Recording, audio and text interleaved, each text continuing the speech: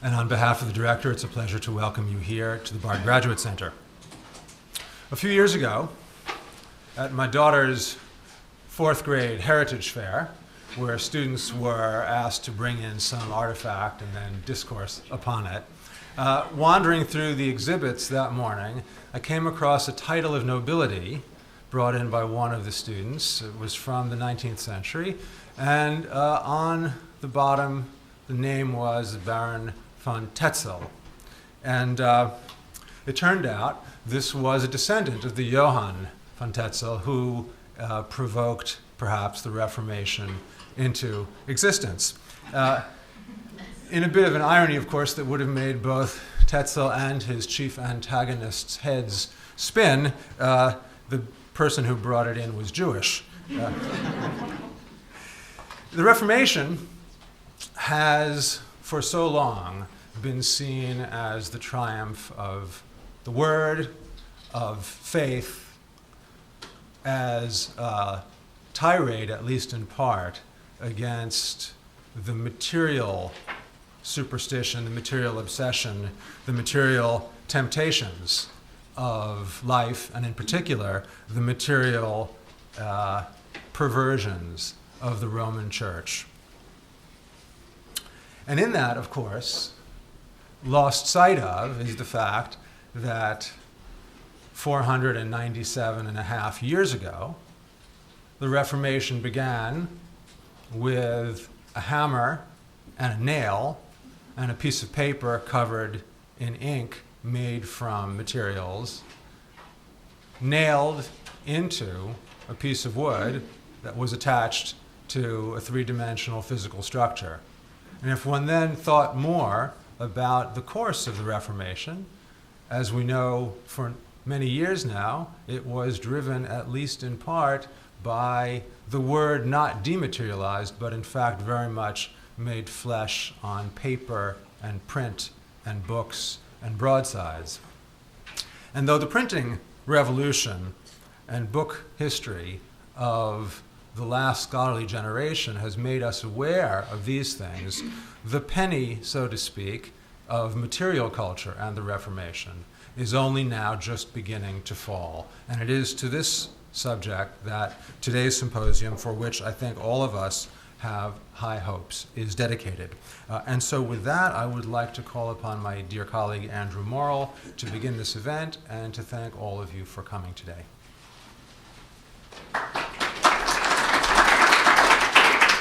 Right, well, good morning, ladies and gentlemen, and welcome to the Material Reformations Conference. I'd like to begin by thanking our director, Susan Weber, and also our dean, Peter Miller, just for his interesting intro, but also for supporting the idea of the symposium at all. And thanks are particularly due to the Samuel H. Kress Foundation for a very generous grant that has allowed us to bring scholars from abroad to make this day possible.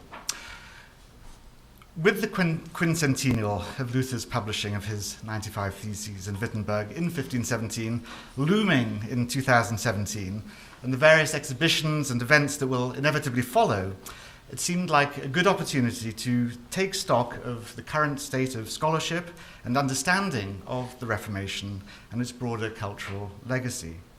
Traditionally, following Max Weber, historians in Western and Northern Europe have viewed the political, social, and economic turmoil surrounding the splitting up of the traditional church as largely responsible for the rupture of the medieval order and the foundation of modern society, giving rise to individualism, to capitalism, imperialism, democracy. It was seen as the great hinge in the great meta-narrative of disenchantment that turned the European world towards modernity. But increasingly, as we know, historians have shown that the processes and pace of reform, and I'm thinking of people like Eamon Duffy in regard to the English Reformation, as elsewhere, was slower and more sporadic. Historians have contended that in the world of ideas and everyday religious practice, little changed amongst ordinary people in the decades following the break with Rome. The compliance with the reform movement was often grudging, and at best, and loyalty to traditional Catholic liturgy and ritual endured at all levels of society. The older traditional historiographies of the Lutheran Reformation have been also recently exposed as stereotypical, in the sense that they emphasize the transition from a world of cultic observance, appealing to the senses, to a religion of non or even anti-ritual forms, expressing national and individual modes of thought, set in a desacralized world in which sacred time, space, persons, and things ceased to exist. We now know, rather, that there were many Catholic survivals within continental Protestant culture, showing that the break with the past was neither as dramatic nor as complete as conventional wisdom would suggest. While giving an evangelical emphasis on the Word of God, the Lutherans' attachment to Bibles and hymn books and catechisms, as Peter suggests, reflects a highly sacralized religious environment among Protestants. And so the enduring strength of emotional attachment to conservative devotional practice can't be underestimated, and informs the process of change. And yet change did occur profoundly and ineluctably, such that the intellectual and I would say physical horizons of men and women in 1617 was very different from that of a century before. And so it's with this changed and increasingly complex historiographical context and understanding that we want to engage today, by addressing the specifically material aspects of Protestant daily life, religious practice, ritual, and belief, and ultimately of Protestant identity. For it's the proposition of today's series of talks that the study of the material aspects of the Reformation offer us the ability to provide new insights into the theological and ethical reformations, and to gauge the nature and pace of social and cultural change more nearly. So today's impressive roster of speakers is made up of scholars who've been and are all engaged in such questions and have made important contributions to our understanding of this complex diversity of beliefs and practices in this period. They're drawn from, quite deliberately, from art history and from history, from academia and from museums, and in the borderline between the two. And in the talks that follow, and this today is in a sense an experiment of putting scholars together and seeing in a sense what comes forth. But what I hope is that a sense of this complexity of factors that make up emergent Protestant identity will become clearer.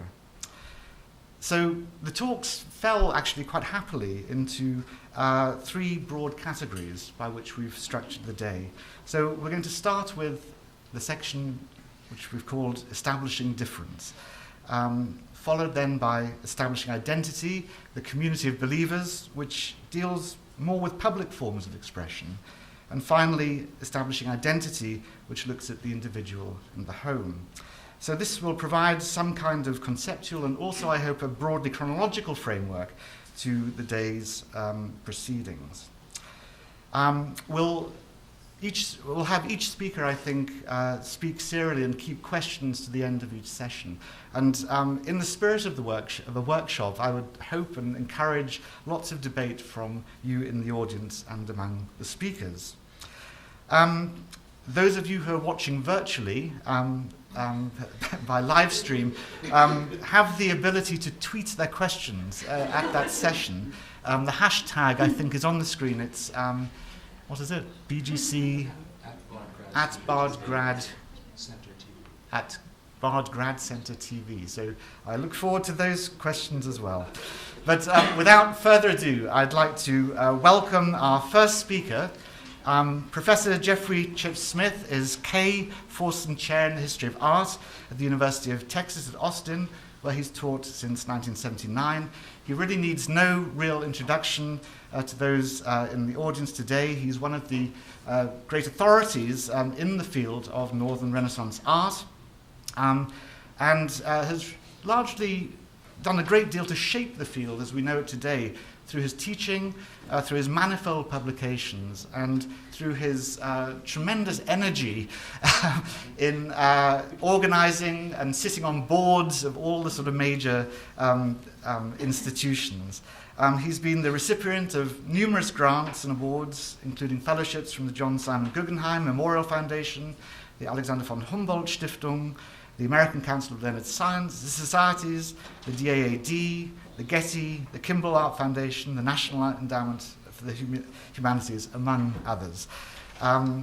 He's served as a member of the Board of Directors for the Historians of Netherlandish Art, the College Art Association, Renaissance Society of America, 16th Century Society, and the Frühe Neuzeit Interdisziplinaire, where he was president between 2008 and 12.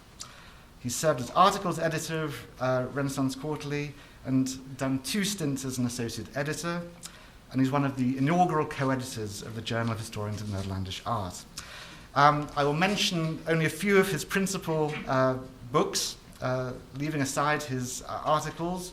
From 1983, his Nuremberg, a Renaissance city, 1500 to 1618, began his interest in the art of Renaissance Nuremberg. This was followed in 1994 by German Sculpture of the Later Renaissance, Art in the Age of Uncertainty, published by Princeton. Then in 2002, he turned his attention to Jesuit art in his book Sensuous Worship, Jesuits and the Art of Early Catholic Reformation in Germany. He's written the Phaidon Northern Renaissance that's now come out in several reprints, including a Greek translation, I see, in 2005, and has co-edited more recently with Larry Silver, The Essential Dürer, and also his monograph on Dürer came out in 2012. I could go on, but today he is returning to early 16th century sculpture with a talk entitled Peter Dell the Elder's Experiments in Early Lutheran Sculpture. Please welcome Jeffrey Chipsmith.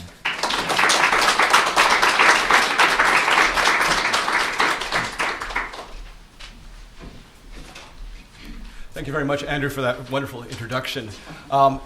The speakers are all coming from abroad. I think many people wish Texas was abroad in this country at this point in time.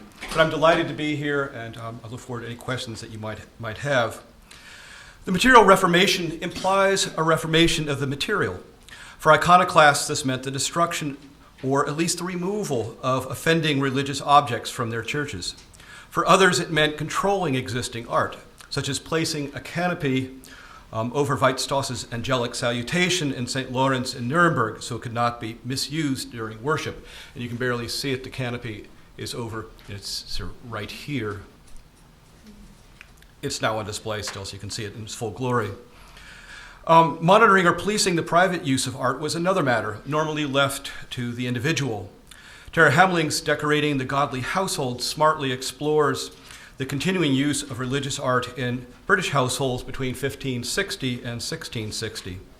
For the first decade or so of the Protestant Reformation in the German-speaking lands, Lucas Cranach the Elder sought to develop a new art appropriate for Martin Luther and his followers. His first altarpiece was placed in St. Wolfgangskirche in Schneeberg only in 1539, so later than most people think. A decade earlier, Cranach created new themes such as law and gospel. However, his small-scale paintings seem initially intended for personal use, not for a church setting, or for at least a very limited church setting. During this critical early moment around 1530, Cranach was not the only artist experimenting with material expressions of Lutheran tenets. My paper addresses the activity of Peter Dell the Elder, which I'm sure you just were dying to hear about today, who can justly be labeled as the first sculptor of Lutheran subjects. I also wish to stress Frieda Speer, who gave a wonderful talk at the Renaissance Society last week at their meeting here in New York on a group of Daniel Hopfer's etchings for a probable Protestant clientele in Augsburg during the same year. So different things are happening right around 1530 in several different places. Peter Dell was born around 1490, probably in or near Würzburg. He is documented in the Guild of St. Luke records as one of Tilman Riemenschneider's pupils between about 1505 and 1510. Dell joined the Würzburg Guild only on the 1st of March, 1534. He later served as a sworn officer in 1539, 1542, and 1548, prior to his death in 1552. Dell enjoyed considerable success, carving stone epitaphs, tombs, armorials, freestanding crucifix, and at least one pulpit, mainly within Würzburg and its diocese. His patrons were Catholic and included Konrad von Bibra, Bishop of Würzburg. But he also carved small wooden portraits and religious reliefs, mainly for Protestants, or so it seems. Based solely upon stylistic evidence, Dell may have been apprenticed with Hans Leinberger in Landshut in the mid-1510s, before possibly, and this is somewhat doubtful, working in Regensburg around 1520-21. Before returning to Würzburg, he was active in Freiburg in Saxony from 1528 to 1533, where he served Heinrich the Pious, Heinrich der Fromm, the Duke of Saxony, Count in Thuringia, and Margrave of Meissen. This association resulted in a novel and very early type of Lutheran, or at least Lutheran-leaning art. Again, around 1530, I think it's difficult talking about strictly Lutheran art. Artistically, Duke Heinrich is best known for his wedding portrait with Katharina of Mecklenburg that Lucas Cranach the Elder painted in 1514. Historically, he is important for bringing Lutheranism to Albertine Saxony, so to this one half of Saxony. In 1539, Heinrich succeeded his older brother, Georg the Bearded, as Duke of Albertine Saxony, which included Dresden and Leipzig. Georg, a staunch Catholic, had tried unsuccessfully to prevent Heinrich from succeeding him for confessional reasons. Indeed, about a month after Georg's death on the 17th of April, 1539, Heinrich declared the duchy officially Protestant, and he initiated what became known as Heinrich's Agenda, a series of visitations to bring about this change. This program resulted from a meeting in Leipzig on the 24th and 25th of May between Heinrich, various Protestant nobles, including Elector Johann Friedrich of Saxony, and theologians such as Martin Luther, Philip Melanchthon, Justus Johannes, Friedrich Myconius, Caspar Kreutzer, and others. Although the conversion of Albertine Saxony is beyond our immediate concern, the conversion of Heinrich occurred in the mid or late 1520s. This is a case where it's due to a strong wife. Katharina, his wife, embraced the evangelical faith as early as 1524. She seems to have strongly influenced Heinrich. Around 1524, they had Mass celebrated in German in Freiburg Castle. He heard Luther speak on several occasions, including at Torgau on the 5th of May, 1531, and at Wittenberg in April 1534. And Luther sent the preacher, Jakob Schenk, to Heinrich's court in Freiburg in July 1536. And on Pentecost, the 20th of May, 1537, Schenk performed the Lutheran double communion ceremony in Freiburg Cathedral. Dell carved at least 4 religious reliefs for Heinrich. These are first documented in the 1587 inventory of the Dresden Kunstkammer, following the death of Elector August of Saxony, Heinrich's younger son. They are described as a crucifixion, which you see here, resurrection, a Heilslehre, or holy teaching, and a now lost Ejectio Draconis. The latter perhaps depicted the fall of rebel angels. The crucifix, monogrammed and dated 1528, is the earliest and most iconographically conventional of Dell's reliefs. John the Evangelist, the Virgin Mary, and the holy women crowd around the crucifix, around the cross. Christ's almost serene pose contrasts vividly with the distortions of the two thieves. An angel retrieves the soul of the good thief, while the devil snatches that of the bad thief. And from this angle, I can't see it, but the good thief is here. Obviously, the bad thief is on the other side. The scene, packed into the foreground, is filled with soldiers, only a few of whom pay any attention to Christ. The flanking trees, with their wavy branches and deep mountainous landscape behind, recall generally compositions by the artists of the so-called Danube School. His specific model is Hans Leinberger's crucifix, which you see on the right, of 1516, from which he appropriated details such as Christ and the two thieves, John the Evangelist, the soldier who's pulling on his mouth to mock the Virgin Mary, and at the very far right over here and here, a soldier holding the hand of a naked child who is astride a stick. Dell's resurrection is more ambitious. The central pilaster, and ignore the color of this, the color is later. The central pilaster contains a dedication, right here, dedication to Duke Heinrich plus his coat of arms. The triumphant Christ, holding a banner of his victory, hovers amid the heavenly cloud filled with angels. And I can't quite see it, but several of your German colleagues say Duke Heinrich is in the cloud as well. I debate this with some of them, but Christ treads on death and the serpent. Christ's bold pose and his wing-whipped cape draw our attention. The Latin speech banderole from his mouth reads, in translation, quote, "Lift up your heads, O ye gates, and be ye lifted up, ye everlasting doors, and the King of glory shall come in," unquote. Psalms 24:7. His banner proclaims, quote, "I am the resurrection and the life," unquote. John 11:25. Christ's words to Martha as he resurrected Lazarus. Christ's right hand points to the inscription tablet above the most prominent angel, which states, quote, "And having spoiled principalities and powers, he made a show of them openly, triumphing over them in it," unquote. Colossians 2:15. Christ confounds not only the soldiers who futilely guard the sealed tomb below, but also the crowned Lucifer, who's up here, seen in the window of the fiery tower at right. Although he rages, Lucifer is powerless to stop Christ from freeing souls trapped in limbo. Eve, holding an apple, over here, holding an apple, and Adam lead a crowd of the righteous who died before the coming of Christ. The text block beneath the first couple, here, the angle is such I can't quite see it too well, reads, quote, "And for these also, by the blood of thy covenant, I have sent forth thy prisoners out of the pit wherein there is no water," unquote. Zechariah 9:11. They are raised up by Christ's resurrection. The final scene at left, over here, shows the angels appearing by the empty tomb. This was not the first time that Dell incorporated text within one of his reliefs. Around 1520, the sculptor produced his first known wooden relief, depicting the beautiful Virgin of Regensburg. This icon from the famous, if short-lived, pilgrimage bears 4 texts held by angels. They include Zechariah 9:6, quote, "For a child has been born for us, a son given to us. Authority rests upon his shoulders, and he is named Wonderful Counselor, Mighty God, Everlasting Father, Prince of Peace," unquote.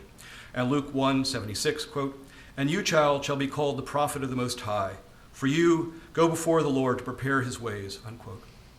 The subject of this relief links Dell once again with Hans Leinberger, who carved various versions of this icon, and with Regensburg, where it's been conjectured he worked for a brief period of time. The desensualizing of religious art by embedding biblical text within an image becomes a fundamental characteristic of much of Lutheran art. The authority of the Word of God complements the visual, so one both reads and views a work like the Resurrection. Lucas Cranach the Elder's inventive placement of text within and beneath his paintings and prints of the late 1520s is well known and does not need to be discussed here. While Dell may have borrowed this idea from Cranach, his relief, dated 1529, is contemporary with Wittenberg's first Law and Gospels composition. There is also no direct Cranach source for the iconography of Dell's relief. Martin Luther stressed the importance of Christ's descent into limbo because it proved how he defeated sin, death, and the devil and hell while liberating from this, as he called it, Egyptian jail, all believers who could now join God in heaven. The subject, however, was popular in pre-Reformation art in prints such as by Martin Schongauer and Albrecht Dürer. The third relief for Duke Heinrich is neither dated nor monogrammed, though presumably it was completed before Dell left Freiburg in 1533, the end of that year. The theme given as Heilslehre, or holy teaching, in the 1587 inventory is the law and gospel, one of the signature Lutheran iconographies that Cranach developed in about 1529. Dell's carving includes most of the standard features of this subject, although his arrangement differs slightly from Cranach's prototypes. Our everyman, who we see right here, stands in prayer between the prophet Isaiah and John the Baptist, who directs his attention to the crucified Christ. The central tree bisects the composition. The dead branches on the left stand for the Old Testament. The fall of man, signifying the inherent sinfulness of mankind, occurs at left.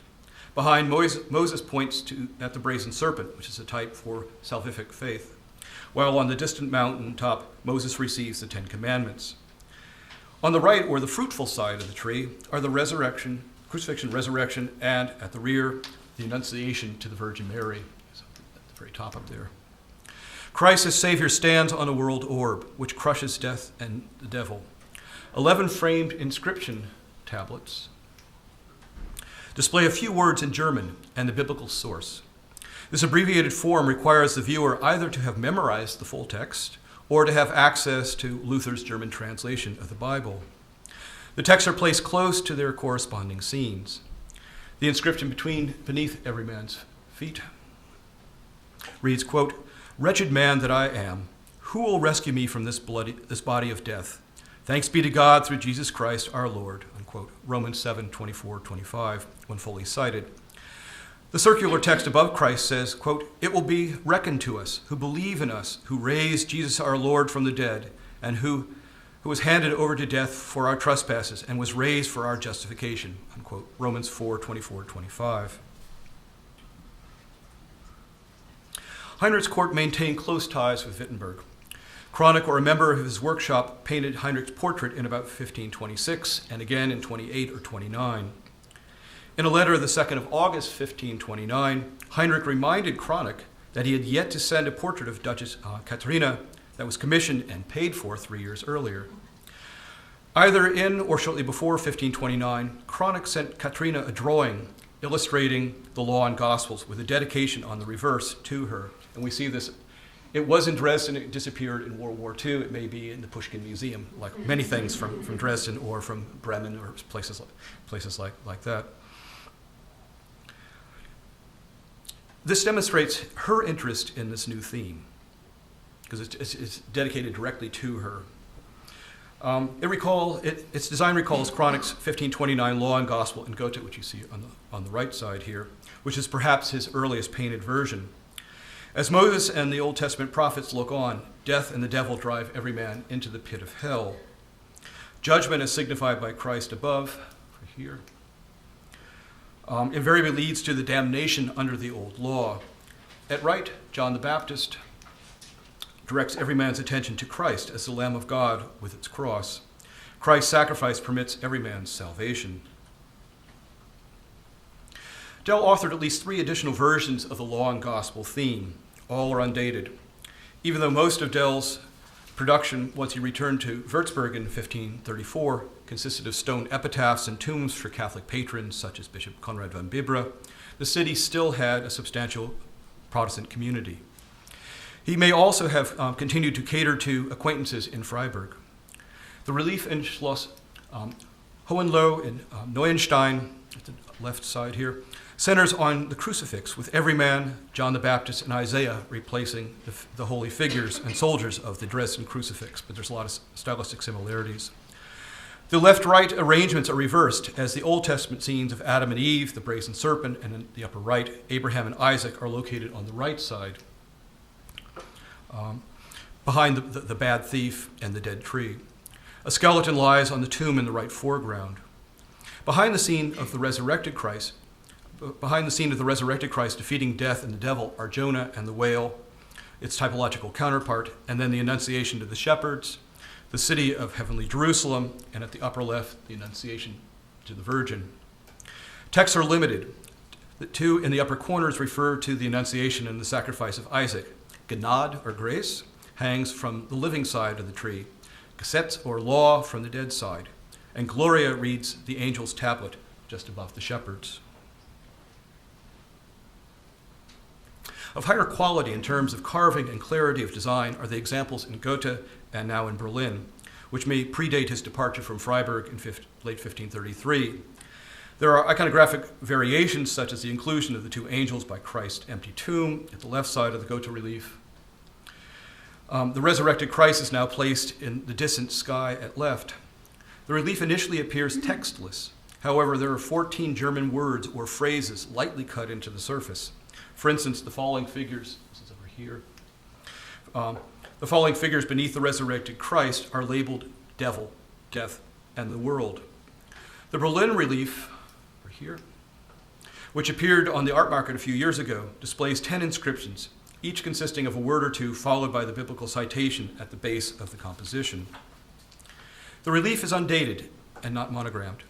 Frank Kammel, the Germanisches Nationalmuseum, has speculated that Duke Heinrich might have given this carving to a member of the Lower Saxon families of Rossing and Hoyer von Rothenheim, whose coats of arms appear in the corners, and perhaps around 1531. The portrait busts here, a little dark, a little hard to see. The portrait busts depict Charles V, who was crowned emperor in 1530, and his brother Ferdinand I, king of the Bohemia and Hungary, who was named king of the Romans a year later.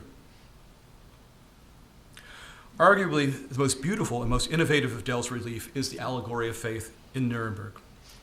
The artist's monogram and the date 1534 are inscribed together with Gottes Wort, or the Word of God, and a bust of a man on the compass, right here on the front of the ship. This conjunction hints at Dell's own confessional ties at that moment. The ship's passenger personifies the human soul. Her shield is labeled, in German, faith, and her boat flesh and blood. The sail is love and patience, and her rudder is Christian life. She sails away from the burning city and the falling brimstone at left. Sorry, barely see the brimstone here, but the city is on fire. As she makes her way towards Christ at right, she is besieged by death, the devil, and Frau Welt, or worldly pleasures, on their seamounts. Death aims his arrows, and each of these are labeled hunger, sickness, and old age. The devil threatens her with error, disputes, and sin, and Frau Welt attacks with treasures, success, and lies. The human soul, however, is not alone. Surrounded by angels at the upper right, God the Father sends rays of light and his promise of protection. She looks to God for comfort. Christ, as Savior, who treads on death, the serpent, and the world orb, calls out to the human soul from over here. He stands on the Ewig Vaterland, or heavenly Jerusalem, the safe harbor for the ship. The text on the steps beneath Christ, down here, read, quote, "The last enemy to be destroyed is death, for God has put all his enemies under his feet," unquote. 1 Corinthians 15, 26, 27. Barely visible, but you can maybe see it a little bit here, are three ropes extending from Christ that will constrain and contain death, the devil, and Frau Welt. The building's entablature here reads, quote, "I am the way and the truth and the life. No one comes to the Father except through me," unquote. John 14:6. The imposing figure of St. Paul, wielding his sword to protect the human soul, stands at the lower left. The relief's largest and most legible tablet recounts Paul's famous words, quote, "Death is swallowed up in victory. O death, where is thy sting? O grave, where is thy victory? The sting of death is sin, and the strength of sin is the law. But thanks be to God, which giveth the victory through our Lord Jesus Christ," unquote. 1 Corinthians 15, 54-57. Luther frequently cited this text as proof of mankind's redemption through the sacrifice of Christ. Finally, in the lower right-hand corner, down here, is one last inscription which reads, quote, "And this is the victory that has overcome the world, our faith," unquote. John 5:4. When designing this relief, Dell could not look to Cronach's art for inspiration, at least as far as what survives. Ewald Vedder proposes that the sculptor had access to a simple woodcut illustrating Hans Sachs's poem, De Christus Geduld, or Christian Patience, published on the 9th of March, 1531 in Nuremberg. The print survives, as you see here, only in a circa 1580 copy in the Germanisches Nationalmuseum, yet the style is consistent with the Nuremberg prints that adorned Sachs's broadsheets and books in the 1520s and 1530s. Many of the basic features of the relief are included in the woodcut. Since the Nuremberg relief is dated 1534, Dell likely made it after he returned to Würzburg. The provenance of it is unknown before 1860, when it was exhibited in the Kaiserkapelle in Nuremberg. Its Protestant patron could have been from Freiburg, Würzburg, Nuremberg, or almost any other town. In 1548, Peter Dell monogrammed and dated The Throne of Grace, or the Allegory of the Doctrine of Redemption. Unfortunately, it was destroyed when the Friedrichshain depot in Berlin burned on the 7th of April, 1945, after the war was over. A tremendous amount of things that were in museums in Berlin were destroyed on that occasion, including several of the busts from the Fuggerkapelle in Augsburg. In the center, God supports the crucified Christ. Grapevines sprout from the foot from the foot of the cross. Moses and the tablets of the law and John the Baptist, next to the baptismal font, stand at the right. Opposite, a preacher inspired by the Holy Spirit, except for here, and the Word of God, as signified by the open Bible, stands speaking beside an altar. The preacher bears, at least loosely, the features of Martin Luther, who had died 2 years earlier. The Eucharistic chalice, suggesting the double communion, rests on the altar table. The woman in prayer next to him has a halo. So I'm assuming she's the Virgin Mary, unless I'm told by Bridget Heel that that's wrong. She's our Virgin Mary specialist in the room today. The text beneath Christ reads Gnadenstuhl, or throne of grace. The complex composition forms a cross. The overlying circle is filled with texts and details of the Apocalypse. Apocalypse's vision of the Son of Man in Revelations 1 and the Lamb of God in Revelations 5. The four scenes in the corner depict, starting up here,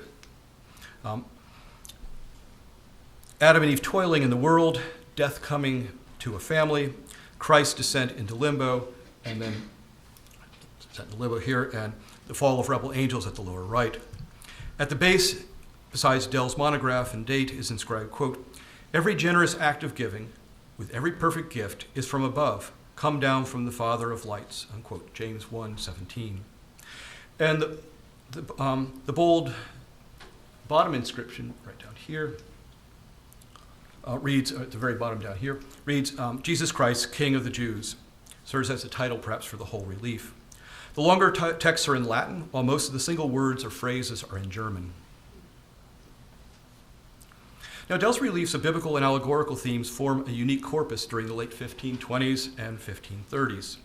The only other major artist producing small religious reliefs during these years is an artist known as Master I.P., who was active in Passau-Salzburg region and perhaps in Prague. His few biblical reliefs, such as his multiple renderings of the fall of man based upon Dürer's 1504 engraving, depict standard iconographies, presumably for Catholic patrons. Other than the beautiful Virgin of Regensburg and the 1528 Crucifixion, Dell's reliefs display Lutheran themes, notably law and gospel. Heinrich the Pious, his one securely known patron, was Protestant, or became Protestant. Much like Lucas Chronic the Elder, Peter Dell sought to create new Lutheran art, but in sculpture. Now, Dell's reliefs are cut primarily in linden wood or pear wood. They range between 35 and 61 centimeters high and 43 and 75 wide. Excluding the beautiful Virgin of Regensburg, which measures just 40 by 29, all the reliefs have a horizontal composition. The intimate scale, the complex compositions, and the inclusion of text demand close viewing. The inscriptions are in Latin, German, or a combination of the two languages. Assuming these reliefs were made for Heinrich the Pious, his wife Katharina, members of their court, and other Lutherans, the sculptures were probably not destined for a church setting. Unfortunately, Schloss Friedenstein in Freiburg was completely rebuilt between 1566 and 1579, so the configuration of its rooms, including the chapel and the private chambers of the Duke during the reign of Heinrich the Pious, are unknown. Whether mounted on a wall or more likely stored safely in a cabinet or chest until needed, the reliefs were appropriate for private devotional use, as one considered their message of faith through Christ and the Word of God. When thinking about the early years of the Reformation and the rise of a new, specifically Lutheran art, it is necessary to remember, once again, that Chronich's first Protestant altarpiece in Schneeberg dates only to 1539. His Law and Gospel painting of 1529 in Goethe is a little bit larger than our reliefs. It measures 80 by 115 centimeters.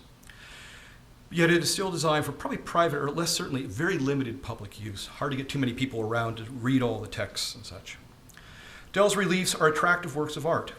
The aesthetic merits of the allegory of faith might have been just as important as the iconography to its original owner. Many of his sculptures are uncolored or just lightly tinted. A few, including the beautiful Virgin of Regensburg and the Berlin Law and Gospel, were colored, sometimes slightly garishly, only much later. His sculptures survive in generally good condition, suggesting that they were valued and properly cared for. The very earliest documentation indicates that the three Dresden reliefs and the now lost Ejectio Draconis were in the Dresden Kunstkammer's inaugural inventory in 1587. Heinrich the Pious died in 1541.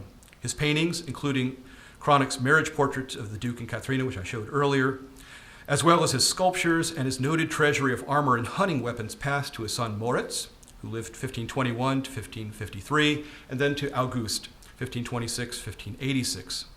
August founded the Dresden Kunstkammer. The Law and Gospel relief in Schloss Kirchberg and Neuenstein is listed in the inventory of the Kunstcabinet of Count Heinrich Friedrich von Hohenlohe-Langenberg in 1684. Since the mid-16th century, the Counts of Hohenlohe-Langenberg have been Protestant. Similarly, the Gotha relief of the same theme is documented in the 1721 inventories of the Dukes of Saxon-Gotha. Neither record indicates when the carvings entered these princely collections. By these later dates, it was the artistic, not the religious character of the reliefs that mattered.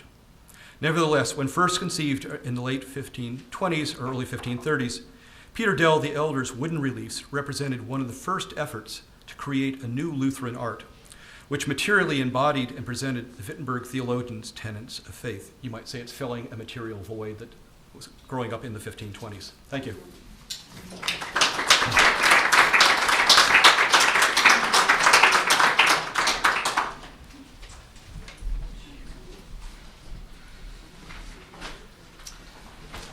Thank you, Jeffrey.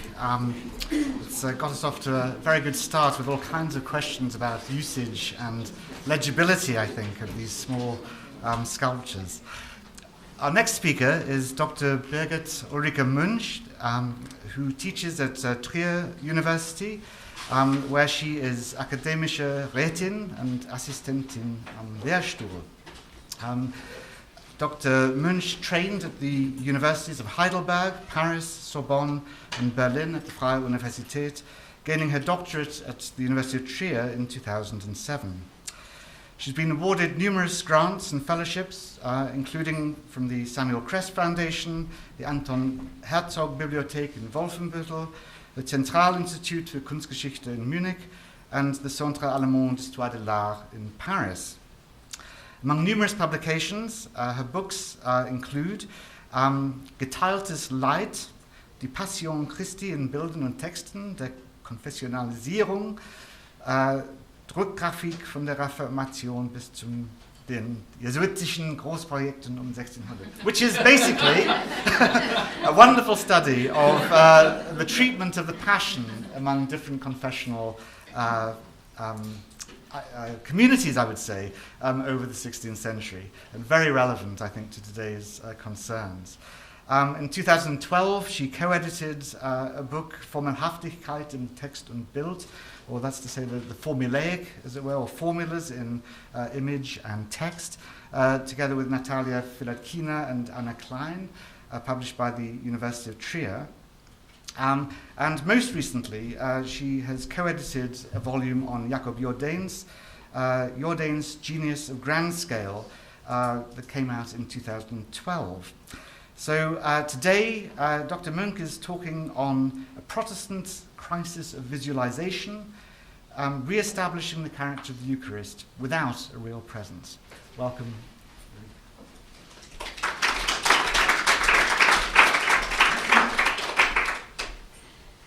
Thank you very much, Andrew Morell, for the most kind, for inviting me to this wonderful conference. I have to start with an apology. I'm ill. I got a bad cold yesterday on the plane, and I think I have to speak a little slower than I'd expected, so maybe my talk is 2 minutes longer than it should, or 3. You start? Oh, wonderful. Regarding the wide scope of activities centering around the Reformation Jubilee year 2017, you see here the website of Revo 500. Nothing in Australia, this can't be, I think. But yeah, if you look through all the conferences, exhibitions, they're not all, and we learn much more about it when Thomas Eser gives his talk. But when you go through all the activities, I think it's necessary to say that this conference here, this gives a good contribution, a wonderful contribution to focus on material culture. I think many exhibitions and many conferences won't do it. Let me start with a striking example of early modern Protestant book culture, the Paradiesgärtlein aller christlichen Tugenden of 1612 by Johann Arndt, a post-Reformation theologian and precursor of Pietism, which can be called one of the most important bestsellers of Protestant devotional literature. Within the appendix of the Paradiesgärtlein, there are found several miracle stories which center on different thaumaturgies. The first one tells the story of a lieutenant called Zacharias during the 30 Years' War, who was ganz eifrig papistisch, who abode by the Pope, and who explicitly prohibited his soldiers to attend a Protestant sermon when his troops were based at Wetterau in 1624. One day, the lieutenant's trumpeter found Arndt's Paradiesgärtlein bound in black leather and read it in the tavern. When Zacharias recognized this, he threw the book into the blazed stove of the tavern's kitchen. 2 hours later, the innkeeper's wife wanted to roast chicken for the lieutenant and found the book beneath the coals in the oven. Its leather, paper, and gold were completely undamaged. She cried out, quote, "Now, my beloved children, in the same manner as God saved the 3 men from the burning, fiery furnace of Nebuchadnezzar, he has also preserved this booklet in the fire," end quote. And thus she decided to keep this book as an everlasting memory of these miracle stories. Some later editions even illustrate this kitchen scene, as you can see it here. In a paradoxical twist, Arndt's book tells the story of its own miraculous potency and demonstrates its ability to be used as a reliquary in private homes. It is especially the last aspect mentioned which would seem remarkably odd in the context of Lutheran theology. Even the book's title, Paradiesgärtlein, draws on pre-Reformatory devotional books, of course. It is a commonly used title in the scope of late medieval tractates on the perfection of the soul, the tradition of the so-called Hortulus Animae, the Wurz- und Seelengärtlein. At least one integral part of the story also seems to be an adaptation of the anti-Semitic narrative of host desecration, which developed as a variation and deduction of the blood libel legend and which often centers on the host being thrown into a burning oven but being rescued undamaged later on. I show you here just to illustrate a woodcut from a devotional book of 1776, which illustrates the legend of the host desecration in the village of Deggendorf in Lower Bavaria that dates back to 1390. Another striking example is the host miracle commemorated in the so-called Wunderblutkirche St. Nikolai in Wilsnack in Brandenburg, which was a prominent destination for pilgrims until the middle of the 16th century. Here you can see a woodcut series which describes the miracle. The cult of this church developed after 3 unsainted hosts were found after a fire in 1383. Here are 2 pilgrims' badges stemming from Wilsnack and the vicinity, Marienwerder.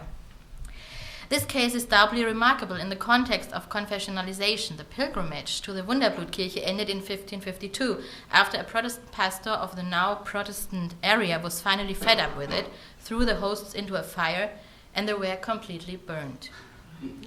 These links to the specific materiality of the host lead us to the topic of my talk, which deals with the Eucharist in the context of Lutheran religious practice and with artifacts of material culture, which can give us a hint to how the newly developed faith dealt with the veneration and celebration of the Eucharist in practice. It will show us too, and Arndt's book already demonstrated this, that there existed, despite clearly discernible diversities, manifold continuities between the Catholic and Lutheran faiths. In contrast to research in church and early modern history, for example of Kaufmann, on mystical traditions in Luther's work, art historical research still tends to claim, in many books, a tight demarcation between the cultures of Roman Catholic and Lutheran provenience. The focus on defining the confessional specifics of a single artifact often leads to diminishing or even neglecting the continuity which can be ascertained in the programmatic adaptation of titles or concepts. Let me illustrate this one last example now from Luther himself. His Passional was published for the first time in 1529 as an addition to his prayer book, the Betbüchlein.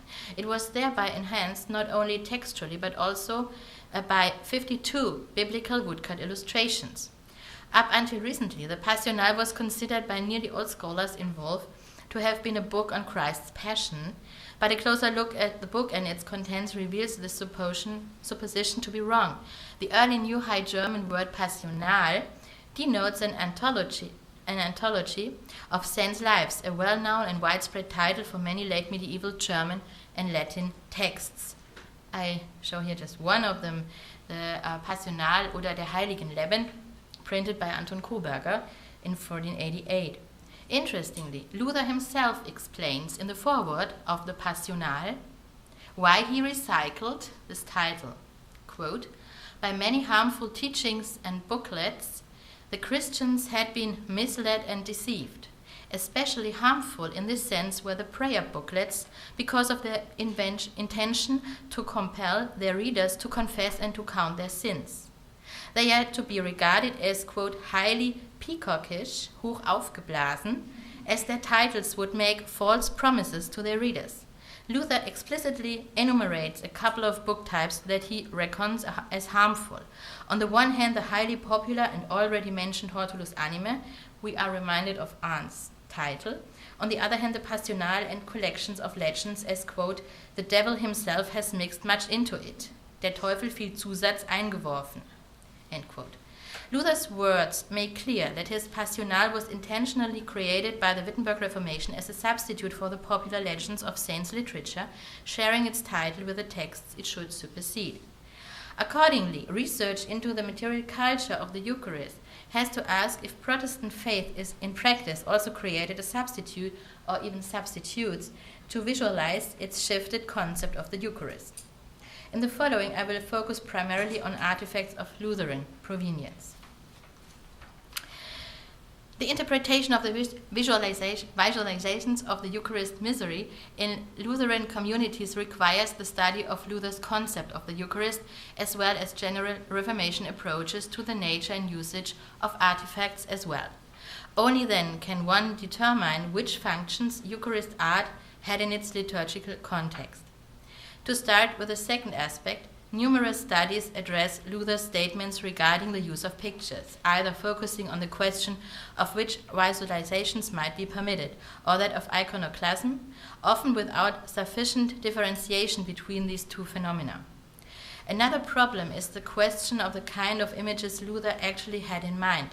Does he write about pictures outside the church's building, on single-leaf prints, or about pictures directly connected to church service, such as altar pieces, pillar figurines, pulpits, or liturgical equipment? Many visualizations of the Eucharist can be found in early Lutheran prints or single-leaf woodcuts. It is nevertheless worthy of note that Luther describes printing, which he calls kalligraphia or typographia, as the greatest and latest of God's gifts to humankind, by which God himself promotes the cause of his gospel.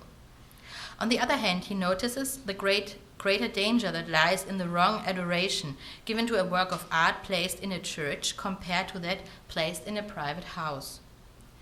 Luther's understanding of the Eucharist, as Volker Lepin clearly demonstrated, had not differed from what was generally held in the first years.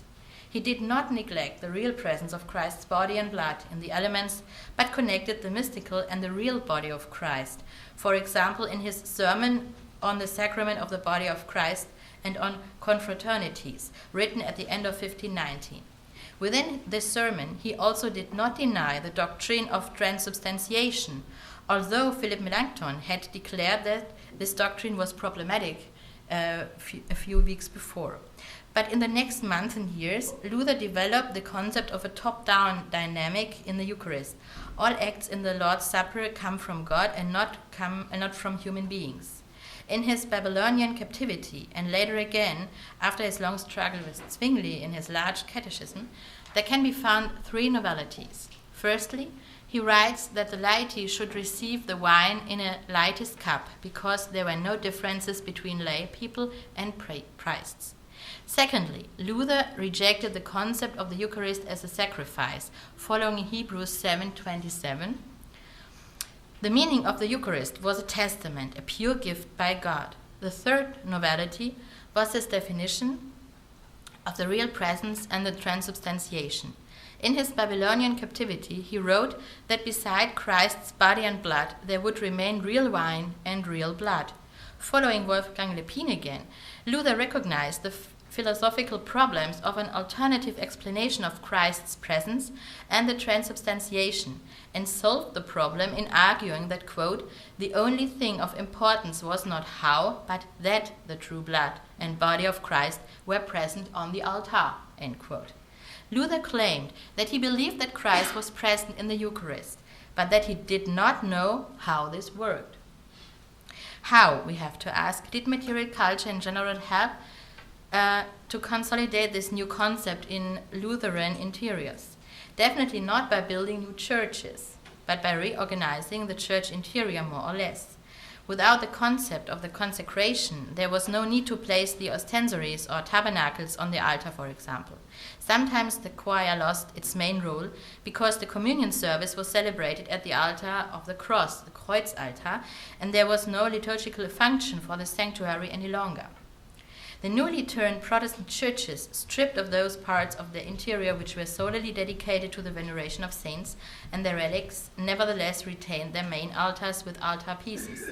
Some of them depicted a shifted concept of the Eucharist, as the Last Supper very clearly, but not all, of course, and avoided transcendental images such as the Mass of Gregory or the mystic winepress, which were connected to pre-Reformatory iconographic models. The denial of altar pieces and the use of supper tables, Abendmahlstische, as a practical experience in the Reformed liturgical practices cannot be found within Lutheran culture. Here is one example of canon. But which elements can be singled out as specific within Lutheran iconography of the Eucharist? One of the most important Protestant iconographical themes of the 16th century is the typological allegory of law and gospel. We heard this in the paper of Jeffrey Jeff Smith. The law represents the Old Testament scene, sub lege, while the gospel stands for the time of the New Testament, sub gratia. Both Latin terms appear in several versions of the allegory. Nevertheless, no standardized contemporary title for the different depictions existed. On the left, the law is represented by the fall of man, Adam, and the 10 Commandments. According to Luther's conception, the law can confront man with his own sinfulness, but cannot deliver him from it. This can only be achieved by the help of Christ. Therefore, man is driven into hell in the left part of the picture. On the right hand, Christ is resurrected and victorious over sin and death. John the Baptist points out the crucified Lord to the viewer. This typological pattern was developed by the Cranach workshop after works before. In many, but not in all copies of this iconography, Christ, spurting blood, hits the believer directly, and this is what I'm interested in. The earliest versions of this iconography, an illustration for a work by Urbanius Regius, as well as the frontispiece of Luther's Auslegung der Evangelien of 1528, do not show the spurt of blessed blood from the side wound. However, the Gotha altar by Lucas Cranach the Elder, dated around 1529, contains it and has long been regarded as one of the initial stimulants for the later popularity of the theme. Most works of art modeled after the Gotha altar display the spurt of blood in an eye-catching way. For example, the so-called Frankfurt painting, drawn by the Elder Cranach, which is supposed to be the draft for the right-wing pair of the Schneeberg altar piece of 1539, as well as a single-leaf woodcut from 1530s of the Cranach workshop, which is supposed to have been a leaflet. In the latter, a broad spurt of blood hits the head and upper part of the believer's body. In 1523, Luther himself had already pointed out that the blood of Christ cleanses man of his sins in his lecture on Psalms 51, which can be seen as one of the main textual sources for this allegory. In contrast to the depictions of law and the gospel, the whole area of passion iconography and the display of the Fons Pietatis cannot be categorized as easily in terms of confessional art.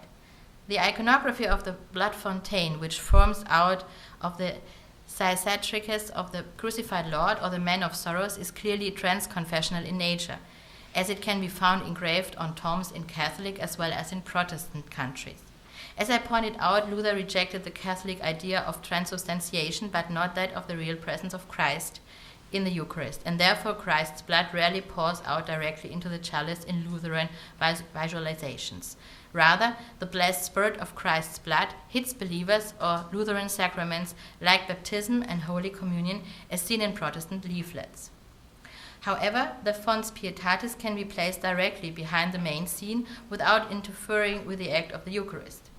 One of the most famous examples for this iconographical pattern is a woodcut from the Cranach school. In it, Luther and Jan Hus distribute communion to members of the Saxon royal house, while the blood fontaine crowned with a crucifix arises on the altar behind them. The veneration of the Eucharist in Lutheran countries is found mainly in northern and eastern German altar pieces. The Lutheran rite of celebrating the Holy Supper is the topic of some altars, primarily in northern Germany. One of them is the Penig altar of 1564. This altar, made from sandstone by Christoph Walter, shows a communion scene directly beneath its main crucifixion scene, thereby closely connecting these two iconographies with each other. The distinctive feature of this altar is the portrait of the patron, which can be found as relief on the side. In it, Christ, in the shape of the pastor, distributes the Eucharist to the believer. Beyond that, this unusual iconography, Christ himself handing the worshipper the Corpus Christi, is found on the altar of Castle Rochsburg, while in Mühlberg and Großhain, pastor and diacon are presented before the altar, distributing the Holy Supper in both kinds. The frequent appearance of the Eucharist as the main subject on retabule or predella can be traced back to Luther's interpretation of Psalm 111 in the year 1530. Whoever here has a wish to place panels on the altar, he should let the Last Supper be painted with these two verses. And I won't read the whole text. An analysis of Lutheran altar pieces shows that many patrons, theologians, and artists followed Luther's statement. The Nuremberg family altar, probably created by Hans Springenklee in 1524 and actually located in Rostal, shows in the center part a mercy seat in combination with Mount Calvary, the so-called Volkreicher Kalvarienberg. A communion under both kinds can be found beneath the Holy Mountain. Von Häbler has listed more than 30 altar pieces produced between 1560 and 1660 that presented the image of the Last Supper or the Holy Communion. 23 of these show this scene in the predella. Even the earliest Lutheran retabule of the Cranach workshop, the Schneeberg altar of 1539, mentioned before, shows the Last Supper. Around 1531, Elector John the Constant of Saxony commissioned Lucas Cranach the Elder to paint this winged altar piece, which presents a law and the gospel scene, a crucifixion, a resurrection scene, while the predella is dedicated to the Last Supper. Christ and his disciples are presented in a close-up view. The elongated table where Christ is distributing the dipped bread to Judas takes up the whole space of the predella. One of the most prominent altar pieces of the Lutheran Reform, which also deals in certain ways with the cult of the Eucharist, is the Altar of the Sacraments, of course, or Wittenberg altar piece Leo Körner worked on, which was probably painted by both Cranachs. The altar was created for the city church of Wittenberg in 1547, shortly after Martin Luther's death. The Last Supper is the iconographic subject, but it differs from the familiar tradition, as it shows Christ and his disciples sitting at a round table with a stony bench. One of the disciples reveals himself as being Martin Luther as Junker Jörg. A cupbearer is currently filling his mug, while Luther turns towards him and also presents his face to the viewer. In a similar way as in the Schneeberg altar piece, some disciples apart from Luther are depicted with contemporary beard, style, and clothing. The different parts of the altar piece present Melanchthon baptizing a little child on the left and Johannes Bugenhagen with a confessional box on the right. Bugenhagen was pastor from 1523 onwards in this congregation. In the predella, which completes the triad justification, absolution, sacrament, Luther is preaching from the pulpit about the crucified Christ in the center to a group of lay people. there can yet be found more altar pieces and images of the Cranach workshop in which Luther, Melanchthon, and even Cranach appear as portrayed in a historical sense. This representation of contemporaries within a biblical setting appears frequently in Lutheran art, but, contrary to distributions of many scholars, it is a phenomenon which is not a Lutheran invention. I just show one example, one artist who did it very often, Hans Schäufelein, from the eve of the Reformation. In the first example, dated 1511 and today in Berlin, he enhanced the Last Supper with cryptoportraits, probably of the two patrons of the image. In the Ulmer altar of the same artist of 1515, he definitely included two portraits. I wouldn't go so far and say they are self-portraits of the artist, because as you look in Christoph Metzger's book on Schäufelein, it's not so easy to know what is a portrait of Schäufelein and what is not a self-portrait. But definitely two contemporary persons. Schäufelein's woodcut of the Last Supper, where a person of contemporary German Renaissance style is shown on the stairs, could be called up as well as one last example by another artist, Hans Lützelburger's woodcut with a portrait of Erasmus of Rotterdam after Holbein the Younger. The Dessau altarpiece, or memorial for Joachim of Anhalt, formerly erected in the Church of St. Mary in Dessau, today in the Church of St. John, was finished in 1565.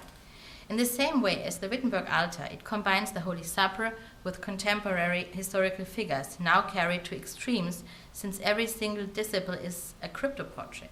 George III even touches Christ's body with both of his hands and emphasizes with this gesture the incarnation of God. The interior of the setting is an obvious reference to Dirk Baut's Last Supper altar piece of 1464-1467. Some other examples demonstrate the main elements of the Protestant church service with communion under both kinds. And I show just one. The Nördling altarpiece of St. George Church of 1568 of Jesse Herlin and Valentin Salomon, or the Mühlberg altarpiece of Heinrich Göding the Elder. Lucas Cranach, the Younger, made visible not the Holy Supper, but the divine spray of holy blood in the Weimar altarpiece for John Frederick the Generous for the Church St. Peter and Paul in 1555.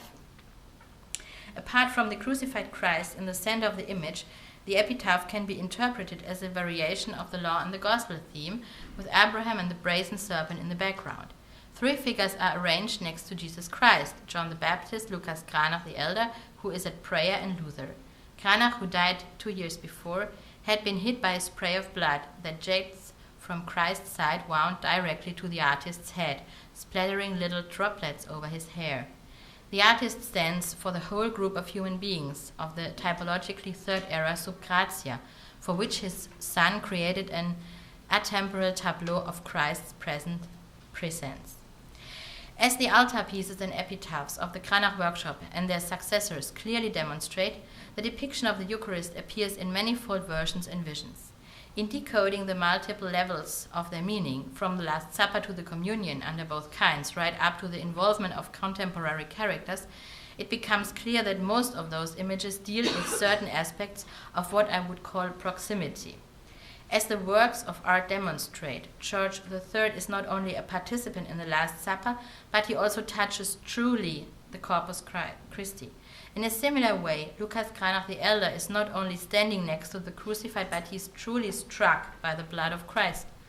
As the painting clearly shows, the blood even splashes from his head. Under these premises, Lutheran art indeed created new and more haptical iconographical patterns of the Eucharist. This real and haptical experience of the Eucharist, God's blood and flesh, is illustrated in many works of the Cranach workshop and includes noteworthy laymen as well as Protestant reformers. I would not go so far as Ruth Lenska did, who says that she sees a self-representation of the artist or the art in general. But for me, I would say that the painter Cranach himself represents the whole community of believers, handing the late chalice to Luther as a prominent figure in the Dessau altarpiece in the role of the cupbearer. And this detail of the Cranach the Younger was chosen for this conference only 1 week ago in Wittenberg. The subject of the Eucharist also plays a central role on Protestant catechism altarpieces. These altarpieces are either exclusively or mostly covered with texts. The altar erected in 1537 in the Lutheran Holy Spirit Church of Dinkelsbühl was regarded for a long time as the earliest and most important example of this specific genre. The centerpiece cites some of the instituting words of the Last Supper, while the 10 Commandments are written on the side wings. Recent studies have shown that this supposed catechism altarpiece is only the predella of a former, much larger altarpiece. Catechism altarpieces broaching the issue of the Eucharist can be found primarily in northern Germany. One of these examples, the mid-16th century catechism altarpiece in Norden, even allows us to reconstruct the function of this specific form of Lutheran liturgical art. When closed, the 10 Commandments can be read on the outside. While the congregation approached the altar for Holy Communion, the opened altarpiece showed the initial words of the Last Supper. Other catechism altarpieces incorporating a Eucharist centerpiece are more symbolic in their rendering of the Lutheran idea of communion, although their actual liturgical inclusion in church service remains doubtful. The initial words of the Last Supper are engraved, however, into a gigantic chalice on the altarpiece of Roggenstede, which is dated around 1590. The centerpiece contains the fundamental texts of Christianity, culled from several Low German Lutheran and Reformed New Testament translations. The host above the chalice is formed out of parts of the Lord's Prayer. The 10 Commandments flank the chalice on both sides, and the Apostles' Creed is written below it. As these examples demonstrate, Lutheran catechism altarpieces often served as Eucharist altars, representing the theological conception of the Confessio Augustana. Cities in which the Reformation was initiated dealt with the existing Roman Catholic liturgical equipment for celebrating the Eucharist in different ways. Some churches reused it, while in other cities the liturgical art of the Mass was melted down. The new concept of 2 kinds of communion and the denial of the Catholic doctrine of transubstantiation did not imply a fundamental change for broad levels of the population. While the Reformed Church preferred liturgical equipment without any pictorial representation at all, a Lutheran iconography of the Eucharist was established for liturgical equipment during the first half of the 16th century. Early examples of patens with lids or bread bowls dated back to the 1530s and were created in the workshop of the goldsmith Christoph Epfenhauser for the Protestant Church St. Ulrich in Afra and the Church of the Holy Cross in Augsburg. On the lid, the goldsmith created a sculpture of the Lamb of God. An important innovation within the Protestant church service was a so-called lay chalice, as a new focal point of Protestant confession. The chalice of the Lutheran Church St. Andrew in Hohenstedt is one of the oldest, or maybe the oldest, Protestant communion cups. The shaft of this chalice bears the first letters of the well-known Lutheran motto, Verbum Domini manet in aeternum. You can't read it here, but the first letters are around on this shaft. A confident expression of the enduring authority of God's word. The device is based on 1 Peter, verse 24-25, and can be found on numerous Protestant tombstones and townhouses. I just show here an example of Osterwijk. It became a device of the Reformation in 1526, when Protestant imperial princes used it at the Diet of Speyer. The Hohenstedt chalice can be described as a hybrid. Stylistically, the chalice stands in the Roman Catholic tradition, of course, with its late medieval form. A crucifix, the Last Supper, and the Resurrection are the main images of this artistic craftwork. This ornamental iconography also follows pre-Reformation art, but in combining the Protestant inscription with these older traditions, the artist created a new object of art for a new practice during Mass, since the implementation of the lay chalice found its visualization here. As Harasimovic pointed out, the donation of a new communion cup became both an expression of Protestant belief as well as of corporative representation. pyxes were often reused after the implementation of the Reformation. Newly created artifacts show primarily scenes of the Passion of Christ and the Lamb of God. The only real innovations were the so-called Abendmahlskannen, cans for the wine of the communion, which appear primarily in large numbers at the beginning of the 17th century. Here is one example from Augsburg. One remarkable example is the can of the Ulmer Münster around 1630. On top, there is the Ark of the Covenant. You can find many typological scenes. You can find Jonah and the whale, the Last Supper, and the Passover. And even inside of the top, you can find illustrations. But this is really one outstanding example. Come to my last point. Images of the Eucharist and the Last Supper appear in different iconographies within Lutheran prints and illustrated books. Apart from the aforementioned law and gospel images, the iconography of the Lutheran communion can be found primarily in two genres of books, the Lutheran postille and the large and the small catechisms. Both genres play a major part within the wide range of newly created Lutheran Protestant literature and are illustrated by the wide range of often neglected woodcuts of unknown artists. The postille contains up to 90 illustrations, the catechisms 30 or 40 images. The title postille, according to the Latin expression post illa verba textus, identifies the book as an instrument of exegesis of parts of the Bible or certain sermons. Following Luther's Predigt Postille of 1522, the book became an important type of Protestant devotional literature and was promoted as a kind of pattern book for Protestant sermons, as it offers a substitute for attendance at divine service.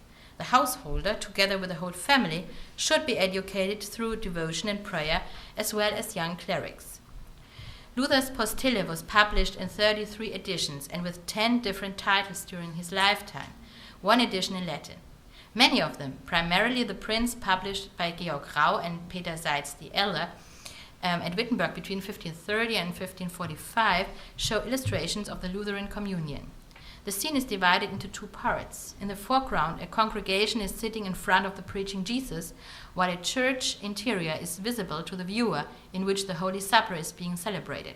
Behind the table is an altar piece with a cross. In the Magdeburg Postille prints by Michael Lotter, a similar iconography can be found, but the landscape around the scene and the church interior are depicted in much more detail.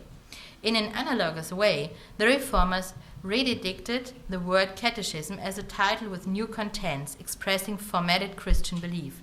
These Lutheran catechisms seek to give a concise briefing in theological, ecclesiastical, and private questions concerning the doctrine of salvation. The head of the household should teach his family at least once a week. To this effect, the small catechism of 1529 was commonly called a house book. The text for the sacrament of the altar first names the different passages of the Gospels and is formatted in a didactic question and answer game, just to show one example. The illustrations of the catechisms visualize this passage in combining the two traditions of the Holy Supper in one image, as can be seen in the Enchiridion by Nickel Schierlenz, a new edition of the Small Catechism of 1535 in Wittenberg. Here, the image shows the communion in both kinds.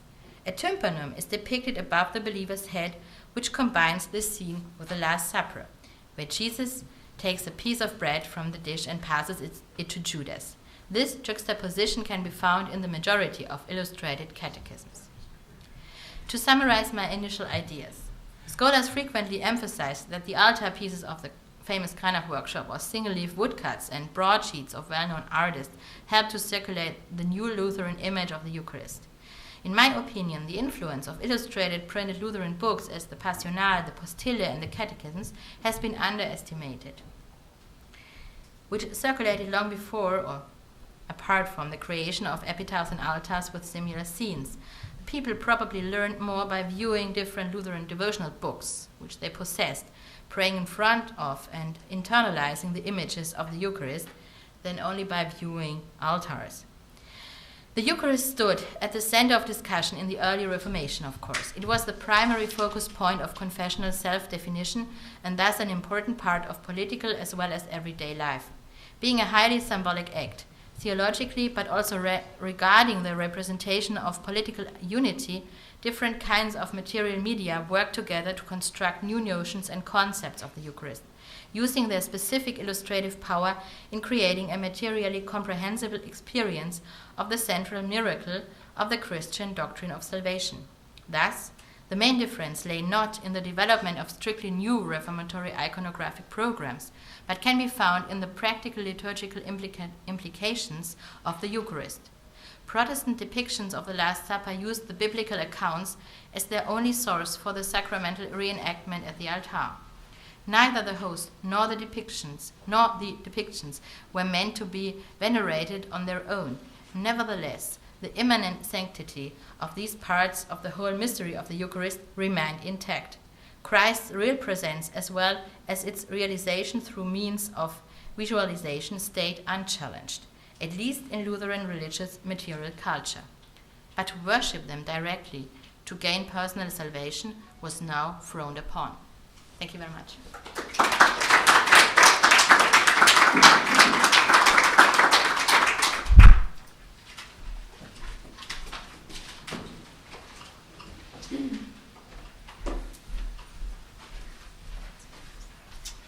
Thank you very much, Birgit. It's raised a lot of very, very interesting issues about early Lutheranism. Our last speaker in the current session is Olenka Rublak, who is Professor of Modern History in Cambridge University and a Fellow of St. John's College. She is a wonderful exemplar of a historian who is engaging with things material, quite literally. She's currently co-editing a book, the first book of fashion, which presents the first colour edition of books of clothes of Matthäus Schwartz, the chief accountant of the Fugger family, who left this wonderful visual record of his own costumes. This is a project undertaken in cooperation with the Herzog Anton and Ulrich Museum in Braunschweig, and together with Maria Haywood, the dress historian, and Jenny Tiramani, both practitioner and dress historian. This will come out, I believe, next year, but I believe that Olenka's other project, the actual recreation of one of these costumes, is finished and currently on display at the National Gallery in London. Is that right? There was a performance, actually. A performance. Friday, yeah, which is really recreating the material for present instruction and understanding. Among her many publications, I would cite her Crimes of Women in Early Modern Germany, published by Oxford University Press in 1999. Her book, Die Reformation in Europa, that came out in Germany in 2003, in an expanded English version as Reformation Europe in 2005, published by Cambridge University Press. And her quite wonderful study of dress and ethnography, really, in the Renaissance, dressing up cultural identity in Renaissance Europe, which came out from Oxford University Press in 2010, and was winner of the Roland H. Bainton Prize for History in 2011. In it, she argues how, I think, or part of her book, she argues how the theological and ethical reformations, if you like, are substantially conditioned in different communities by the kind of materialism of the modern world, the material renaissance, in very, very interesting and provocative ways. She's also published much on gender, on female spirituality, and so forth. The title of her talk today is Treasure, Comportment, and Confession at the Imperial Diet of 1530. Welcome, Olenka.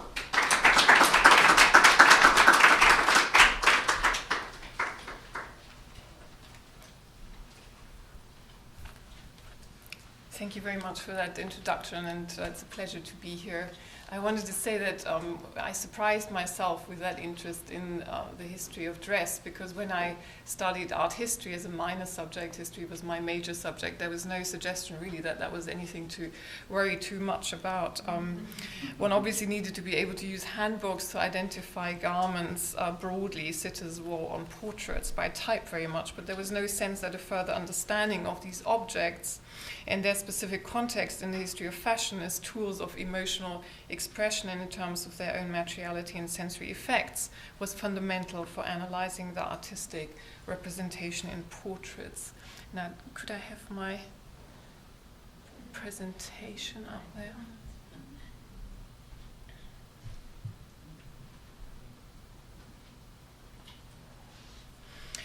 Yet more inclusive approaches to what we consider as art and forms of visual expression in this or any other period now complement such interests in faces predominantly as it was. It no longer seems sufficient to focus attention solely on what I call flat things on walls, on pigments, canvas or wood as media of aesthetic expression, or to do so in isolation from everyday visual acts they were premised on. We certainly need to accommodate the extraordinary importance of clothes to create culture and the visual public through symbolic practices in this period. Both everyday dress and imaging practices were humanly crafted complexes of form, and this humanly crafted complexes of form now serves as our definition of what art is. And that's made it possible to accommodate exhibitions of fashion designs in leading museums. Many Renaissance people dressed so intricately that they composed a careful three-dimensional image of themselves and at far greater expense than any pictorial image.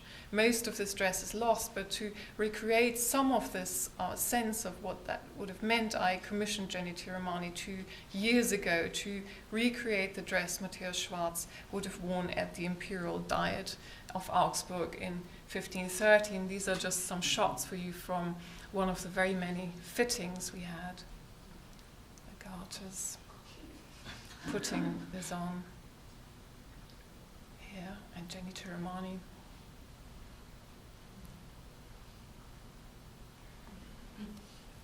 Dressing was a key everyday visual act, not only for top elites, but wider social circles. And it was here that they articulated their fascination with tradition and ingenious innovation, which defines the period. They expressed values and emotions, changed and challenged conventions, and took part in a large and intensely political debate about how reality should be constructed by visual means. In that sense, pictorial images never just reflected what was worn, but attempted particular arguments about appropriate dress, which can only be understood in the wider context of contemporary relationships to notion of religion, nation, or gender. As Michael Baxendale showed, there existed almost no written aesthetic vocabulary in Germany, or theory in Germany, which meant that style remained empirically grounded in culture and of necessity heterogeneous. Around 1500, these were the terms of good craftsmanship, well-shaped, elegantly decorated in ornamentation, pleasantly contrived, fine, subtle and physical delicacy and refinement, skillful. And all this was contrasted to the grob, the rough, associated with peasant crudity. Baxendale's work on calligraphy suggests that this society's visual interest in relation to patterns expressed itself into the 1530s through a differentiated vocabulary about the folded, plated, circle-like, chain-like, inverted, which described connection and disconnectedness or underlying form, or the total effect, as in muddled up, verwirrt. The feeling of these patterns was captured by the following adjectives to describe emotion: free, graceful, delicate, sweet, mild, simple, strong, gay, fresh, and severe. Period terms for emotion were still limited and ranged from gayness to the proud, defiant, sad, plaintive, mild, violent, furious, to longing. So these we can find applied in practice to sculpture, but also to dress, I argue. This relative elusiveness of terms comes together, as Baxendale suggested, in a sculpture such as Nicolaus Gerhardt's famous bust of a man from about 1465, which has wound and contracted a metaphor of the human condition, spiritly weary as the head contortedly and heavily pushes the fingers of the hand which hold it up into the face's flesh. This is not, Baxendale adds, something to approach with a schedule of terms. But we can see how the arrangement of the fabric adds to the emotional effect of the sculpture. It is not symmetrically balanced on the trims of the sleeves, and not rationally distributed or even conceived on the back, but seems to enfold the figure in its slim, enwrapped, round posture. The task remains to extend our understanding of the period I beyond the individual artist, and to furthermore map the political and religious field in which understandings of aesthetic value were developed and used in an age in which dress was so integral to making an impression and constituting power. This paper therefore concentrates on a key political event in 16th century German history to show textile aesthetics at work. It explores the contested understandings of splendor at the Imperial Diet in 1530, one of the Reformation's most precarious summits in which understandings of visual politics were uniquely at stake. So we return to the beginning of the session in time. The outlines of the Diet can quickly be sketched, and I reconstruct the narrative, but very much with the violence put in. In February 1530, Charles V was crowned as Holy Roman Emperor by his previous enemy, Pope Clement VII in Bologna. As the snow on the Alps began to melt later in spring, Charles returned via Innsbruck to Germany, leaving some of his troops behind to destroy the Florentine Republic and reinstall the Medici. Charles had only been once in Germany, at the very beginning of his position as emperor, at the momentous Diet of Worms in 1521. Since then, religious heresy had uncontrollably spread. Martin Luther, the German reformer, remained under the imperial ban, but built up his bastion in Saxon-Wittenberg.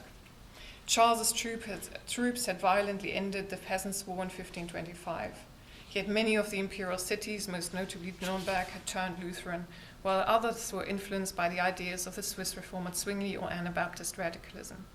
In Augsburg, the Reformation was no urban event, but a long drawn-out process in which all of these voices coexisted and conflicted with the substantial Catholic group to which the powerful Fugger merchants belonged.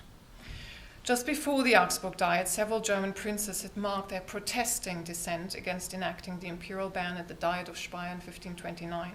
The question remained whether a universal church council or national council could still be summoned to resolve disputes which appeared increasingly irrevocable and were likely to change the whole nature of political rule in the German lands. For Charles and his advisors, this was a land in which too many had passionately fallen into unbelieving error. The only means against it, he wrote to his brother Ferdinand, whom he had entrusted as Viceroy of Germany since 1523, was that he himself would now be present in the German lands, or at least be seen to be on his way. It was clear to Charles's mind that, as the pious Burgundian by September was to tell Protestants, he himself remained le souverain droit et naturel seigneur et protecteur de toute la chrétienté, and therefore to supervise the translation of this document, which asserted his divinely bestowed superior authority as sacred head of the empire, together with the Pope. In January 1530, Charles had nonetheless announced the Augsburg summit in unexpectedly moderate terms. Its purpose would be to listen to, understand, and consider everyone's opinion with love and mildness, so that all live in one community, church, and unity. This gave rise to further insecurity about how he wished to see his role. Was Charles committed to being mild and peaceful, actively mediating for peace, or was he capable to overfill the Roman Empire from which he has the name, title, and grace with blood, as Nuremberg's inner council fearfully wrote to Strasbourg by March? Charles certainly needed German financial support to defeat the Ottomans, who during this very spring were attempting to take Vienna. His further aim was to prepare the election of his brother Ferdinand as king and thus his future successor. This was legally possible only now that he was crowned emperor. As Barbara Stolberg-Rillinger has shown, the most important measure in advance of the Diet was to ensure the control of the public space. Augsburg was a volatile city and now turned into the pop-up center of German political and courtly life. Foreign traders arrived as the usual prohibitions against them were discarded, and they occupied designated stalls on the market. Sumptuary laws were lifted. The German princes arrived in April as requested, but had to wait 2 months for the delayed emperor to arrive on the 14th of June. Militancy was feared in advance, so much so that the town magistrate hired 400 mercenaries on his own, but then had to accept 1,000 men under Charles's command and paid for with a heavy contribution from the city, amidst rumors that Augsburg magistrates had previously hired a full 2,000 men and mostly Lutherans. Chronicles report a widespread mood amongst the common folk that nobody wanted the emperor. Augsburg belongs to the emperor, some were told by his violent furious in return, who exploded any door which was not open to them. In the first days of June, fearful rumors fantasized that Charles wanted to hire a total of 10,000 mercenaries. The magistrates itself ordered to secure gates and public squares with chains and reinforced guards during day and night in the following months. Charles arrived on a particularly hot day in an unusually hot year. The princes had spent weeks of entertaining themselves in the city with increasing impatience. There was more Protestant preaching, accompanied by several religious provocations and disturbances. Excrement was thrown at coats of arms which marked the living quarters of high-ranking guests. The Protestants had noted reports of the coronation in Bologna with hostility about its pompousness, which seemed as much of a mere demonstration of power as Catholic ceremonies were silly concoctions in the guise of child's play or a puppet show to create a whole false world which had nothing to do with real faith. Lazarus Spengler of Nuremberg noted, "Our people at the imperial court inform us that His Imperial Majesty has been crowned by the Pope with almost inappropriate pomp, while Philip of Hesse received news that everything was a ridiculous thing with the crowning ceremonies between the Emperor and the Pope." Martin Luther opened his printed address to the clergy who had gathered in Augsburg for the Diet by pointing out that even if he were allowed to be present, which he was obviously not because he was under the ban, he should be of no use, as he really did not care about all the splendor and dealings, Pracht und Geschäfte, an important linkage which suggested that splendor went alongside financial and political negotiations, which were not conducted in a spirit of honesty, but only to increase power in a self-interested way. Color, ceremonial, and performances hence turned into politics which mattered rather than a culture sphere apart from real politics. As Stolberg-Rillinger has shown, what the empire itself was needed to be staked out by symbolic means, and additionally so is the emperor, as we've seen, spoke no German. According to the order of entry Charles had first issued, he would ride under the new splendid gold cloth canopy embroidered with the imperial eagle. Ferdinand would be on his right, and Campeggio, the papal legate, on his left. The gold cloth was a sacred textile which conferred majesty, constituted a symbolic order, and communicated through its sensuous appeal as the summer sun played on its extraordinary luminosity. The prince-electors had succeeded in making clear that this ceremonial order, however, was unacceptable.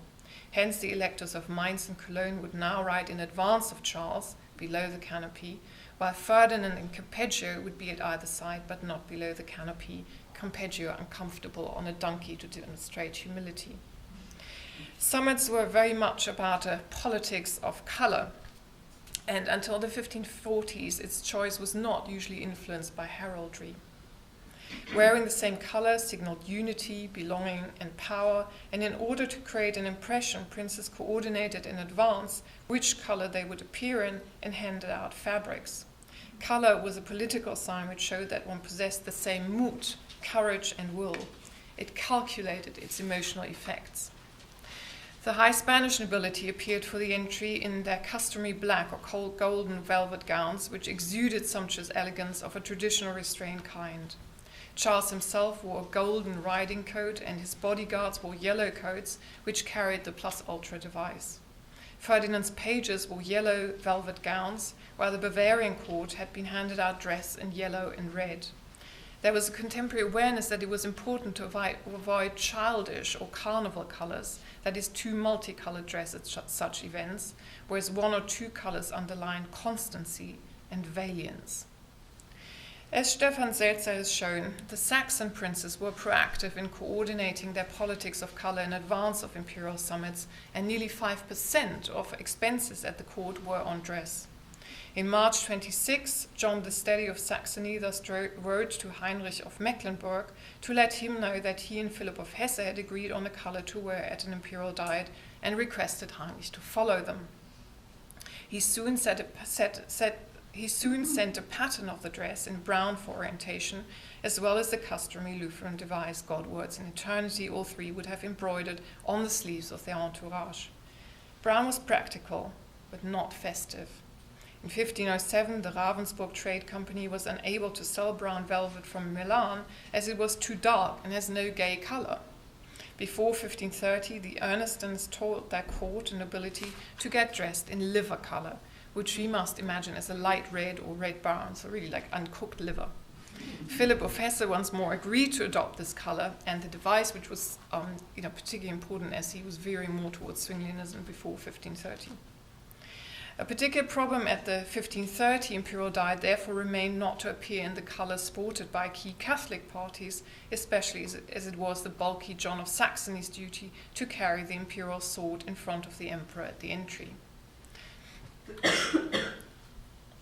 The problem of how to symbolize distinction was particularly precarious, as the whole palette adopted only included black, grey, white, green, liver colour, red and yellow, while the blue, which the Middle Ages had so loved, had largely fallen out of favour by 1400. At imperial gatherings, it was clear that black was associated with Spanish, and otherwise at this point still associated with mourning for courts. White was impractical, and green too much linked to the notion of hope to be ideal to mark a strong political stance. Red was a popular colour, emphasizing vigour and a celebratory festiveness, which made it popular for elite weddings. The Bavarians had adopted red, a strong...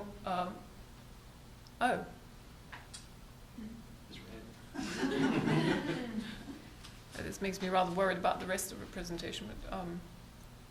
So this is red, but this is not the Bavarian court dress. Okay. Which made it the Bavarians had adopted a strong red frequently as court dress and continuously since 1527. It was thus to be expected in advance that they would wear it again at the imperial diet in 1530. The Protestant choice of liver colour thus avoided the dullness of brown as well as the celebratory mood associated with the red. The symbolic politics of the entry thus colour-coded different political and religious blocs and marked their presence. Whenever Charles appeared at important public acts, a chair with gold cloth, as most precious of all fabrics, ritually constituted his space of distinction. Gold, jewels, and pearls marked out his ceremonial vestments as he enfeoffed the electors with their privileges. The chronicler Sender, who was a Catholic, followed the Catholic ascetics of reading for treasure and the very costliness of precious materials when he reports that all this was adoringly, in the most precious way possible, such as never has been previously seen. One has estimated that the crown and emperor's clothes are worth more than 3 times 100,000 florins. By contrast, the Fugger's intriguing choice of ash grey for the entry presumably marked their restrained position towards Charles and Ferdinand in these early months as they kept negotiating with Ferdinand's rival as King of Hungary, John Napoleon. So the ash grey we can imagine to be essentially a strong grey, as in the buildings you see there. Charles and Anton Fugger in these summer months was ready to enter into a contract over Upper Hungarian salines and mining with Ferdinand's enemy, because Ferdinand also claimed to be king of Hungary, and Napoleon, on the other hand, was backed by the Ottomans. Napoleon told the Fugger during July still, so when Charles was already in Augsburg, that negotiations were open once the Fuggers ended their financial support for Ferdinand and thus undermined his position in Hungary. Yet by September, the Fugger support for Ferdinand had been secured, and a whole package ranging from the support for the elections as king to personal debts and support against the Turks was agreed, which alongside older debts succeeded 1 million Rhenish florins. Charles V's largest ever contract of mortgage debts with the Fugger followed on the 15th of October. Soon the Council of India agreed that the Fugger should launch 3 voyages, each with 500 armoured men on 3 to 4 caravels. In return, 3 generations of the Fugger would gain key economic, administrative and military positions in conquered territories.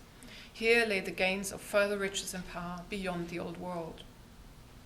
We therefore need not to lose sight of considerable German Catholic investments in the idea of universalism and empire at this point.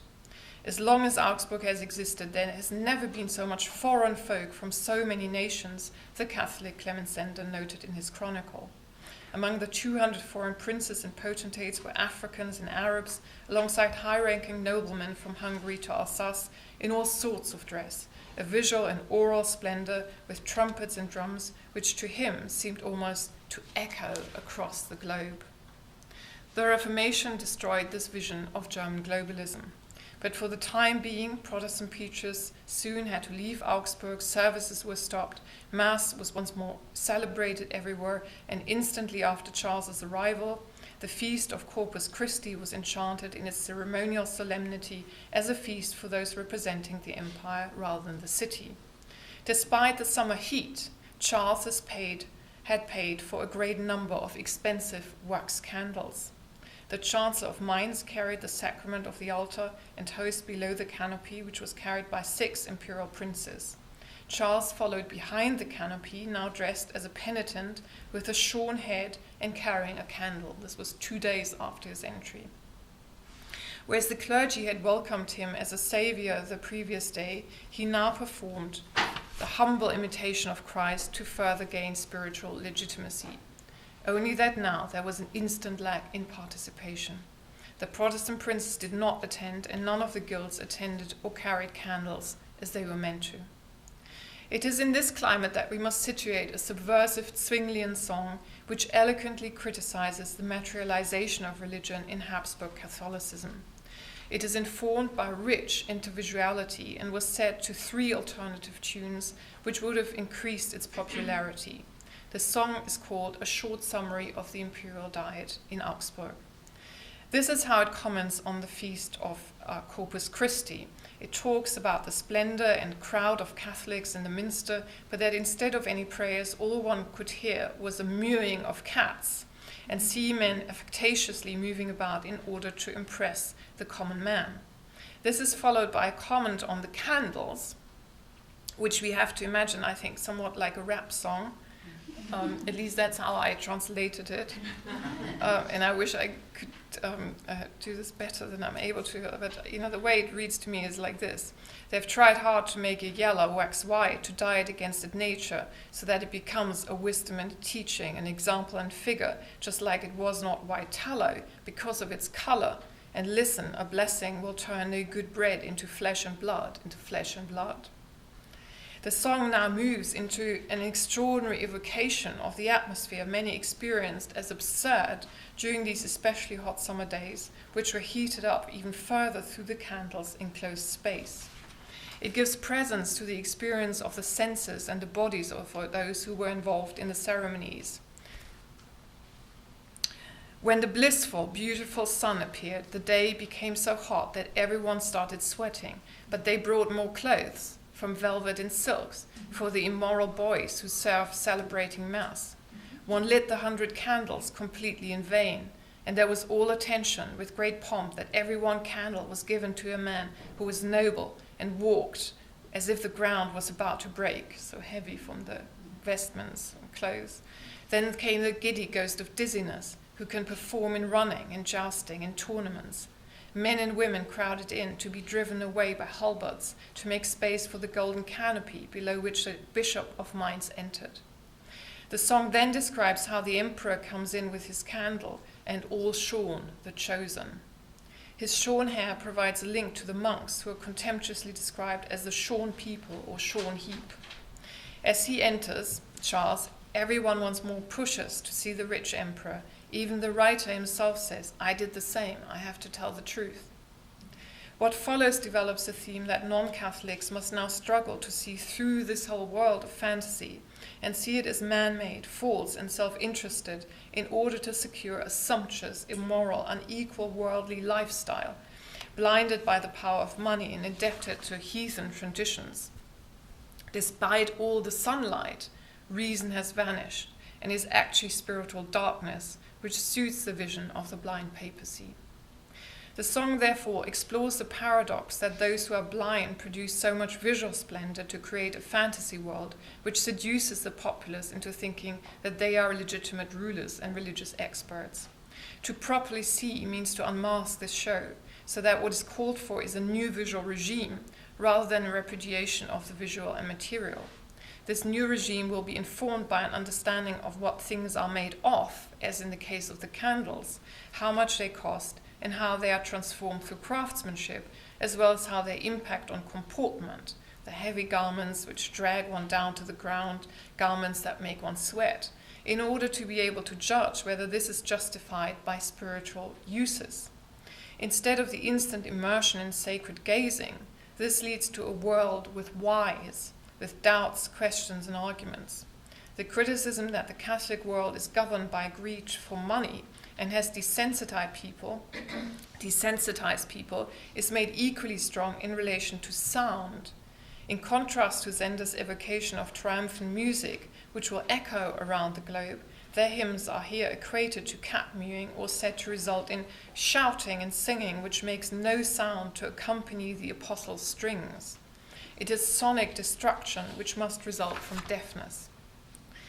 The Augsburg song endorses that God loves the heart full of remorse and pain about committed sin. So pray to him in your spirit without delusion. You can't imagine too many new things.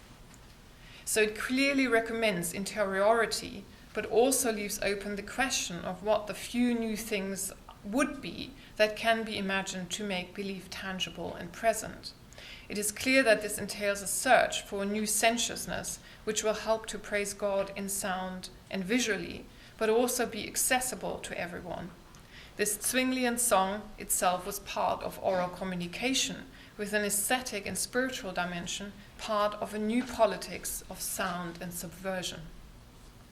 Drawing attention to a song enriches Stolberg-Rillinger's analysis of symbolic communication at the imperial diet. Its perceptive and knowing criticism helps to further question her view that the Augsburg and by now Zwinglian artist Jörg Breu merely doubled the effect of the imperial performance in print. By contrast, Pierre Cuneo has shown that Jörg Breu's series of 10 woodcuts to illustrate the entry are wrong. Breu also realized in comparative works is notably absent, except for in the portrayal of the Lutheran John the Steadfast as Supreme Marshal of the Empire, accompanied by an imperial herald, calm and dignified, as well as inspiring reverence in the mercenaries. The most important ritual act, apart from the entry and Corpus Christi celebration, remained to secure Ferdinand's election as king, just as Frederick III had made sure to crown his son Maximilian and avoided the costly interregnum which Charles had to endure for the House of Habsburg before his election in 1519. Ferdinand had succeeded in convincing Charles that he should not choose his own son, Philip II, as Roman king, but him and his brother and king of Bohemia and pretend Hungary. To prepare Ferdinand's exceptional position, Charles used their presence in Augsburg first to enfeoff his brother ceremonially as Archduke of Austria on the 5th of September. This took place nearby Wellenburg, which was in the possession of Cardinal Matthias Lang, the Bishop of Salzburg. It was once more staged to be exceptionally splendid and showy, including an appearance of the court giant and gnome together on a camel. It used the wide entourage with great effect to demonstrate the international reach of Charles's power. Ferdinand was dressed in a deep red archducal mantle with ermine and a beret. Here was the glory of a dynamic world empire, which hunts, tournaments, and other entertainments had likewise demonstrated during the past months, and for which Charles had brought 200 of his Spanish hunting dogs. A contemporary report nonetheless captures much of the ambivalence which many must have felt about the spectacle. 15,000 people had come to see it, but the report dryly lists, a mercenary soldier was shot and then buried right away. Another 4 were killed, and Margrave Ernst of Baden had a leg cut into pieces. A wooden house with married women and virgins broke down, and the tournament was watched by people sitting up in trees like jackdaws. The report closes with a laconic sentence. During the tournament, King Ferdinand tumbled with his horse over and over. Jörg Breu's monumental woodcut, assembled from 18 blocks and measuring 160 by 235 centimeters, reflects precisely this information and adds further to it. It does not seem to me to have been discussed in the literature on Breu. So, good, it's there. That was my worry. In one corner, the text on the woodcut reads, "Here a peasant fell down from a tree and died," or "Here a mercenary soldier was carelessly shot in the head." It recounts a squabble between two types of soldier, one of which wanted to rip the other's feathers off his helmet and is murdered in return. Dress accessory is therefore represented as a prop which fuels envy. Ferdinand and his horse, which you can...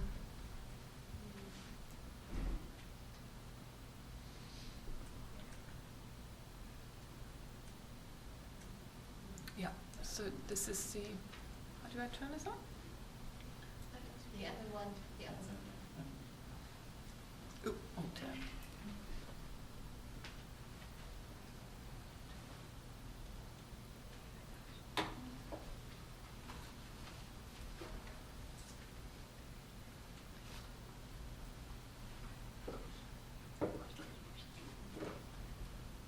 It's not the red.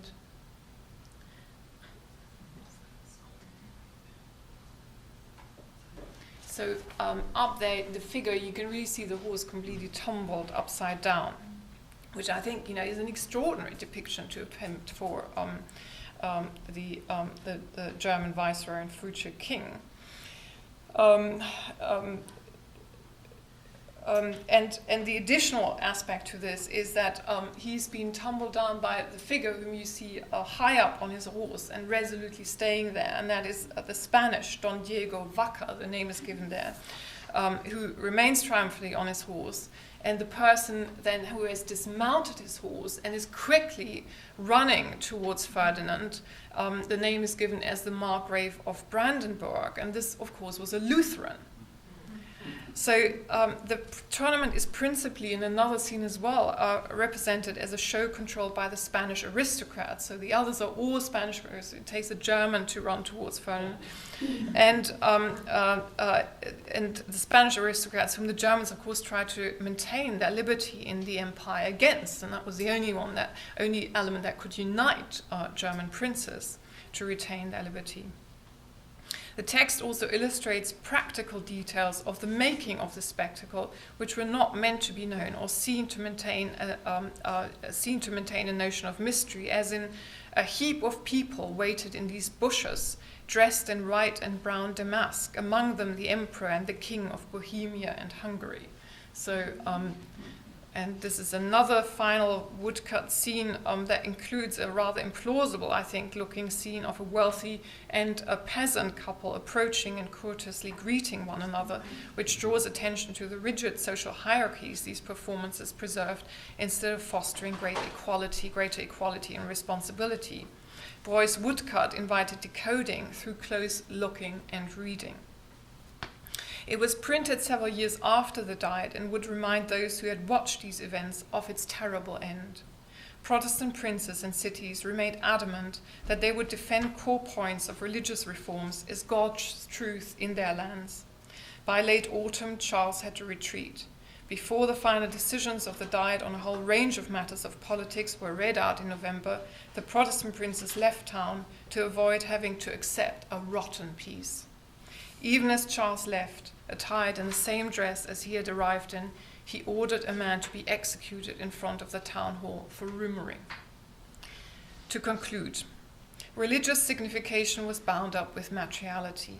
This is particularly relevant for a new history of Protestantism, as this movement has often been seen to repudiate objects alongside rituals to endorse asceticism or at the very least plainness. It is therefore important to consider that as anthropologists of African evangelicalism argue that things, their use, their valuation, and their appeal are inextricable from religion rather than added to it. They rightly hold that any antagonism between religion and things resonates with a set of related oppositions.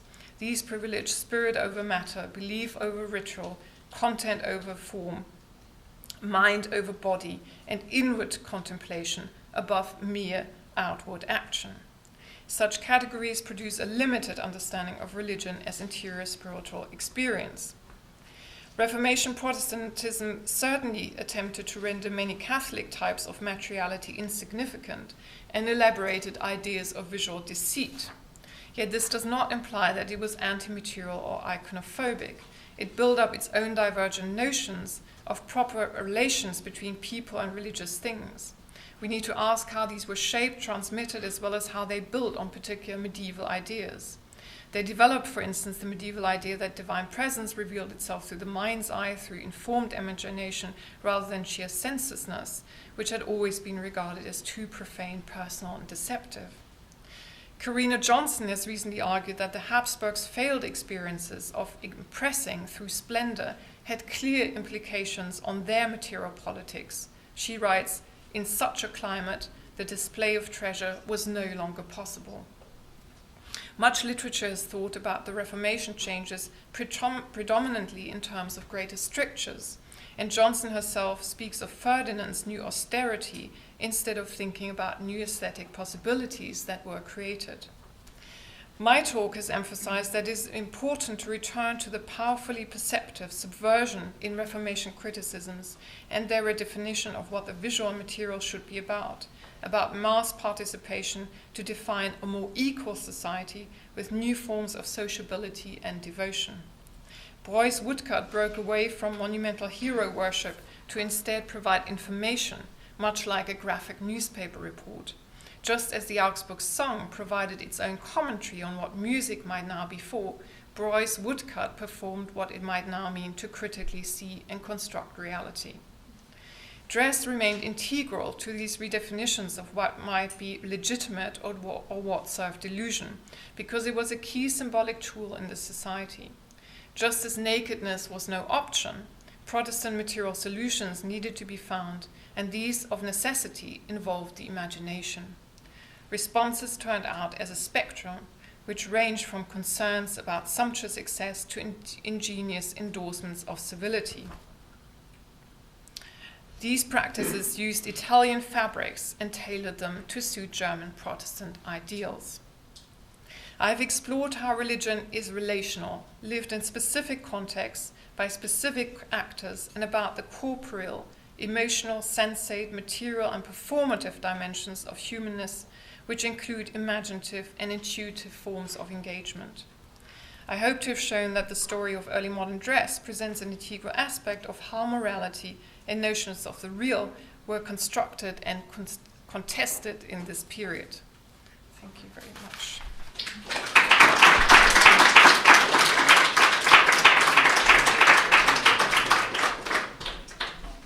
Thank you so much for that lecture. I think we're running a little late, but I think we can go. We have time. We have quite a large lunch break. I'd like to spend 5-10 minutes of opportunity for questions and so forth. So could I ask the speakers perhaps to take the chairs at the front?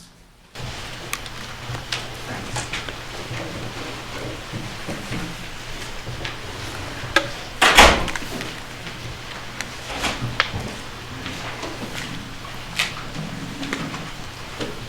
Well, we've seen three talks that are very much, I think, to do with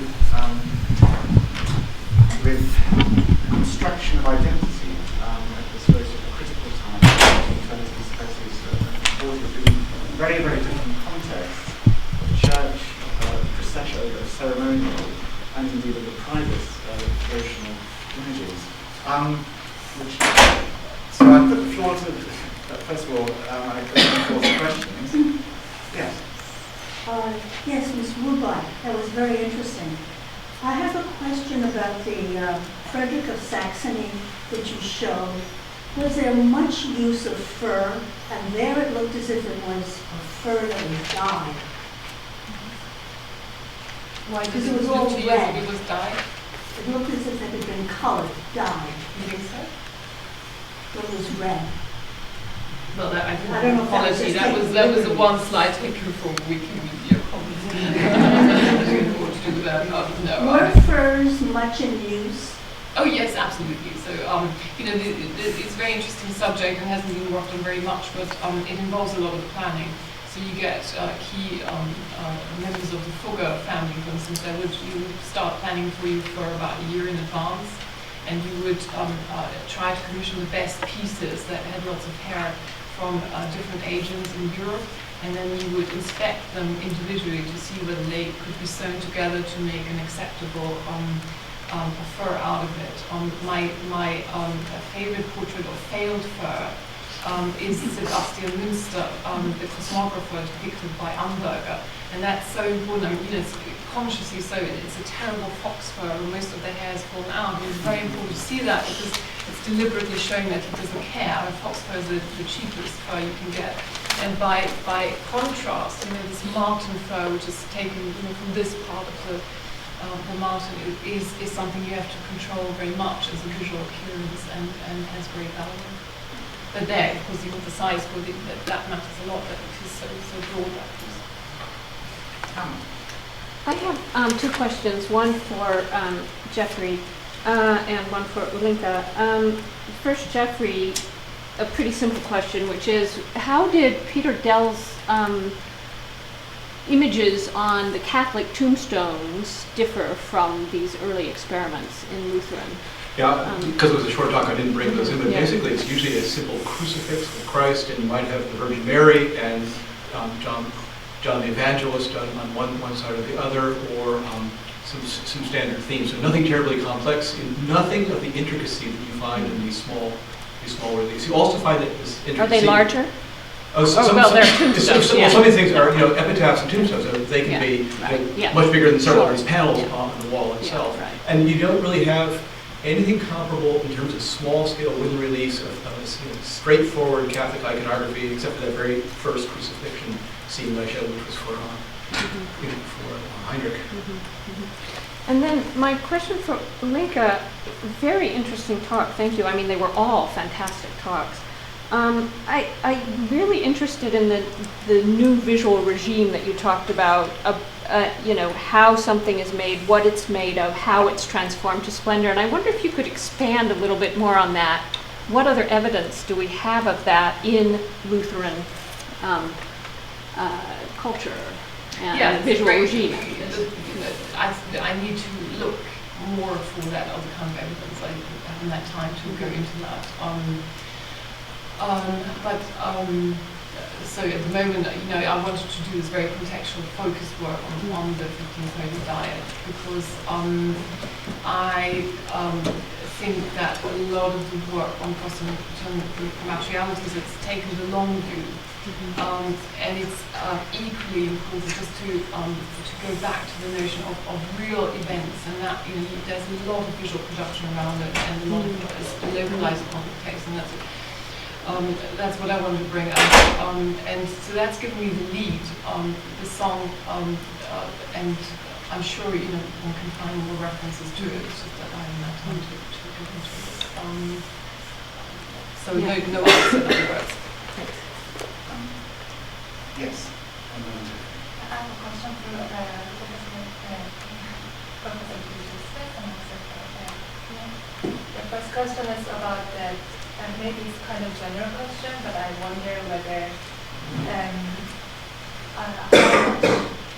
the artistic experiment or creativity of artists played a role in the Lutheran art. I mean, we think a lot usually that the Lutheran image reflected the theological idea of the Reformers, but also, I mean, in case of Law and Gospel, we usually have Law on the left side and then the New Testament on the right side, and then you show that the reverse structure.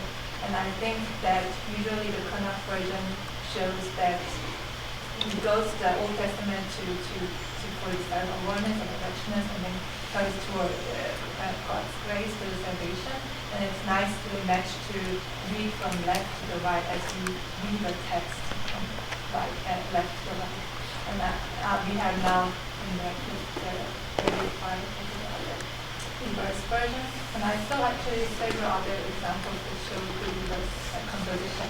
And I wonder whether it's kind of artistic exegesis of kind of new theological idea, or it's more like a pure artistic experiment, or just maybe there's some specific theological references that it could be to. Okay, in the example that I showed, first the example I showed, you have, instead of this traditional law and gospel representation, you have a crucifixion scene. Yeah. And so when you have Christ with the two thieves, the good thief is on this side from your perspective, the bad thief is on this side. So if you want to then have other scenes that tie into that, this is why you have to flip in that particular clear example. So you have the Old Testament themes behind the bad thief, and the New Testament themes behind the good thief. Now, was Peter Dell sitting down with a Lutheran preacher and thinking about this? I'm not sure he's inventing all this on his own. We don't know exactly who he's engaging with to talk about the law and the gospel, what he might be getting first or second hand from Wittenberg. I do think it's a mistake to say everything comes from Lucas Chronic, because once certain ideas are developed, and as you look at a 2-volume study on the law and gospels that came out fairly recently, a few years back, and you have tremendous variation. It starts out sort of one way, but even Chronic himself has several different versions of this as he's trying to move towards something that he thinks reflects Luther's ideas. So I think there's a certain amount of independence on the part of the artist, but also, this is 1529, 1530. There is no standard iconography at this point in time. And since we are regarding the material, do you think there's any difference between the painted version and the conception of this relief? I'm not sure they would have thought if you had a Chronic painting like Goethe and one of the Dells next to it, I'm not sure they would have thought about this terribly differently. Although when you look at sculpture, it has a different feel to it. It is three-dimensional, quite obviously, and you have the shading effects that come in from when you candlelight or the light from the window, so that has a little bit different quality. But in both cases, it's small enough that if you're going to read these texts, and some of the ones on the Dell things are really, really small, you have to get up very, very close. So the idea, at least for me, for the Dell ones, being on an altar, unless it's a little private chapel where the user can get this far away from it, I don't see how it works in a broader context. And just would like to add one thing. I think that it's not important on which side there is the Old and the New Testament, but for the Reformation image, it was important to show it very easily, and typology was very important. So this side is good, this side is bad. And if you look through the books of Maimonides and Miriam Fleck, both came out in the same year, and they show hundreds, thousands of images, material, all you can imagine. I agree that there is not, you can say it's an artistic invention. You have everything during this era. That was struck in your the painting of the prints. There's a crucifix on the altar, and that's good imagery, as well, in our pathways. Do you see that as a specific visualization of the real presence? And is that something you would see as a Lutheran confessional statement in contradistinction to the Reform? As we have so less images, like it's very early one, and the Panic Altar, I'm not sure. I mean, you also have the, it's not right to say you only have the Holy Supper in the center and this is Lutheran or Reformation. I mean, you have the Monolithic altar and there's the big cross in the middle and the small supper behind the washing of the feet. So it's not visible at all. I'm not sure. But I mean, I showed it because it's interesting that Christ is the one who gives his body. So it's part of the body. I think we have time for one more question. Yeah, this is as well. I was interested in the range of things you showed, and in how in different ways, whether it's a chalice you're trying to decide, do we just use the old Catholic ones, or do we mellow them down and build a new one, or if we design new ones, do we just put certain things which mark it as a specifically Lutheran chalice? But you had various catechism books and various things, that sort of thing. What is happening? It's more rhetorical question. What is happening around 1530, 1540 as Martin Luther and those across Saxony, but much broader than that, are trying to decide what distinguishes us from them. The costumes that Linka was talking about. This real effort in all sorts of material ways to create an identity for oneself, but also to mark one's identity in relation to the other, in this case, the Catholics. I think it's an important question. I can't find an answer. It'd be interesting to take your thing and focus it down to maybe a decade or 2 decades, while Luther is still alive, perhaps, and think, okay, what's sort of the state of identity in all these different forms up to 1540s. I think in many cases, it's not. It happened. I mean, Luther was very often, as I showed in one example, he was not sure and he changed his ideas. He changed his ideas on Mary. And I think, yeah, right. You should take 1 year or 10 years and look through it. I wanted to show that Eucharist for me is a good example to go through all the material we have. And I tried not only to show Prana, I showed a lot of Prana, but I thought we should combine it with the artifacts we have too. Well, I think we'll finish there. I'd just like to thank the speakers for a wonderfully for kick-off to wonderful talks to kicked off the day so splendidly. Thank you very much.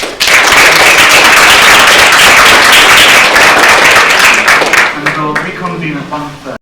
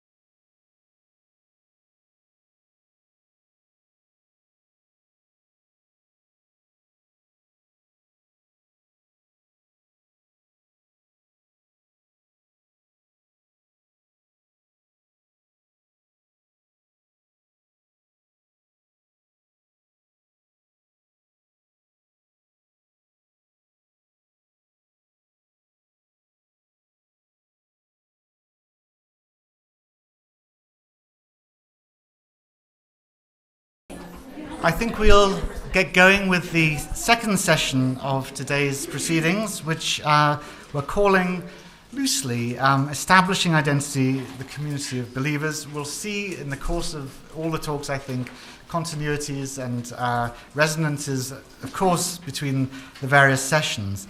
But our first speaker in this afternoon's session is Dr. Thomas Eser, who is curator of the collection of scientific instruments and of the history of medicine, of weapons and of the culture of hunting at the Germanisches Nationalmuseum in Nuremberg. Of course, he's also extremely well known as a scholar of early 16th century sculpture, and of course of the works of Albrecht Dürer as well, in which he has contributed much wonderful information. Dr. Eser studied Kunstgeschichte, art history, klassische Archäologie and Landesgeschichte, history, at the University of Augsburg, receiving his doctorate there in 1994. He's essentially worked for most of his career, I hope I'm right in saying, at the Germanisches Museum, in a number of important positions, from the Department of Prints and Drawings to the Decorative Arts Department. He was central in the planning and conception of the 2002 exhibition, Quasi Centrum Europae, Europa kauft in Nuremberg, Europe buys in Nuremberg, which is a very important exhibition showing the sort of centrality, if you like, of the world of goods that Nuremberg held at the time. Since 2006, he's been the coordinator of research into Albrecht Dürer at the museum, which resulted in the monumental exhibition in 2012, Der frühe Dürer, the early Dürer, which the catalogue of which he co-edited with Daniel Hess. Among his truly extraordinary number of publications, and I have 7 pages of them here, which I won't enumerate, I would single out his monograph on the sculptor Hans Daucher, Augsburger Kleinplastik der Renaissance of 1996. But he's written on a whole range of different cultural artifacts and things, from the Beham globes to Dürer self-portraits, Dürer in the book, to the Holbeins, Renaissance sculpture, metalwork, questions of Renaissance style, devotional imagery, ironwork and locksmithing, the list goes to 18th century coffee and tea drinking. The list goes on and on. It's particularly wonderful to have Dr. Eser here today, because he is involved in the planning of a Reformation exhibition in Germany today, and that's going to be the subject of his talk today, a report, if you like, on how literally to make the Reformation material for a 21st century audience. So please welcome Dr. Eser. Thank you.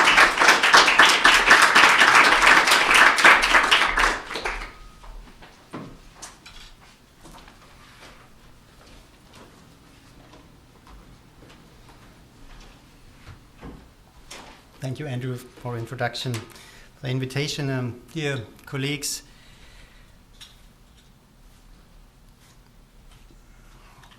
giving a report, as you can read in my lecture's title, usually is a journalist's job, not the job of an historian.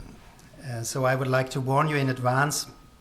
All the many exhibitions, the organizations, the financiers, the projects on Reformation I am going to tell you about in the next half an hour, of course, are not yet history.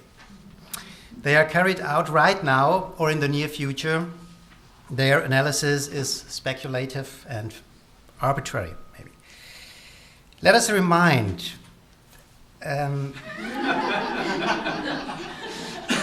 you all know it. According to legend, 34 years old Doctor Theologiae Martin Luther on October 31st in 1517 took a hammer and nailed a list with 95 theses on bad practices in religious life within the Catholic Church, nailed them onto the door of the Wittenberg Castle Church. I call this a legend. And the majority of historians does so since a long time, as you know, because there is no contemporary 1517 report on that moment of nailing. Luther himself never talked about it.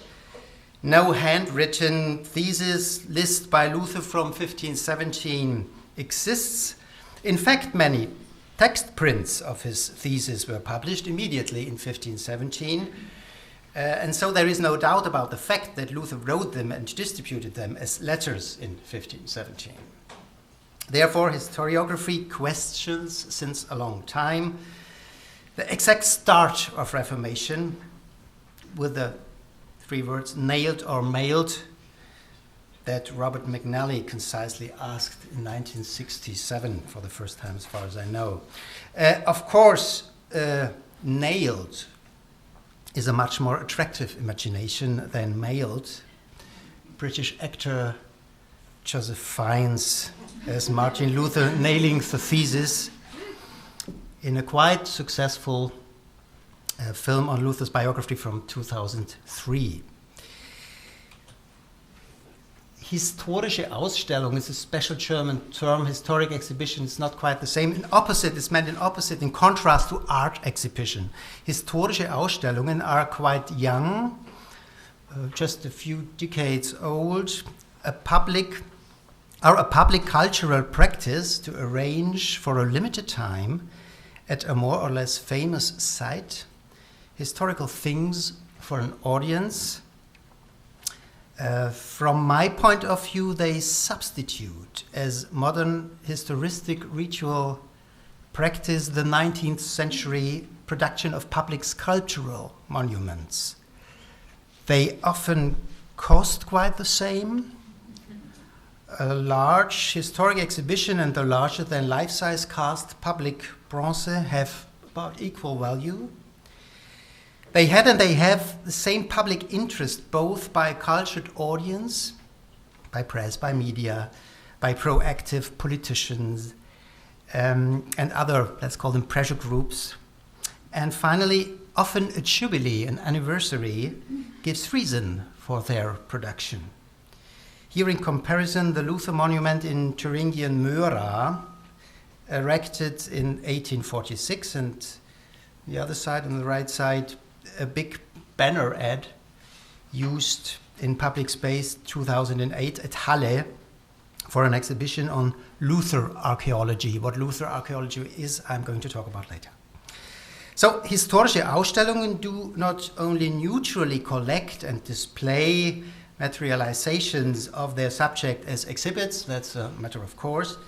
The exhibitions themselves, their ephemeral halls, their architectural atmospheres, the visitors that meet there, the flyers, the folders, the catalogs we handle, all this creates new and massive materialization of immaterial historic themes. In the case of our conference, the Reformation, that will be materialized in a lot of forthcoming shows. What are my sources for today's report? Primarily, it's an international meeting of exhibition curators, who at the moment plan exhibitions on Reformation themes within the next 3 years. They met some weeks ago in January 2014 at the Berlin Deutsches Historisches Museum. Well, first to inform each other about the ongoing exhibition projects and of course also to avoid overlapping with other projects. And my second source for such a report is already to a certain extent historic, as you can see. Luther 2017 is a truly national German enterprise with high grants from the federal government, with a long-lasting planning period. The German federal government provides 35 million euro additional funds for a so-called Luther decade, the Lutherdekade, that has almost eschatological pretensions. It started in 2007 with annual mottos that try to combine the abstract Reformation item with specific socio-scientific debates or headlines, as you can read, for instance, in 2011, it was Reformation and Liberty. This year, it's Reformation and Politics. Finally, all these preparatory years will culminate in 2017. Indeed, a bit paradox, since Luther's initiative nailing that alleged start of Reformation will be celebrated at the end and not as beginning of the Reformation Jubilee.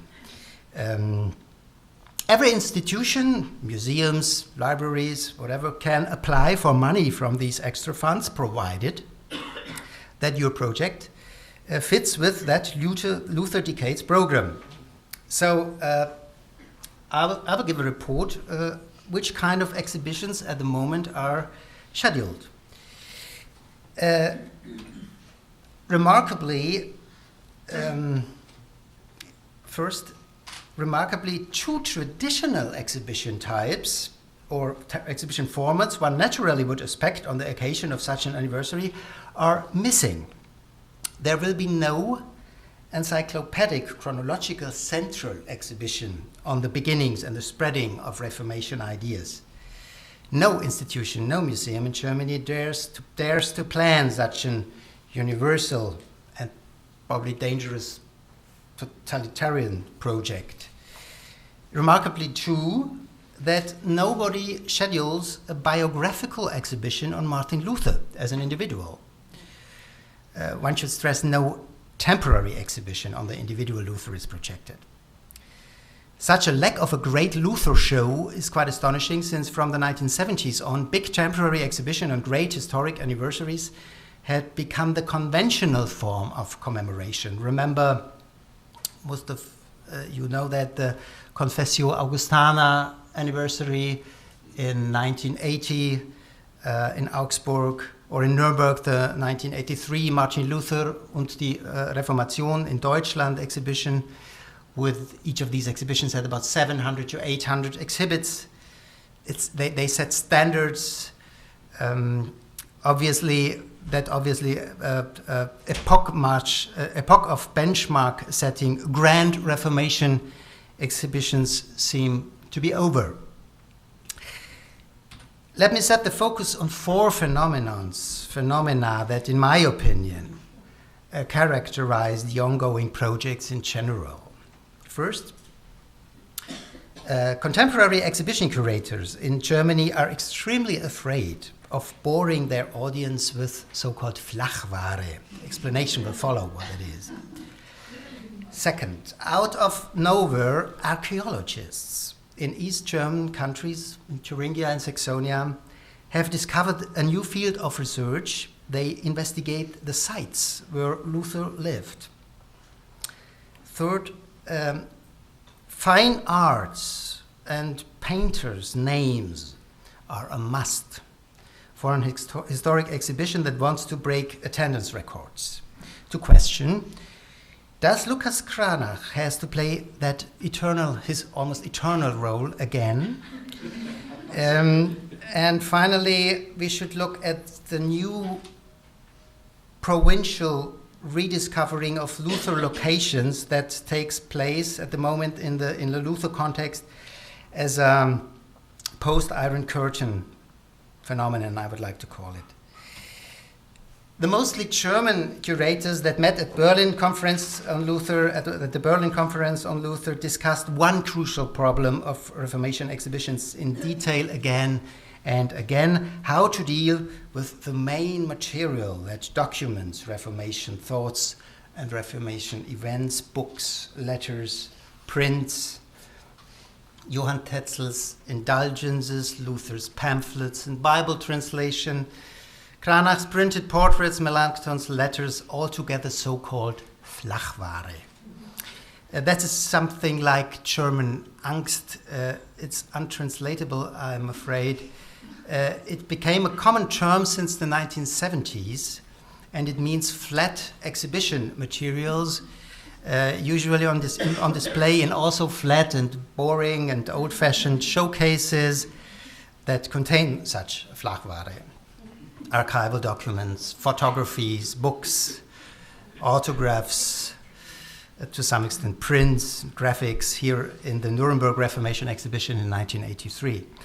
When German museum experts and curators talk about Flachware, they do it with an ambivalent meaning.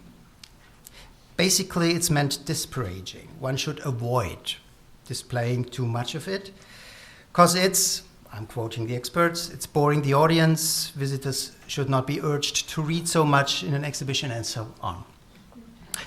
I mean, of course, we did not find a solution for that dilemma. However, I notice an almost bibliophobic animosity that reaches probably a critical point now. While on the other side, it might be significant, this Flachware affraideness might be significant as a also curatorial material turn aspect that goes on in museology. One of the few large exhibitions on Reformation that will open next year in Torgau Castle smartly will get around this Flachware dilemma. Luther and the Rulers will show the various connections and materializations between political power and Reformation movement. A safe bet that this will be a splendid show, since it has a powerful organizer, powerful in the sense of his rich three-dimensional object reservoirs, the Dresden State Art Collection with its green vault and the excellent arms and armor department. Predictable, however, that the Torgau show will be a bit inconsistent with the anti-luxurious conception the Reformators had, because the Dresden show will assemble all those, I quote Luther, eitel leiblich Ding, these vain fleshly things Luther criticized, but probably I'm only jealous of the immense option the Dresden exhibition makers have. Only some smaller institutions will still trust in Flachware. Example given, the Forschungsbibliothek Gotha from next week on, has on display aus erster Hand Zeugnisse zur Reformationsgeschichte with texts, but attractively materialized as autographs. Autographs by Luther, Calvin, Melanchthon, up to letters written by Henry VIII, King of England. And on the right you see, just as a footnote, that Flachware also can be displayed out of the ordinary. This is a Flugblatt, a broadsheet display case in the Katharinen Convent in Utrecht that tries to make Flachware three-dimensional. The most radical way out of the Flachware dilemma, the dilemma that Flugschriften, broadsheets, books and letters are not touristy enough, is offered by a neighborhood discipline of political history and art history, by archaeology, in particular Luther archaeology, that investigates houses, places, habitats where Luther, his family and other contemporaries lived. Such Luther archaeology, that is an official term, I didn't invent that, emerged from about 2003 on.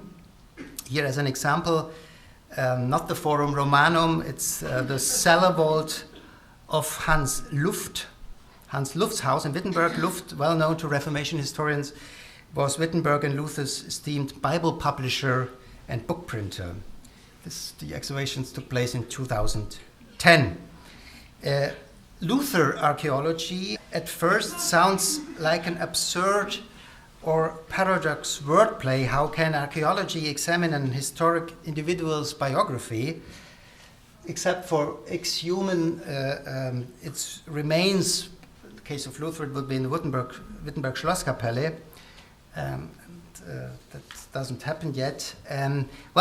As far as I know, no one with tactical intentions, or no tourism strategist or science manager projected this secret turn from their interest in books and in libraries and display cases to digs, to excavation sites, to spectacular archaeological findings.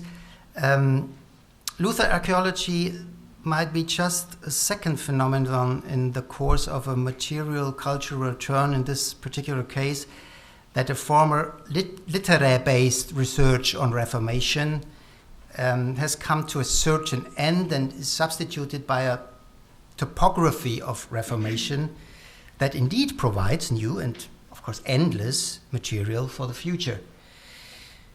In fact, Luther archaeology is a respectable project managed by the Sachsen-Anhalt State Office for Heritage Management and Archaeology. In the last decade, it undertook several investigations merely at sites in Wittenberg, in Mansfeld, and in Eisfeld, where Martin Luther and his family had lived. Example given in Luther's Mansfeld parents' house, these marbles on the right had been found. They can be dated around 1500. Don't ask me with which stylistical argument. Luther indeed spent his first 13 years there, and you can imagine that there is a certain pressure applied on archaeologists to identify the marbles as Martin Luther's personal toys. The other objects on the left, a bird-shaped whistle. And these findings will get an own museum now at the moment in Mansfeld.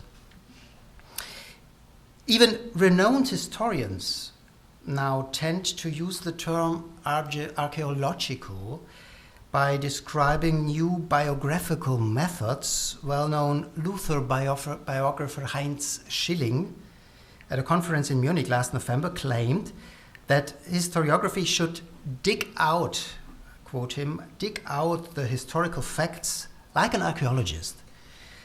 Also at the risk of finding deep down, when all legends are erased, only a poor historic rest Luther. By careful and relentless analysis of the facts we know really about Luther as an individual, I'm still quoting Heinz Schilling, a historic, residual, basic Luther survives, who is banal, trivial, in Schilling's hard word, a rest Luther. Probably with better truth represented by such banal artifacts than by such, that's the question, by such famous ones. Cranach was the chief portraitist of Luther, and not only of him, also of Katharina Bora of Melanchthon. He painted the main early large-scale altarpieces that adorn the first Protestant churches in Reformation's heartland until today. Already the very first temporary special exhibition on Reformation had at least one Cranach painting on display. I do not know how much known it is. That exhibition of mostly original prints to explain the Reformation, Halle 1841, you see the cover of the catalog on the left side, consisted of, believe it or not, 683 exhibits, exclusively books and other Flachware objects. And just at the end, the very end, there was one panel painting, a copy of a Luther portrait by Cranach. Unthinkable today when visitors expect galleries of highlight paintings and maybe at the end of the exhibition hall would accept some books. So Cranach always fits well to popularize the somehow complex and old-fashioned Reformation theme. Though one therefore would expect an exhibition on that trilogy, Cranach, Luther, Reformation, during the upcoming Jubilee, there is a serious problem with that. There just were too many Cranach exhibitions in the recent years. There was one in Basel 1974, Halle 2006, Aschaffenburg 2007, the Städel Museum in Frankfurt 2007. Therefore, the main Cranach exhibition in course of the Reformation anniversary will be on, well, not on Cranach the Elder, it will be on Cranach the Younger. His son Lucas Cranach the Younger, lucky chance that Lucas Cranach the Younger was born in 1515, and we can celebrate his 500th birthday next year by, you see the title, Lukas Cranach the Younger, Discovering a Master. From an art historian's point of view, the most ambitious and hopefully efficient exhibition project. And I mean, such a looking at the next generation conforms in general with the main trend in current Reformation studies. Reformation wasn't, as you know, the moment in October 1517 in Wittenberg, or the moment in 1530, the Confessio Augustana in Augsburg, but it was a long and ongoing process. Modern questions, example given, are what happened in Wittenberg after Luther's death in the 50s and the 1560s, keyword konfessionelles Zeitalter, when also this young Cranach, as a member of this second generation, continued the career of his father, both as a court painter as well as a monopolist for high-quality sacral painting. If I finally should specify the main trend of celebrating 1517 in 2017, I would call it the reinvention or new establishing of Luther spaces, both at small locations or villages, as also in greater territories. Dozens of cities, countries, even federal states in Germany during the last years invented Luther labels to create or to refresh their image as places that has something to do with that revolutionary individual, with Luther's Reformation. This example, the neologism Lutherland, can be associated with the German word Mutterland, which is mother country, and its emotional, patriotic, nationalistic options of meaning. It's the cover of a booklet edited last year. Federal state of Thuringia started to use this byname Lutherland intensive from about 2010 on. Political leaders point out the tourist potential of around 400 million of Lutheran or not Protestants living around the world. The brochure declares Thuringia a core land of Reformation. Precarious, however, the fact that none of the three towns where Martin Luther was born, died, or spent most of his time, that's Eisleben, Mansfeld, and Wittenberg, are situated in Lutherland, Thüringen. Significantly, the cover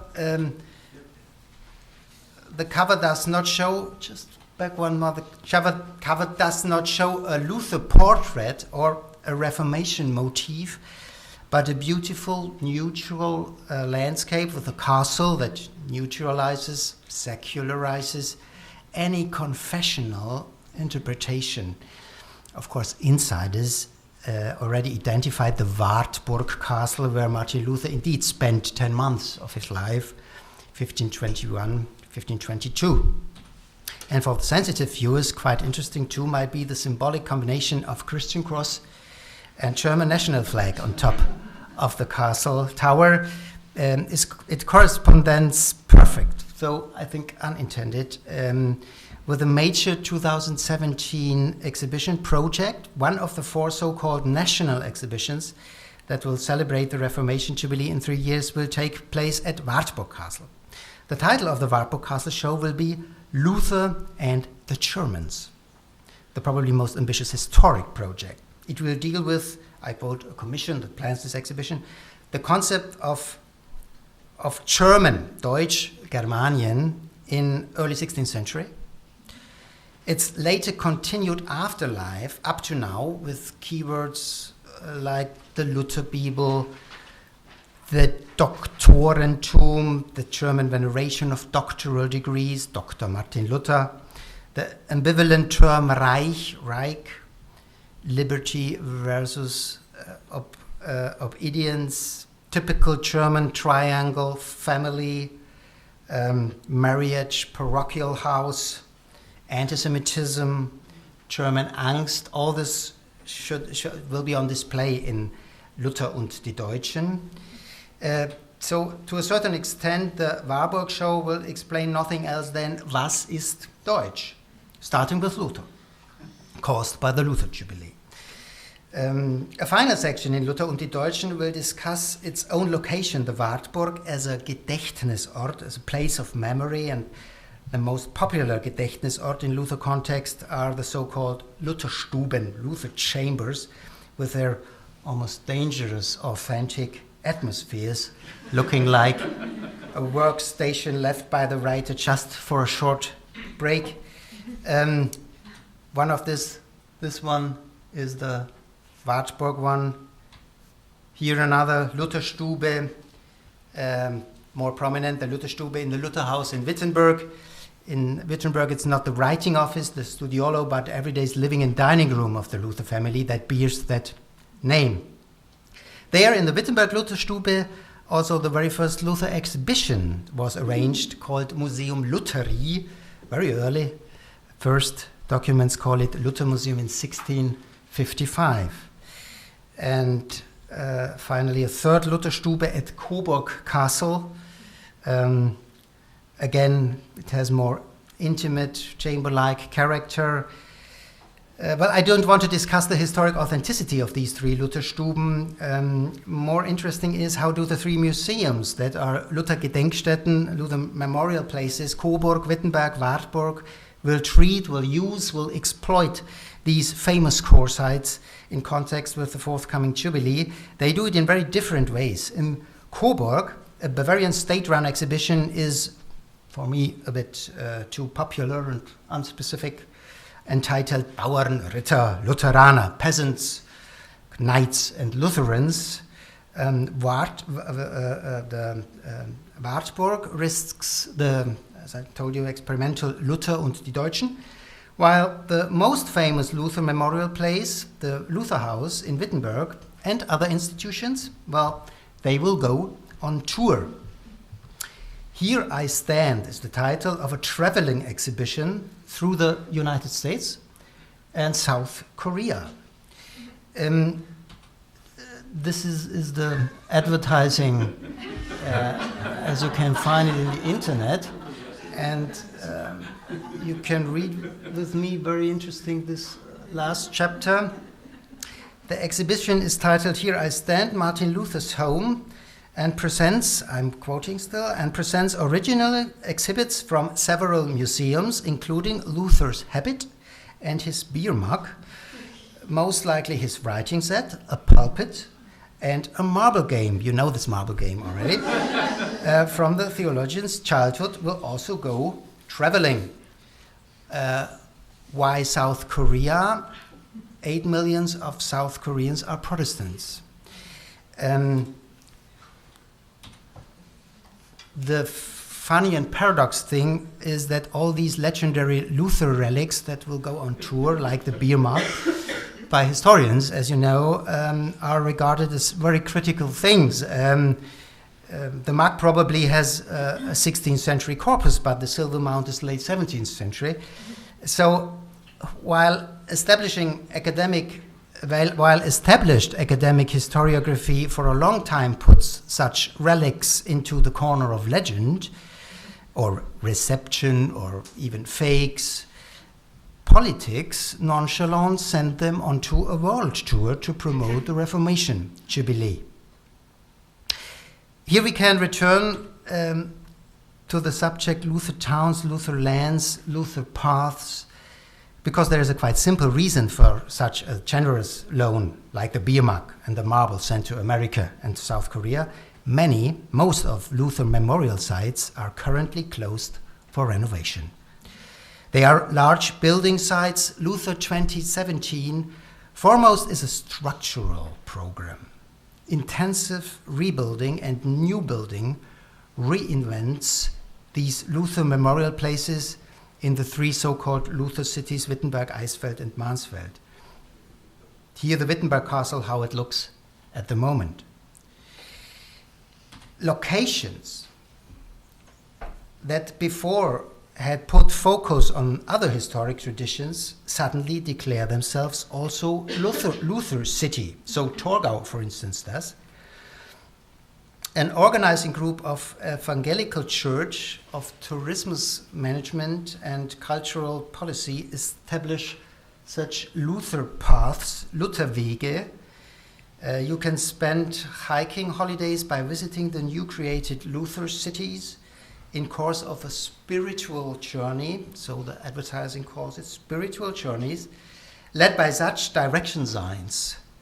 These are, I think, strange, highly topical materializations of 1517 in 2017, and one could even call it a special provincial turn happening both in how to remember Reformation, but also in how to capitalize it. For a short time, such a spatialization, eine Verräumlichung of Luther, is more and more present in everyday life of East German public space. Though less and less inhabitants of these new Lutherlands are members of the Evangelical Church. 80% of Wittenberg's population has no religious denomination. Compare that with Rome or with Jerusalem or with Mecca, other places, centers of believers. Last slide, 3 conclusions. First, public, large, and well-financed historic exhibitions, like the forthcoming ones on the Reformation anniversary, substitute the, outdated or not, celebration practice of erecting public sculptural monuments. Secondly, celebrating this historic jubilee and Luther's individual achievements in what modern form ever inevitably has to work with pre-Reformation Catholic forms of celebration, also in present times. Such are the innovation of travel, like Middle Age pilgrimage. You remember these signs, yeah. Second, its capitalization by restoration of historic sites, buildings. One could talk about New St. Peter's, for instance.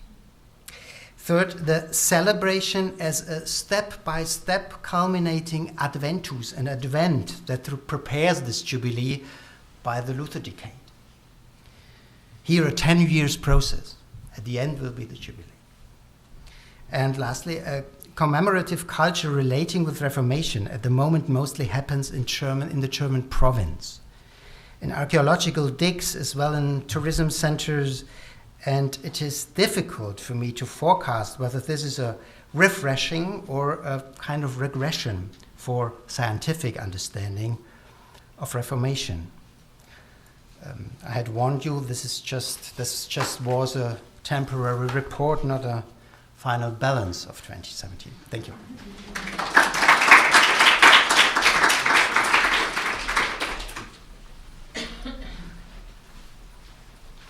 Oh goodness, with all those contingencies and pressures, we see the Reformation disappear in front of our eyes. But thank you so much. It raises such interesting questions about the place of material and how it affects our understanding of historical events, or can. Our next speaker is Professor Bridget Heel, who's senior lecturer at the University of St Andrews in the Modern History Department, where she is Director of Reformation Studies Institute and also coordinator of the Reformation Studies MLit there.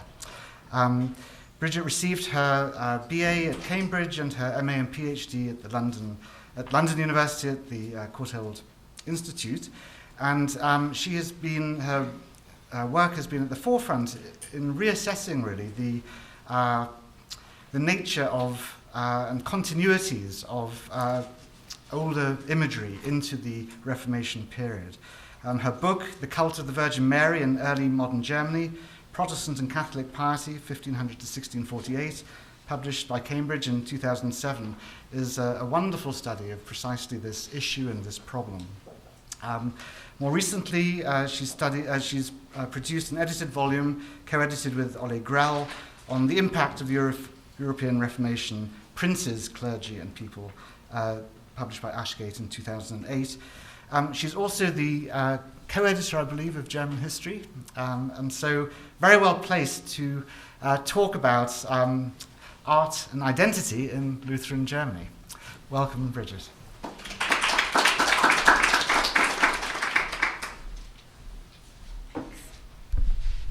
Thank you very much, Andrew, for that introduction. I'm going to be talking about Flachwehre. I'm sorry about that. It's Bibles. So, there we go. And I'm also going to start off with a story from Goethe's Italienische Reise, with apologies for stretching the chronology of the Reformation a bit far, but to show that it's definitely not all just about 1517. From March to May 1787, Goethe was travelling in Sicily. His return journey from Messina to Calabria was not a happy one. He was suffering from seasickness aboard an uncomfortable French ship that was, he believed, crewed by incompetence. The ship was blown off course and was eventually caught in the current surrounding Capri and drawn towards a sheer rock face. In heroic and surely ironic fashion, Goethe addressed his panicked fellow passengers, telling them as Catholics to pray to the Mother of God, for she alone can decide whether she will intercede with her Son, that he may do for you what he once did for his apostles on the storm-swept Sea of Tiberias. Of course, nothing happened, and the ship came so close to the rocks that the crew took up poles, ready to push it away if necessary. Then Goethe wrote, "My seasickness returned, and I had to retire to the cabin below. I lay down half-dazed, but with a certain feeling of contentment, due perhaps to the Sea of Tiberias, for in my mind's eye I saw clearly before me the etching from the Marian Bible. It gave me proof that all impressions of a sensory moral nature are strongest when a man is thrown completely on his own resources." There's a lot that one might say about this story. The shipwreck narrative was, of course, a common literary trope, starting with Homer's Odyssey and Goethe saw the whirlpool Charybdis in the Strait of Messina, and with the biblical account in Mark 4 to which he refers. But what interests me today is the vision that Goethe sees in his mind's eye, the etching from the Marian Bible. Goethe was by this time turning into a worshipper of art and nature alone, with a strong preference for Greek gods over the one Christian God. Yet he was comforted in extremis by an image from the illustrated Bible that he knew from his Lutheran childhood in Frankfurt.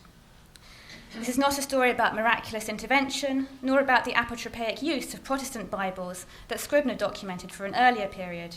Rather, it's a story about the psychological power of images and about their importance in early modern Lutheran culture. The Marian Bible, 2 pages from which you see here, to which Goethe refers, was produced in its first edition in Strasbourg in 1630. It's a magnificent work, as you can see, folio format with numerous high-quality engravings throughout.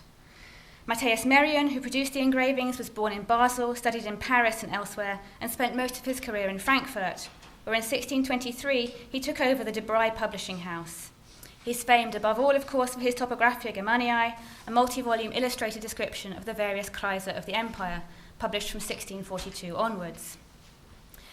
In 1625 to 27, he produced the engravings that came subsequently to adorn the Marian Bible.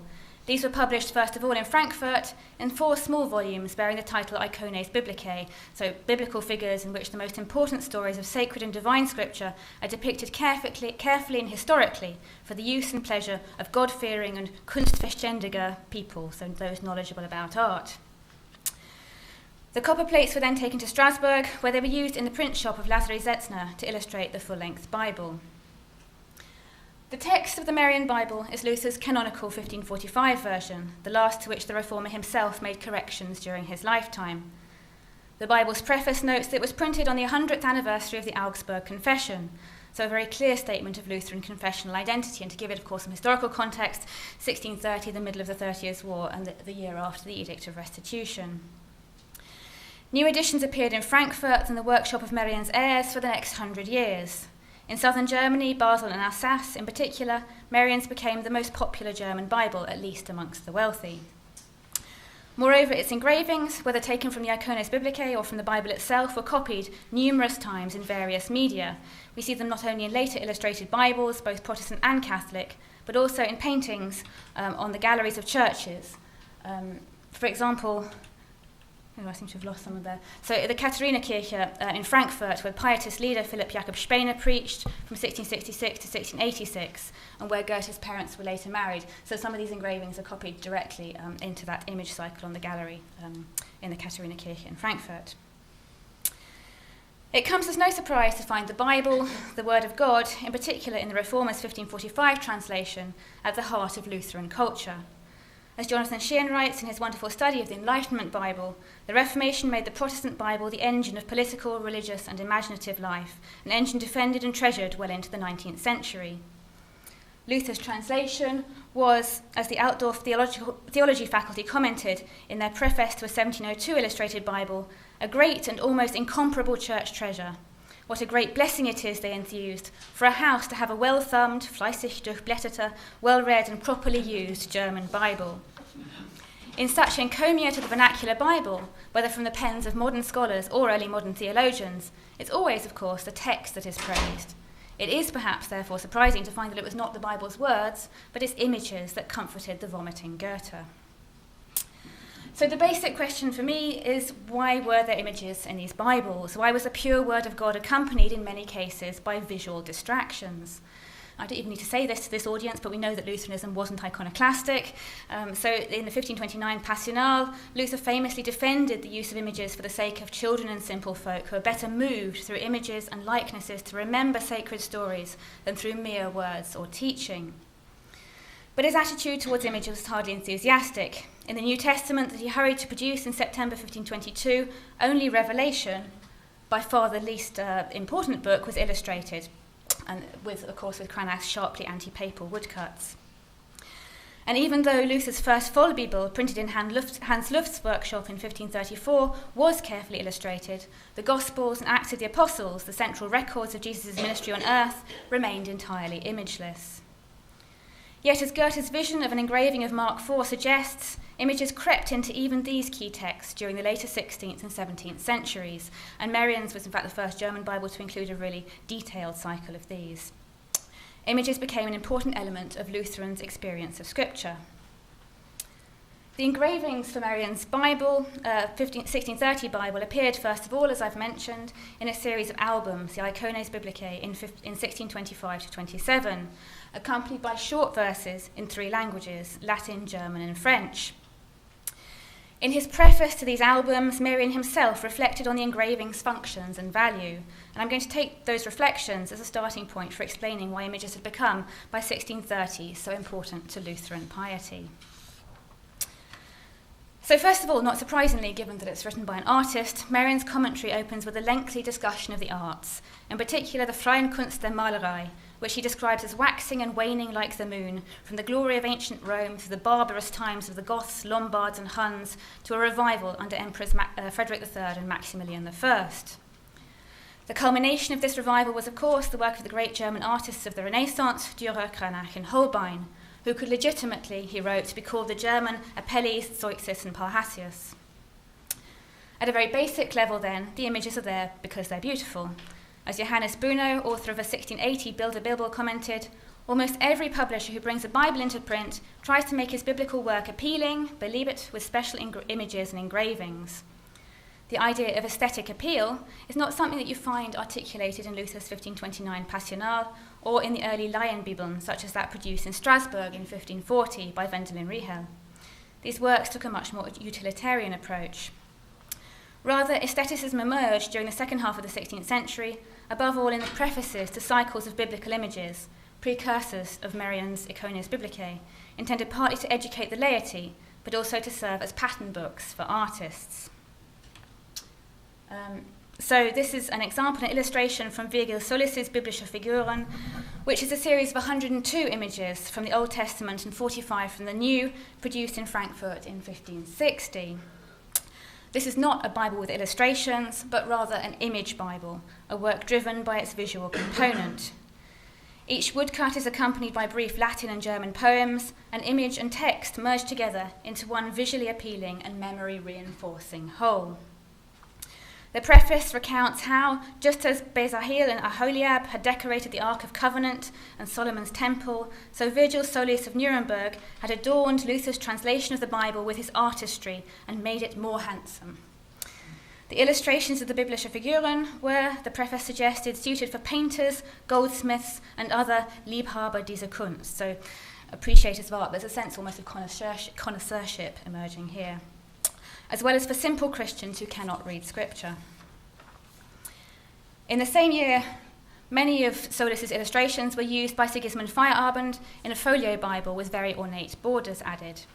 And for the next 50 years, they continued to be reproduced in Catholic as well as in Protestant Bibles. After the success of Solis's biblische Figuren, more Bilderbibeln followed during the 1560s and 1570s, and all of them invoked similar justifications for their focus on the visual. Art was a gift from God, valued not only by ancient heathens but also amongst the Israelites. It pleased the eyes and aided learning. Increasingly, in this age of princely and patrician collecting, aesthetic appreciation was also understood as a means of social distinction.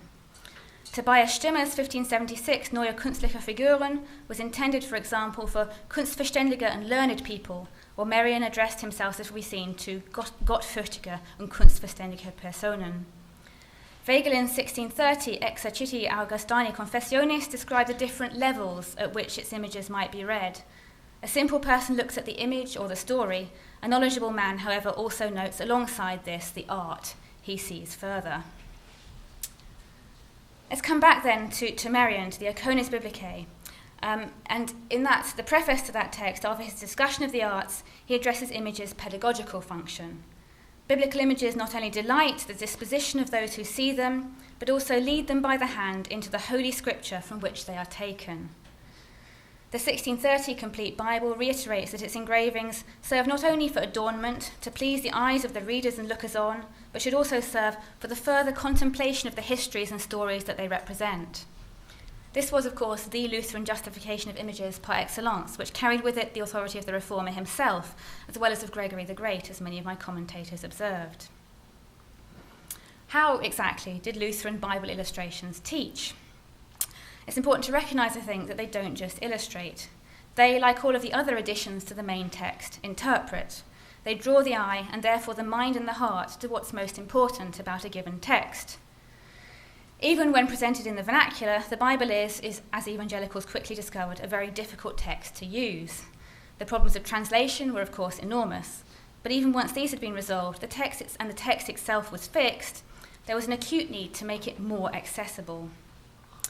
During and beyond Luther's lifetime, his Bible acquired increasingly elaborate paratextual material, cross-referencing, chapter summaries, glossaries, indices, intended to guide the reader's interpretation of Scripture. Images served the same purpose. So this is an illustration from Luther's 1534 Vollbibel, and this is from the start of the book of the prophet Hosea, one of the 12 minor prophets of the Old Testament, and they're minor because they're short, not because they're insignificant, the church historians would ask me to emphasise, I think. So here the crucifixion hits your eye straight away, telling you that this book of the Old Testament is about Christ, a reading that's confirmed by the marginalia. The cycle of Prophetenbilder from the 1534 Vollbibel, each one showing a preaching prophet and, where it can be visualised, the core of his prophecy in the background, is a wonderful example of visual exegesis. Here, much more immediately than in the paratext, we see the significance of the Old Testament for Luther, which derived always from its relationship to the New. The conviction that images were a powerful didactic tool led to the development of ingenious image-based works of biblical instruction, which responded to the pedagogical innovations of the 17th century. So this is the Christliche Gottselige Bilderschule of the theologian Sigismund Evenius, which was printed in Jena in 1636, and intended, according to its preface, for small children, aged 3, 4, and 5, children whose understanding was still very tender and weak.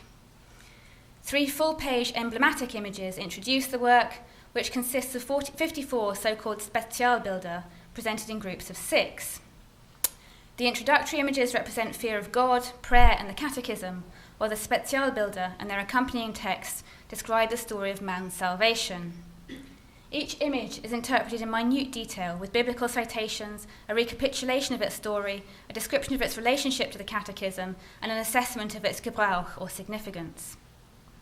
Evenius proposed that the work should be used in 5 successive courses, each of which should be repeated as often as necessary, moving from the images via the stories and biblical citations to the catechism and Gebrauch.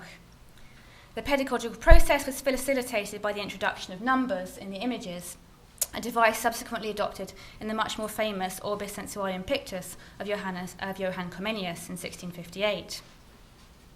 So if you think that's challenging for kids, then, sorry, these haven't worked out. You have to imagine that fitted together. This is two halves of the same image, and it hasn't worked out properly. This is a page, or the 2 pages, from Johannes Buno's 1680 Bilderbibel, which took the Lutheran art of visual mnemonics to a whole new level. And to master Buno's method, which was intended not just to teach the biblical stories themselves, but also, for example, how many chapters each book of the Bible had, the reader needed more than 1,000 sides of octavo text and 70 images. So this is Genesis, and this is a page from the first book of Kings. There were also Bibles that adopted a hieroglyphic principle, replacing individual words with images in order to reinforce their message. Melchior Matzberger's Geistliche Herzenseinbildungen, published in Augsburg in 1685, was the precursor to a whole genre of biblical Figurspruchbücher that remained popular in Europe and North America for more than 200 years. It worked according to its preface in the following way, and this is a slightly later example, but it worked according to its preface in the following way. When this or that word is expressed through a figure, it will lie and imprint itself even more within the heart. And this is an image from Heinrich von Wiering, 1687, Kuriose oder sogenannte kleine Bilderbibel, published in Hamburg, to give you an idea of the genre. The role of books such as these in domestic religious instruction is fascinating, I think. They're quite clearly intended much more for the home than for the school.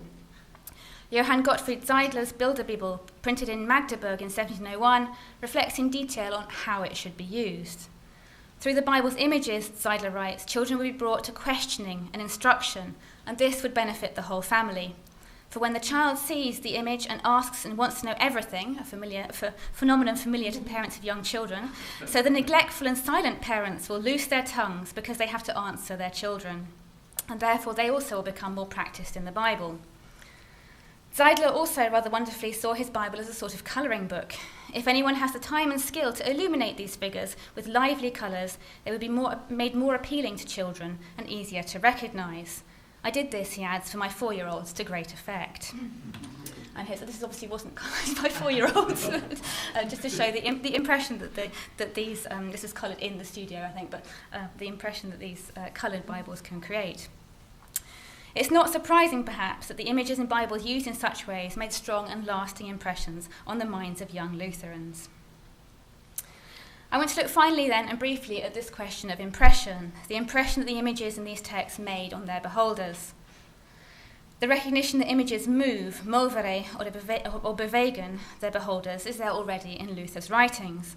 But for him, images should move not to an openly affective response, to tears, for example, as late medieval passion iconography had done, but to memory or recollection. I'm sort of writing about this stuff at the moment, I find it very hard to deal with because memory dwells, according to early modern understandings, in the heart, in the seat of love and faith. So we shouldn't overplay, I think, this opposition between memory and emotion, and we shouldn't think of early evangelical art as unemotional, but they're moving to commemoration and recollection for Luther. Marian's understanding was certainly rather different. Without a doubt, he wrote in the Iconas Biblicae, Objecta movent sensus, so objects move the senses. Through dispassionate, unpassionierte contemplation of these figures, the soul, and the term he uses is Gemüt, which again I'm having trouble with, but the part of the soul, as Comenius defines it at least, the part of the soul that's neither reason nor will, but that enables us to strive after the chosen good or flee the rejected evil. So they're working on a particular part of the soul. So the soul will be very differently affectionate than through consideration of frivolous paintings of Venus, shameful works by Pietro Aretino, or similar irksome inventions. Medieval commentaries had, of course, acknowledged image's role in stimulating and directing the senses and emotions. But for Luther and his fellow reformers, it was God's word that moved the heart. Luther famously described the ears alone as necessary to a Christian man. Faith, what he described as the lively and perfect trust in the heart towards Christ, was brought about purely through the apprehension of God's word.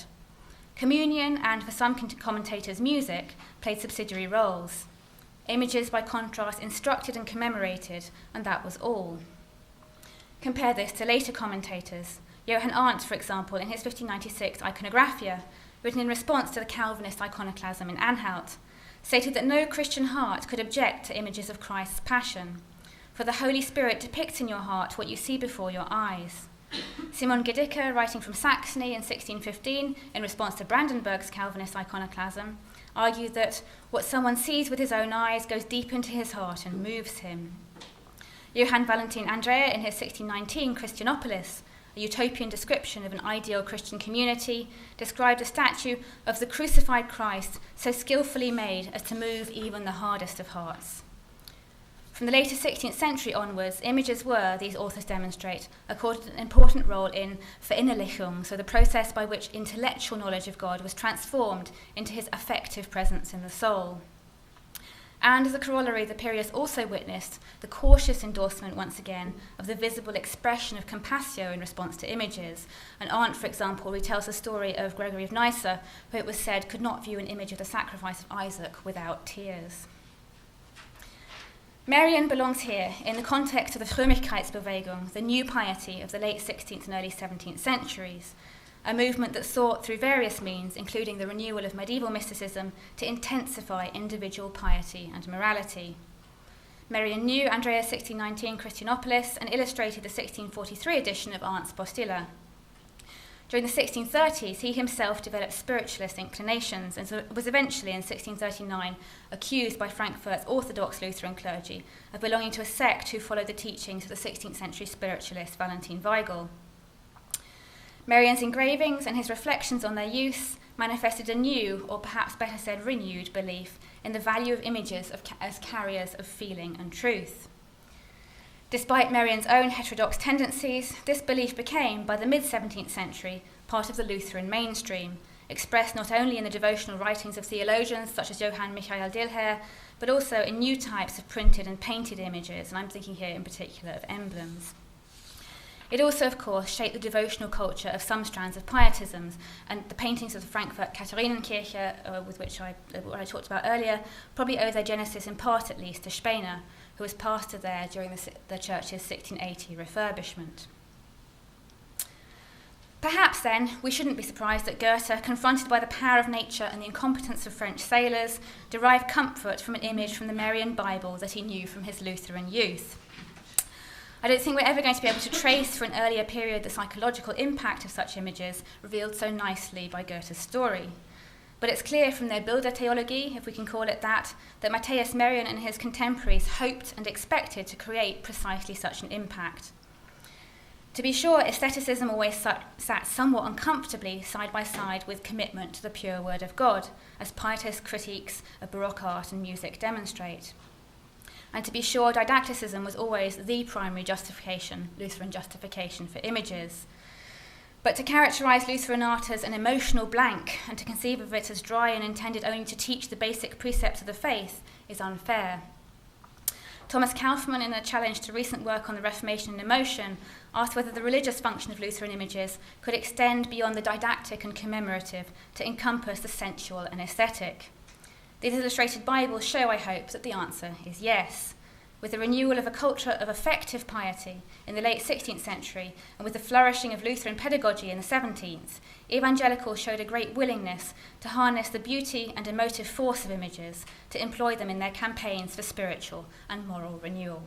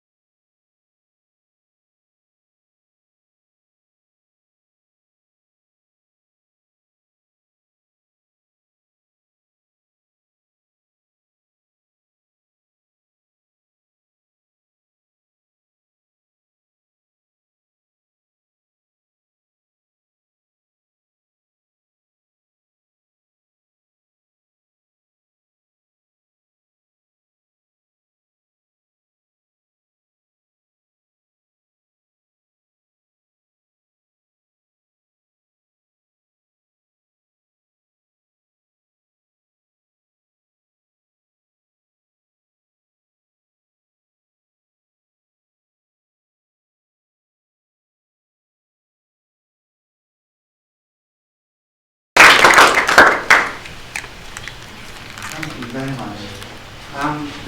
Again, could I ask the three speakers to come up to answer questions? Again, we're running a little late, but I think that's fine.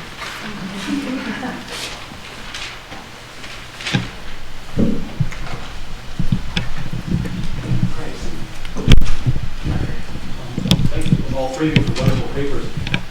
Thomas, you were telling us about what all these other institutions are doing, but you didn't say what the Community is doing. And also, I'm curious, is there any sort of exhibition that's being put on by the group stressing the Catholic response to all of this? So, okay, I tell you a secret. What are you? The Gemeinschaft Nationalism, of course, also was asked to contribute something to Jubilee, and we will try to widen the frame. Not only Luther and the Reformation are in the focus, but I think there are two main things that changed everyday's life in 16th century for an individual living in a German-speaking country. That's first, of course, the option after Luther's Reformation to get an old position towards the options Catholic, traditional, and new Reformation evangelical church. This is a spiritual question that causes changes in the individual's biography. And the second is the changing of the shape of the world. With 1492 and the ongoing discoveries, so-called discoveries, that changed the biblical world that seems to be so stable, yeah, so fixed. And that's something that causes also uncertainty in everyday's life. And we will try to bring these two main things together in an exhibition that asks how did the individuals react to it, and have these things something to do with each other, of course. With on the other side, very small phenomenon that could give a kind of lyrical aspect to that. Paradise starts to vanish from maps, from Mappe Mundi, from world maps around 1500. We have in the medieval Mappe Mundi these depictions, these locations of the terrestrial paradise somewhere in Asia, and it wanders, migrates more and more to the end of the Asian continent, and then it vanishes. Yeah, probably this cartographic approach is something you could also exhibit with beautiful objects. Flachbare, let's look how it looks. Yes, sure. This is less of a question for Bridget, but more of a musing, which is pertains to the last third of your talk, really. It made me wonder whether it would be possible to write a material history of the heart, the idea of the heart, during under the influence of Luther as a surface or a substance that is impressed upon or hardened or perceived to be somewhat malleable in its kind of, it seems to me it has these words that become, these verbs that become associated with it, which have a lot to do with a kind of materiality of thinking about the heart. And whether that is something that interests you or you think would be possible. I think it's a fascinating subject. I mean, certainly you can do it in terms of the kind of straight rhetoric and the discourse, I don't think the language. You can look at it also, I think, in terms of the visual stuff, certainly from the later 16th century onwards with the endpoints and so on in particular. And I mean, the use of the kind of sacred heart imagery within the Jesuit tradition, which comes over into various parts of the Lutheran tradition as well. So yeah, I think you can certainly do it, and you can do it both with visual and with the visual evidence. I mean, with the whole blooming interest in visual emotions, it's something that people have done from various approaches, but not that particular one. But this language of moving and of behaving. Actually, just to that point, there's the memoirs of a Congregationalist minister, John Ryland, in the 18th century, who could speak Hebrew at 5, and read the whole of Genesis in the original by the age of 8 or 9. It does say that my biblical education began with my mother by the hearthside, looking at the tiles of biblical subject matter, where the stories were learned and impressed upon my heart. It's the same language. And of course, actually there's an earlier John de Tourne in his book, the kind of biblical Figuren, literature Figuren, published in Lyon, French title, of course, I can't remember it. But he says too, if you don't have time to read the Bible, the Word, use these images, and they will, to impress the chamber, hang them in the chambers of your heart. So it's the same kind of, across the centuries, you have this notion of impression on the heart. And space, I mean, like and space. Well, it's the memory palace in a Yeah. sense, being exactly. Yeah. So also for Bridget, in a way we then have two historiographical arguments about the significance of the Reformation. One is that it's the death of art, because it's only didactic, but the other one, and I think it was Christopher Wood who actually made this argument a long time ago, is that in a way it's the birth of art proper, because art is connoisseurship, art is that it's removed from its cultic this comes back to what Jeffrey was saying in a sense about the yeah, so what was so interesting about your paper was that it explored that tension between rhetorical attempts to legitimize art worship simply in terms of connoisseurship, but then the resignification of looking at art in a cultic context, and for Lutherans and other Protestants. So what I'm interested in is whether you can tell more of that story of the connoisseurship tradition, and whether that kind of develops as a separate strand. I mean, you had the quotes of the people who kind of the resignification, but how do you see that moving on? Yes, I mean, I think one can, I'm not sure how well qualified I am to tell that story, but I mean, one of the things that I've been looking at in this project is, in a sense, the visual culture of the Dresden court, which has been looked at very much in terms of the kind of court festivities and kind of Nadia Kelly's work and so on. But the kind of religious aspect of that, how do you reconcile that, in a sense, with being the legal court, as I think the core and the kind of Protestant. But looking at the Schlosskapelle in particular, which doesn't survive, the material culture it doesn't survive, but there's this wonderful collection of inventories and court diaries that talk about how actually the vestments are used in particular, but all the liturgical vessels as well. And it's this wonderful sense of that kind of mixture of devotion and connoisseurship, because Johann Georg II in particular in the second half of the 17th century gives these things which must have ended up, I think, in the Wilderness Revolt, that they are solid gold covered with enamel and jewels and diamonds and all this kind of thing. So they're kept as a separate collection, except when they're used on high feast days in the chapel. So that's a sense of connoisseurship that you take the Medici prince who comes to visit to show them, and yet use them in a kind of spiritual context as well. So it's evolving alongside a kind of Baroque court, Kunstsammlung and cultural display in that way, I think. So it is a fascinating kind of power. And I don't think you can do the either or. I don't think you can say that the Reformation brings the beginnings of, I mean, connoisseurship's there in the very but it does coincide, but it coincides with, interesting to coincide with the Reformation. There's a kind of crucial turning point there, but it's how it evolves later on. I think in the context of the Baroque court,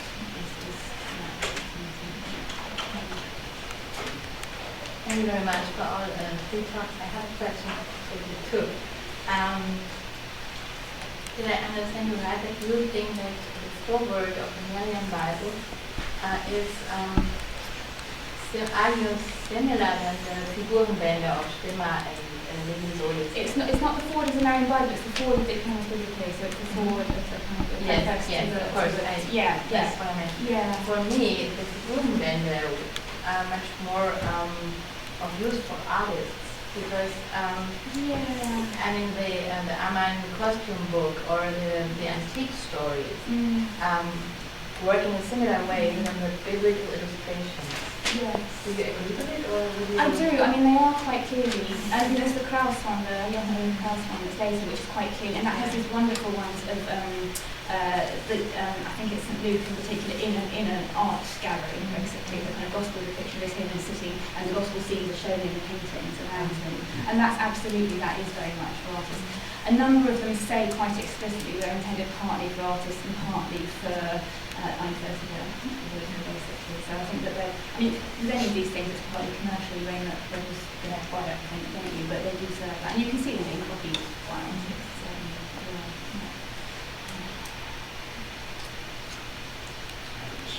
I was thinking about Evelyn's sort of the use and reuse of these objects, and was sort of back to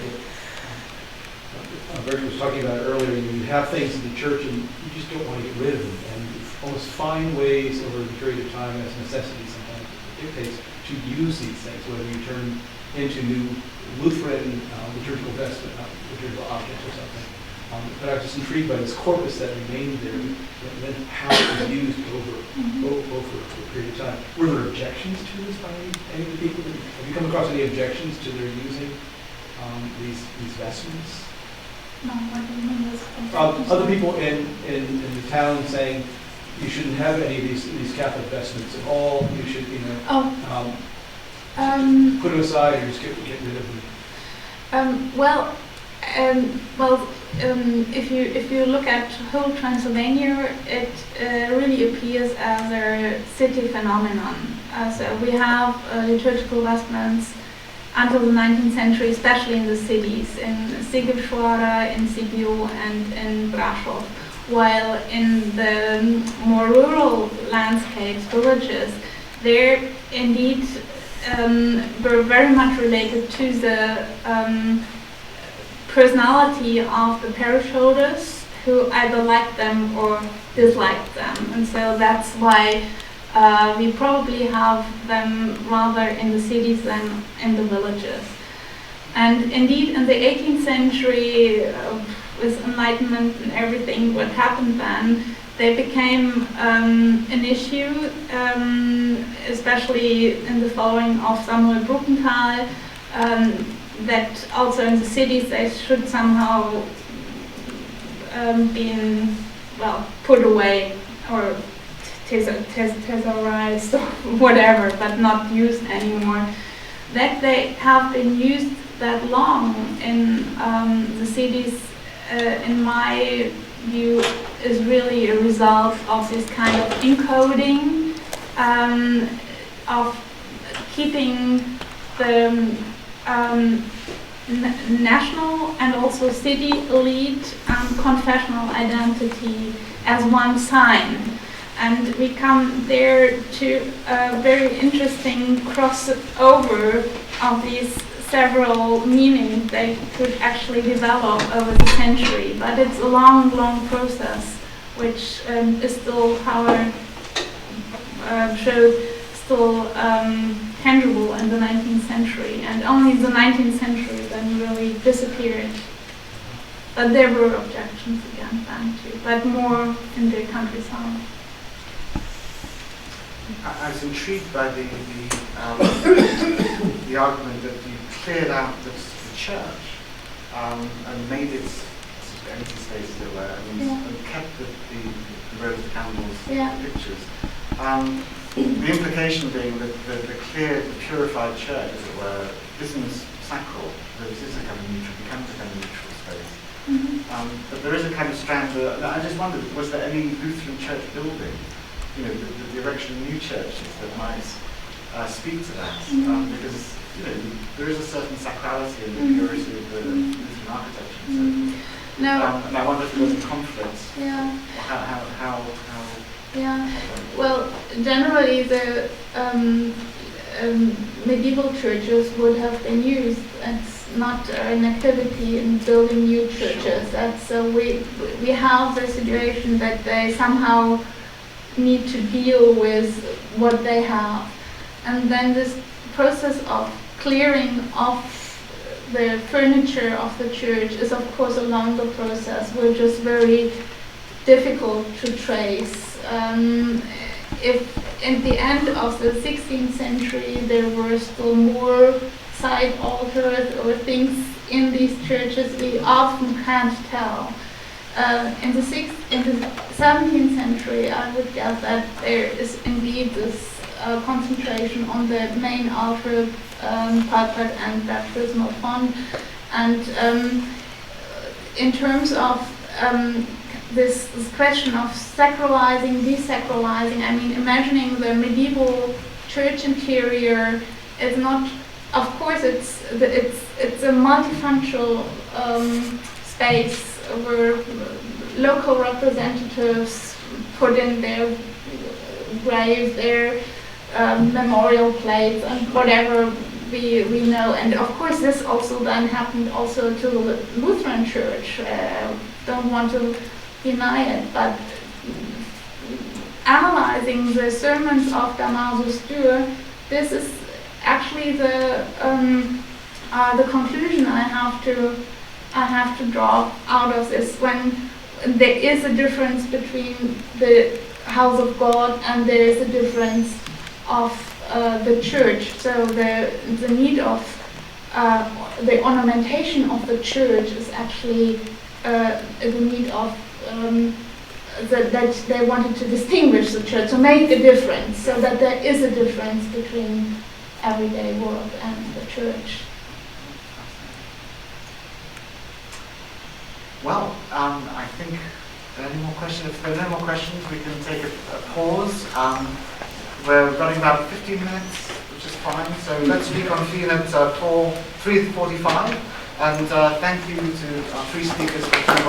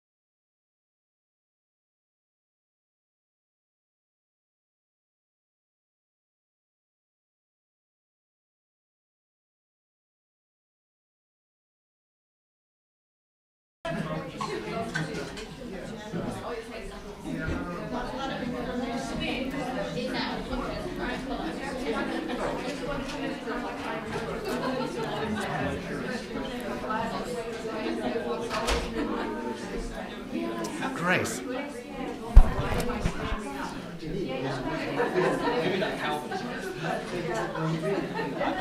Great. Well, now we'll move on to our final session of the day.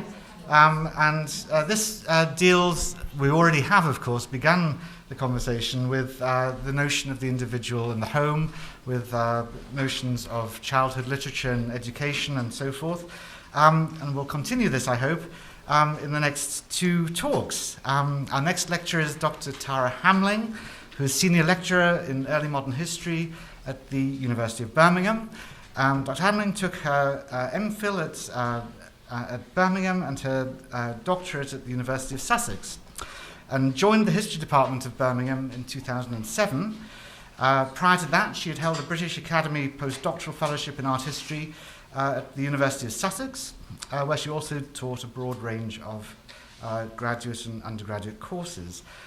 She became a fellow of the Higher Education Academy in 2006, and in 2010 she was awarded a Philip Leverhulme Prize for her research achievements in the field of art history. Tara has been absolutely central in bringing the material, if you like, into as an aspect of visual culture in English, or British, I should say, Reformation culture. And in a number of important publications, she has pushed, I would say, a material culture perspective onto the study of history, which I know she's doing through her teaching and directing of graduate students as well. Her books include the wonderful Decorating the Godly Household, Religious Art in Protestant Britain, 1560 to 1660, published by Yale in 2010. This was preceded in 2007 with a co-edited volume with Richard Williams, Art Reformed, Reassessing the Impact of the Reformation on the Visual Arts. And in 2010 also, she co-edited with Catherine Richardson a book, Everyday Objects, Medieval and Early Modern Material Culture and Its Meanings, which again looks very much more broadly at the whole range of material culture, and indeed the theme, I think, of archaeology, material archaeology, enters very much into that volume. She's currently involved in a research project which looks at a single day in the life of a household, which we're looking very much forward to. It's coming out 2016, wonderful. And so today she's talking polemically, I understand, in a talk entitled Beyond Iconophobia, Decorative Art and Protestant Visuality in Post-Reformation England. Please welcome Tara Hamling.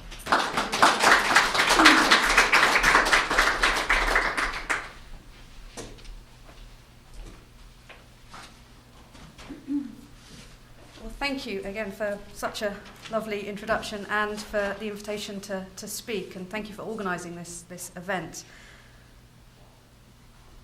Okay, so the process of my research into early modern domestic decoration in England often begins with a description, usually brief and brutal, in Nicholas Pevsner's series of volumes on the buildings of England. This usually provides a lead, which, when followed up, provides my core material evidence. And a quotation from Pevsner serves to introduce my paper today. It's from the volume on Somerset and the section on the village of Curry Mallet. He describes, in the church, here it is, under the tower arch, above the war memorial, is the top of a most workmanship is robust and illiterate. And I think he means robust not only in relation to the sturdiness of oak, which is obviously quite valid, but also in the pejorative sense of rough, crude, or boisterous. I get that a lot. It's always robust. He describes it as tripartite. The lower tier has the crucifixion and the nativity, flanking what he thinks is the mallet arms. 4 figures act as caryatids, carrying those flower baskets which were made popular by florists in Antwerp. But the caryatids are not just decorative maidens, but important persons who should not have been degraded to such a function. The caryatids represent St. Paul, the Magdalene, the Virgin, St. Peter. On the upper tier, Adam and Eve and the expulsion, and Moses supported by Aaron and Hur. Semicircular tops and ornaments in open work. But that's actually quite a long description for Pevsner. This is the work he's describing. I think it's an outstanding example of Protestant material culture, and it's the subject of my paper today.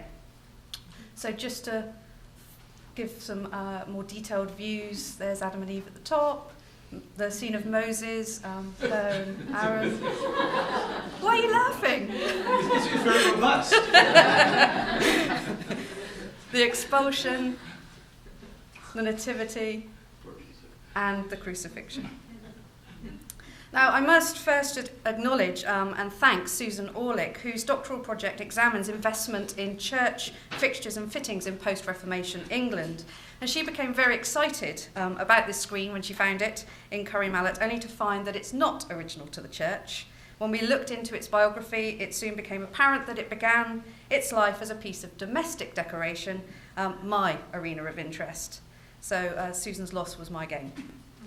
Church faculties confirm it was installed in the church in 1926 as a donation following the death of the last members of the Pine family, when it was described as, quote, from the dining hall of the Pine Manor House.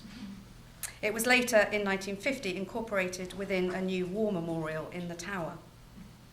Susan also drew my attention to Pevsner's less than enthusiastic description. For the past 15 years or so, I've been kind of mentally editing out such subjective, disparaging comments about the body of material I've been concerned with. And I think it's time to tackle the terms of this negative criticism head on. So what follows is an analysis of Protestant visuality based on focused study of this particular example of post-Reformation decorative art, with reference to other comparable examples. Putting emphasis on visuality, and by that I mean modes of viewing that are culturally determined and conditioned by social values, allows investigation of ways of seeing and thinking that have been obscured by the imposition of later aesthetic values and artificial hierarchies of high and low art. I think it's necessary to critique and move beyond traditional and still dominant assumptions about the status and quality of both decorative art and religious imagery in the aftermath of the Protestant religious settlement in England, to highlight and foreground neglected works of art, as well as to recover historically situated ways of seeing and understanding their character and content. The historiography has dismissed and denigrated such works as poor artistry, unworthy of serious attention, and or as mere decoration, meaning superficial or frivolous. The presence of religious iconography, meanwhile, is usually treated as a historical anomaly because of prevailing ideas about Protestantism as a religion of the word, and is generally explained away as having a didactic function. This paper, therefore, investigates why the carved screen at Curry Mallet looks the way it does in relation to contemporary fashions and Protestant image theory. It argues that, rather than undermining its significance as a work of art, its role as domestic decoration is central to its meaning and significance for early modern viewers. To understand this, we must approach and interpret such work on its own terms. So a general apathy, if not antipathy, towards the decorative arts of early modern England results from two overlapping narratives within art historical and historical scholarship, narratives of degeneration and eradication. These narratives are encapsulated in quotations from the very recent exhibition Art Under Attack at the Tate. The online text for Room 2 states, and this is a quote, I'm not sure if you can make it out, but it states, "The English Reformation was an ongoing and turbulent process of reform. The result was a comprehensive dismantling and eradication of centuries' worth of medieval art and religious and cultural tradition." Was it? Room 3, titled Religion, the Word, states correctly that, quote, "opinion was divided about the precise interpretation of the prohibition of graven images. The radical position understood the commandment as an unequivocal condemnation of all religious images in churches, requiring their total destruction." This seems fair enough in relation to churches, but then the text concludes, quote, "It was this iconoclastic interpretation that came to dominate Protestant thinking." Did it? So I think this standard narrative is the product of biases and omissions in the art historical canon. The publication accompanying another recent exhibition on the Southwest in the Tudor age, held at the Exeter Museum, the result of a 2-year funded project by the Paul Mellon Centre for Studies in British Art, treats the decorative arts in one chapter, with another titled Art in Britain Between 1530 and 1620. So that's an interesting separation, and I think this compartmentalised view of visual culture allows the latter chapter to assert, quote, the introduction of the Protestant Reformation to England in the 1530s, with its increasingly hardline response to the display of religious pictures or sculpture, meant that most of the English paintings that have survived from this period are portraits. It continues, almost no English religious paintings from this period are extant, most English religious visual material having been destroyed in the 16th or 17th centuries in a practice termed iconoclasm. Thus, the sculpture workshops that had previously carved religious figures, generally from alabaster, either ceased production or concentrated on making funeral monuments. The assumption that religious reform and the establishment of Protestantism resulted in a widespread rejection of visual art in favour of a Bible-centric culture dominated by oral and written forms of communication has also characterised historical scholarship. In a highly influential account of the cultural impact of the English Reformation, the religious historian Patrick Collinson described how the secondary thrust of Protestantism, quote, gathering momentum around 1580, came close to dispensing with images and the mimetic altogether.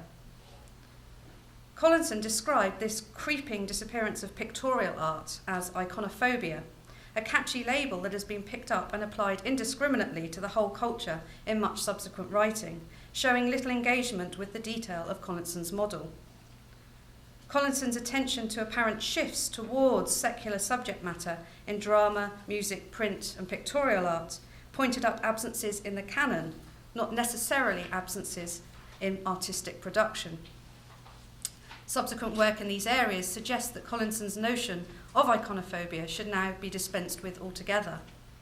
But his redefinition of mid-16th century iconoclasm as cultural production which, quote, had many points of contact and sympathy with inherited and traditional forms, end quote, which has attracted less attention, indeed I think his redefinition was lost on many readers, might usefully be extended to explain the cultural currents of the Second Reformation Collinson was concerned with, as well as the period beyond. It was this emphasis on appropriation and refashioning of existing visual and material forms that we advanced in the edited collection Art Reformed, reassessing the impact of the Reformation on the visual arts, which was published in 2007. Yet, as is clear from the exhibition texts described above, mainstream art historical work has been strangely resistant to revisionist scholarship and approaches, adamantly sticking with older narratives of destruction and the diversion of artistic efforts to secular ends. So, according to this approved multidisciplinary historiography, the Curry Mallet screen, the Curry Mallet woodwork, with its images of the Nativity, crucifixion, and depiction of saints, should not exist. Its existence is all the more surprising given the religious persuasion of the patron. The arms at the centre of the design are actually those of the Pine family, not the Mallet family as Pesner thought, who were resident at Curry Mallet Manor House, but with the addition of the Hannam arms in the bottom left of the shield. Another shield above these arms has the Pine arms quartered with Hannam, so this points to the John Pine who inherited Curry Mallet Manor from his grandfather as a miner in 1609. His mother was the daughter of Thomas Hannam, and in 1629 he married into the same family, a marriage that was not uncontroversial as he eloped with his cousin Eleanor Hannam. The date of the marriage, which is celebrated in the design, corresponds with the style of the carving, putting its date of production around 1630, I think. Now, John Pine trained as a lawyer and served as a politician. Presbyterian in religion, in the 1630s, he was regarded as one of the rigid party against the king. He obstructed collection of ship money and was named one of Parliament's deputy lieutenants in March 1642. By 1645, he had an extreme parliamentarian faction in Somerset, which in the recruiter elections assisted radical candidates. He avoided involvement in the execution of the king and refused any office under Cromwell. At the Restoration, he took the oath of allegiance but was debarred from holding public office, and he was several times imprisoned on suspicion of plotting, but he did live out his life at Curry Mallet. He lived a good long life. He died in 1678, having asked to be buried silently at night without any outward pomp or usual ceremony. Interestingly, his will also leaves a bequest of 40 shillings to one John Crocker My Carpenter. The stipulation for a quiet and unceremonious burial, rejecting outward pomp, underlines John Pine's Puritan beliefs. So how can we explain his choice of a piece of artwork with religious scenes to decorate his house at Curry Mallet? So in the rest of the paper, I want to pay close attention to the various elements of this work in relation to Protestant image theory. This undermines Collinson's assertion that the second wave of Protestantism adopted a hard line on traditional cultural forms in response to a drastic polarization of attitudes. He suggested that the fear that any trace of theological weakness or deviance might smack of popery made, quote, it hard to distinguish between acceptable and unacceptable images. On the contrary, I suggest that the need to differentiate English Calvinist from Catholic culture from the 1580s onwards led to the issuing of specific guidance on the difference between prohibited and lawful imagery, and there is plenty of extant material evidence that this advice was absorbed and put into practice. We might, therefore, imagine the sort of checklist that a careful Protestant patron might draw up based on various guidance before commissioning such artwork. Firstly, and most importantly, is the matter of context. What was unacceptable in places of worship was acknowledged to be permissible in private or civil settings. Placing images in a domestic context, usually outside the prescriptions of the Second Commandment. William Perkins, the Elizabethan Calvinist, for example, explained that images are lawful when they are, quote, made for the beautifying of houses, either public or private, that serve only for civil meetings, end quote. And where this allowance in contemporary commentary has been noted, it has been assumed to point towards the lesser status of art in a domestic context. As we've noted, the Curry Mallet woodwork is said to have come from the dining room of the manor house, so a hall, parlour or great chamber, the grand reception rooms of the 17th century country house. The form of the work suggests it was a fireplace over mantel, as the reverse is entirely plain and uncrafted, indicating it was affixed to a wall. I began by thinking it was probably a hall screen, but there's no indication it's supposed to be seen through the work. Its large size, it's 9 foot 6 inches wide by 6 foot in height, suggests the Great Hall as the most likely setting for the overmantel. Recognising the acceptability of this work in a domestic context doesn't explain why it was desirable, however.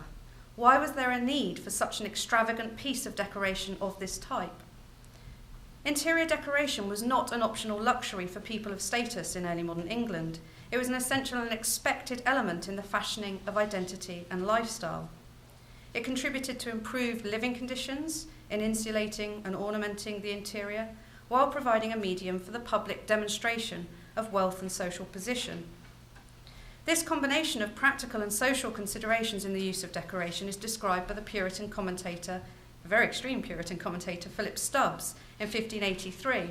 He says, "For as cloth of gold, arras, tapestry, and other rich ornaments, pendices, and hangings in a house of estate serve not only to manual uses and servile occupations, but also to decorate, to beautify and become the house, and to show the rich estate and glory of the owner." In 1635, Simon Birkbeck's defence of the English Church also emphasised the acceptable role of images as ornament.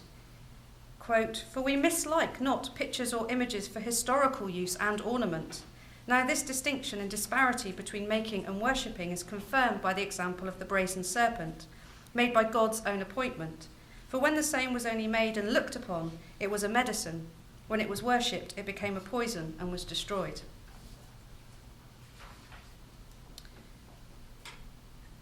Meanwhile, large-scale fixtures and furnishings, especially wooden items of furniture such as hall tables, forms, cupboards and bedsteads, were understood and described in wills of the period as standards, indissolubly linked to the built fabric of the household and part of its material inheritance to pass to future generations forever.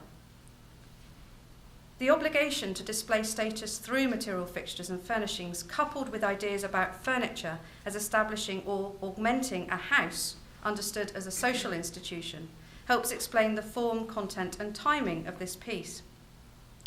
The acquisition of core items of furniture usually occurred only in relation to extraordinary events, such as marriage or through inheritance. This earlier mid-16th century example of a large carved cupboard front from Cotehill House in Cornwall illustrates how such items could be used to exhibit both social status and piety prior to the Reformation, prior to the establishment of the Protestant religion. It probably dates from the reign of Mary. It incorporates an elaborate scheme of heraldic and religious imagery. The symbolic connection between standards and rites of passage in the life cycle was therefore made explicit in the design and decoration of individual items. Missing a slide. The prominent display of the pine Hannam arms in the Curry Mallet piece suggests that Pine's marriage in 1629 prompted this work. William Gouge, in his Of Domestical Duties, published in 1622, identified the establishment of a household as at the point of marriage. While Pine inherited the manor in 1609 as a minor, it would have been at the point of his marriage and his elevation to head of household, or paterfamilias, that the manor became appropriate as a site of display. The combination of heraldry and religious imagery communicates Pine's identity as a pious gentleman householder, a status achieved through his marriage. So part of the appeal of this work, I think, rests with its function in expressing social status. Even in a church setting, gentry status and identity could qualify depiction of biblical imagery. And I'm afraid I don't have a slide of this. I think some of my slides got lost somewhere between the UK and the US, along with part of my brain. My example is the Blewett family pew of 1614, which is in the church at Holcombe Rogus in Devon. It's an elaborate structure designed to provide an enclosed seating area for the Blewett family, the local landed family. And it's adorned with a series of scenes from the Bible around the upper register. And the scenes are seen by the congregation, not by members of the family. And I think that the style of that work is not dissimilar in style to the work at Curry Mallet, possibly even by the same workshop, but several years on.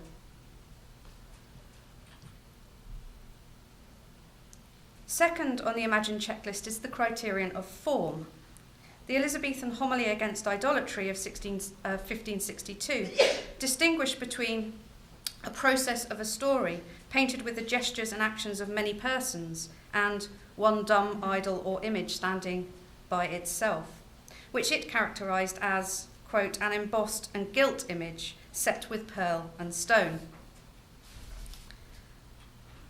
The woodwork in the Curry Mallet screen is not graven if defined as cast and gilded, and it's not fully rounded sculpture, although it is in very deep relief. The religious scenes and figures adorn, therefore, a functional item of household furniture and are absorbed within a wider programme of imagery, forming part of the process of a story that is ostensibly narrative in nature, although this narrative quality is not straightforward and is a point to which I'll return. First, though, I want to focus on the design of the whole scheme. As Pevsner identified, the design is tripartite. This is extremely common and was evidently appreciated. Here are a couple of other examples.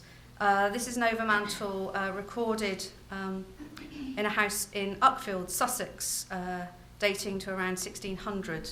And I thought that the panels themselves were lost, as I stated in the introduction to my book, only to find out that they actually still survive. And to my embarrassment, they survive in the Victoria and Albert Museum in London. But my excuse is that they were in store and they hadn't actually updated their catalogue, so that's how I missed it. But anyway, it's wonderful to see them, and also to see that the original drawing of the panels in situ match very well with the panels. Also, again, one of my missing slides is the carved overmantel of 1630 to 40 in Bradnich Manor in Devon, which again has 3 religious scenes arranged within an overmantel with that tripartite form. And this one is an overmantel in plasterwork from a house in the High Street of Exeter with the arms of Elizabeth I in the centre. Now, obviously, a tripartite design is traditionally associated with the devotional triptych invoking the sacred symbolism of the number 3. Parish chests were conventionally fitted with 3 locks, with a key kept by the bishop, the priest, and a religious layman. So while a tripartite design offers balance and symmetry, these devotional and ecclesiastical conventions help explain the role of traditional inherited forms for the symbolism of piety, authority, and governance. Turning now to the arrangement of the imagery and thinking about physical dynamics of viewing. And it would be viewing at some distance, because obviously it's very high up and large scale.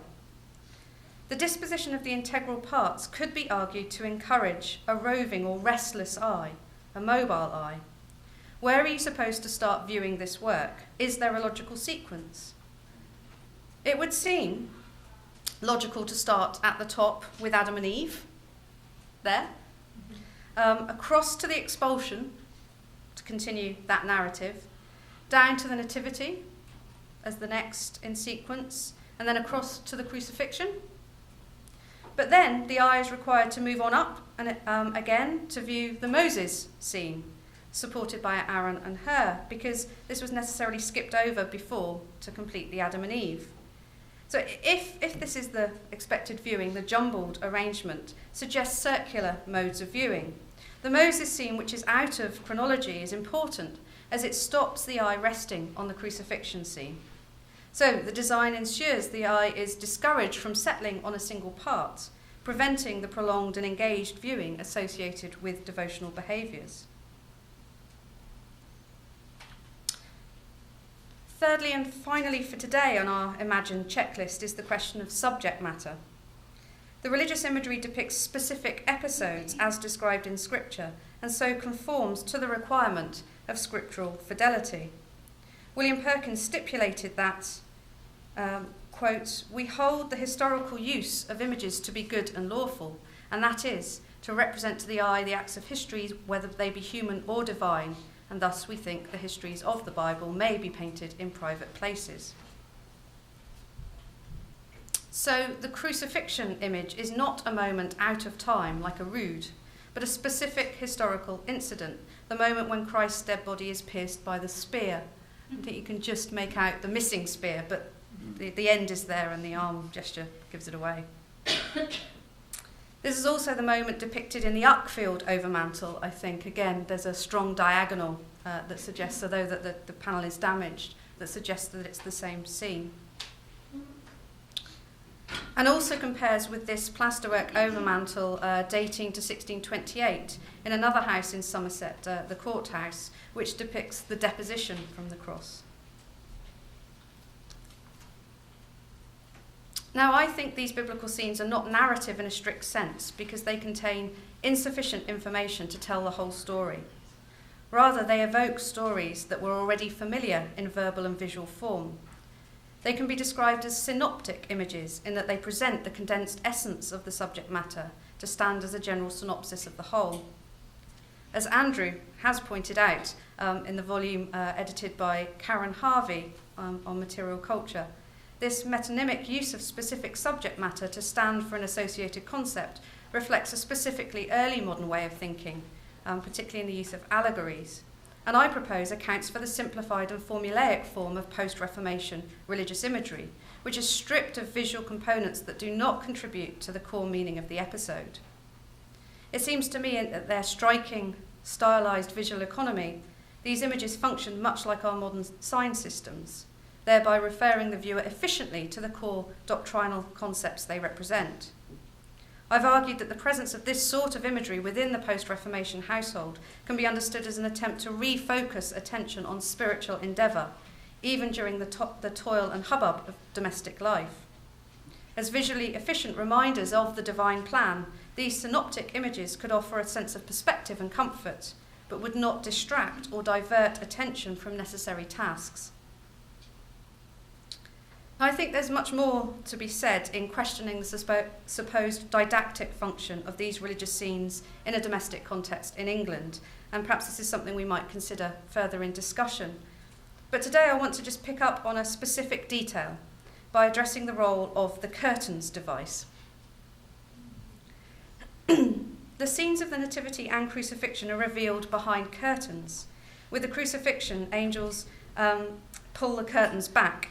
And there's a lovely detail in the Nativity scene on the far side there, where the angels hold their fingers to their mouths to say, shh.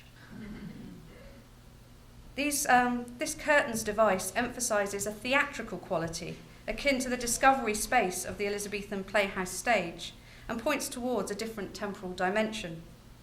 Similar use of curtains can be seen in other artworks of this period. Evidently, curtains were in vogue in the 1620s and 1630s. So this is the overmantel at Apthorpe Hall in Northamptonshire, which dates from the early 1620s, with two virtues being revealed behind curtains. The quite well-known Saltonstall family memorial portrait, again in the Tate. It's huge, dating from 1636. And this is the Thelwell monument in Oxford, dating from 1630, where pulling back the curtains reveals the effigy of the deceased in eternal prayer. These latter two images point towards the memorializing function of the imagery. Indeed, some Protestant commentators justified the use of religious images not as teachers. In fact, they really didn't like the idea that these religious images could teach because they're a teacher of lies, but as aids to memory. John Donne acknowledged that where there is a frequent preaching, there is no necessity of pictures, but argued that, quote, if the true use of pictures be preached unto them, meaning the people, there is no danger of an abuse, and so as remembrances of that which have been taught in the pulpit, they may be retained. So that's an argument for retaining images even in a church context. The curtains make it clear that these are viewpoints onto something out of and beyond this present time. This ensures there is no chance of suspension of disbelief, of mistaking the images for something immediate and real, and therefore being moved to idolatry. And I think this rejection of naturalism might also help explain the saints as caryatids that Pevsner objected to. Their role as caryatids makes it clear they are not realistic depictions of holy figures. In this context, there is little danger that they might encourage devotional gestures of worship, but they are not, as Pevsner suggested, degraded by this treatment. John Shute, in his First and Chief Grounds of Architecture of the 1560s, uses similarly dignified characters, Roman gods, as columns. Perhaps the use of saints as caryatids should be understood in relation to other fashions and choices available to householders. In other examples of fireplace overmantels from the period, there is a similar balance of male and female gendered caryatids, as here in this overmantel from Exeter, but these are often highly sexualized and phallic, reflecting traditional associations with fertility appropriate for their role as household objects, connected with rites of passage, marriage and establishing a house, procreation, lineage. Here the depiction of such semi-clad talismanic figures is rejected in favour of holy personages. But the arrangement retains the association with gender balance, boy-girl, girl-boy. This natural balance is enhanced by the number symbolisms of 4s and 3s. Again, there's a sort of talismanic quality to that. Such visual and symbolic symmetry was evidently appreciated. Finally, these saintly caryatids undermines the secularization thesis, advanced in Collinson's work and elsewhere, whereby it's been assumed that the process of the Reformation encouraged a replacement of objectionable subjects, such as saints, with acceptable alternatives, such as Old Testament figures or virtues. This ladder of sanctity theory, accepted even by Tessa Watt in her groundbreaking study of cheap print, clearly cannot hold true. Here the saints are still represented, but are reformed as supporting structures rather than as central icons. So this brings us, last of all, to the Moses, Aaron and Hur scene, where Moses held up his hands and needed to keep his hands held up in order to continue a victory in battle over the Amalekites, which is a reference to Exodus 17:12. Now this does seem odd and unconnected with the rest of the scheme, and yet it's central at the top. It takes the central place at the top of the composition. And an unusual detail either side is the two orbs with crosses, a symbol associated with the Salvator Mundi, an image of Christ as Saviour of the world. In fact, we saw it earlier with his hand raised in blessing. Moses' gesture was similarly understood as a saving gesture, prompting the use of this Old Testament scene as a type of the crucifixion. And I propose that these associations with traditional iconographies endured to inform processes of viewing and understanding. Thus, the post-Reformation process of so-called replacement might be much more subtle and sophisticated than is often implied. So, in conclusion, close attention to this work, viewed in the context of Protestant visuality, underlines that in the period of supposed iconophobia, religious art continued to be made and was appreciated, even by those with strict Protestant values. Part of the appeal of such work was its function in furnishing the domestic household, which, far from making the work illiterate in the language of art appreciation or redundant in terms of official religious history, helps to explain its form and visual character and establishes the central significance of this sort of decorative art in the consolidation and communication of social and religious identity in post-Reformation England. But as a final point, I want to just use this point to illustrate what is at stake in allowing these value-laden judgments about the style and quality of workmanship, or the iteration of the mistaken notion of iconophobia to go unchallenged. Not only are such narratives misguided, but the attitudes they endorse and encourage can have devastating consequences for our material heritage. When I inspected the Curry Mallet screen close up, I spotted a few fresh holes caused by woodworm. If I'd not taken an interest in this work at this time, this infestation would probably have gone unnoticed until it caused considerable and irreparable damage to this, what I think is an exceptional work of Jacobean artistry. It seems that in its determined preoccupation and repetition of the stereotype, telling the story of the iconoclastic impulses and sensitivities of Reformed ideology, and in its pejorative language of art criticism, which disparages non-canonical forms, modern scholarship might have created its own legacy of damage and destruction. Thank you.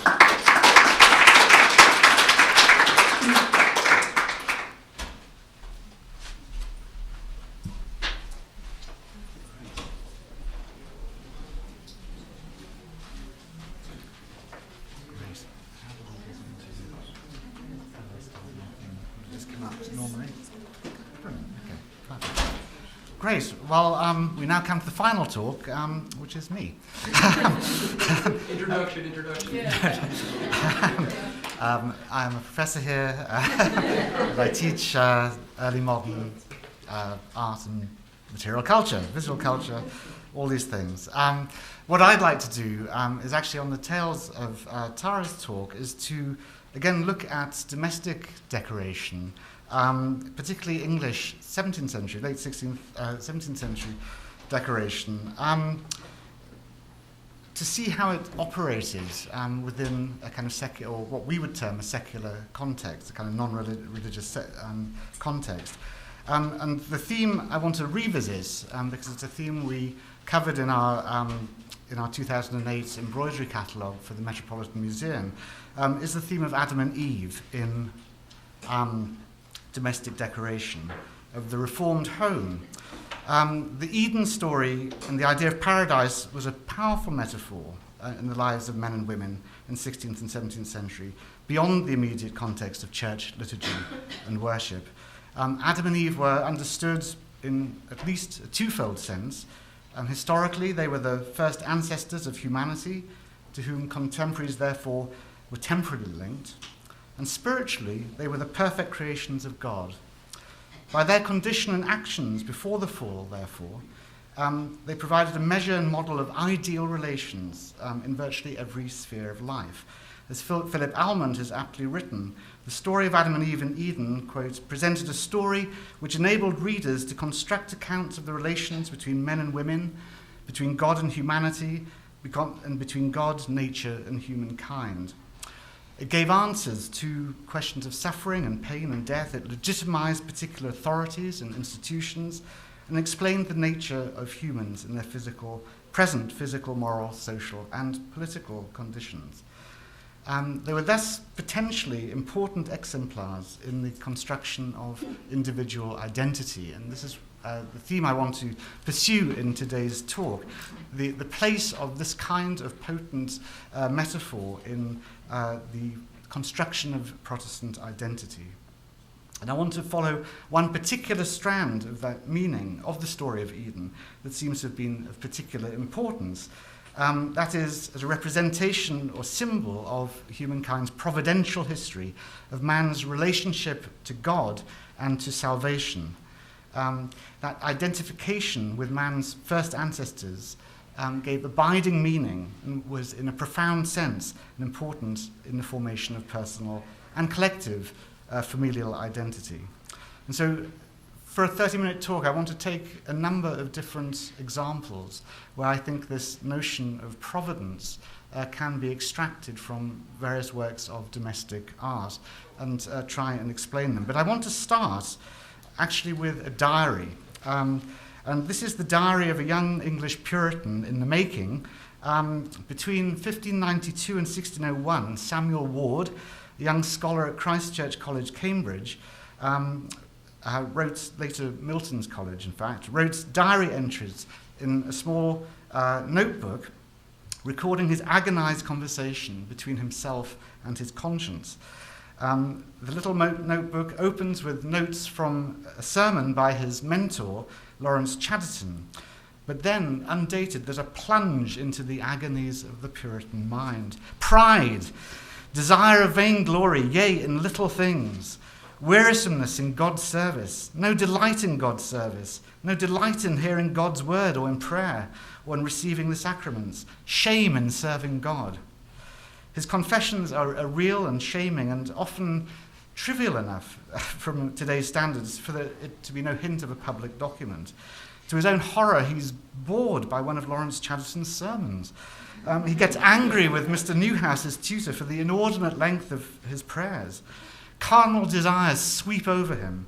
The adulterous thoughts, he notes in an entry of May the 11th. And a week later, thy wandering mind on herbals at prayer time.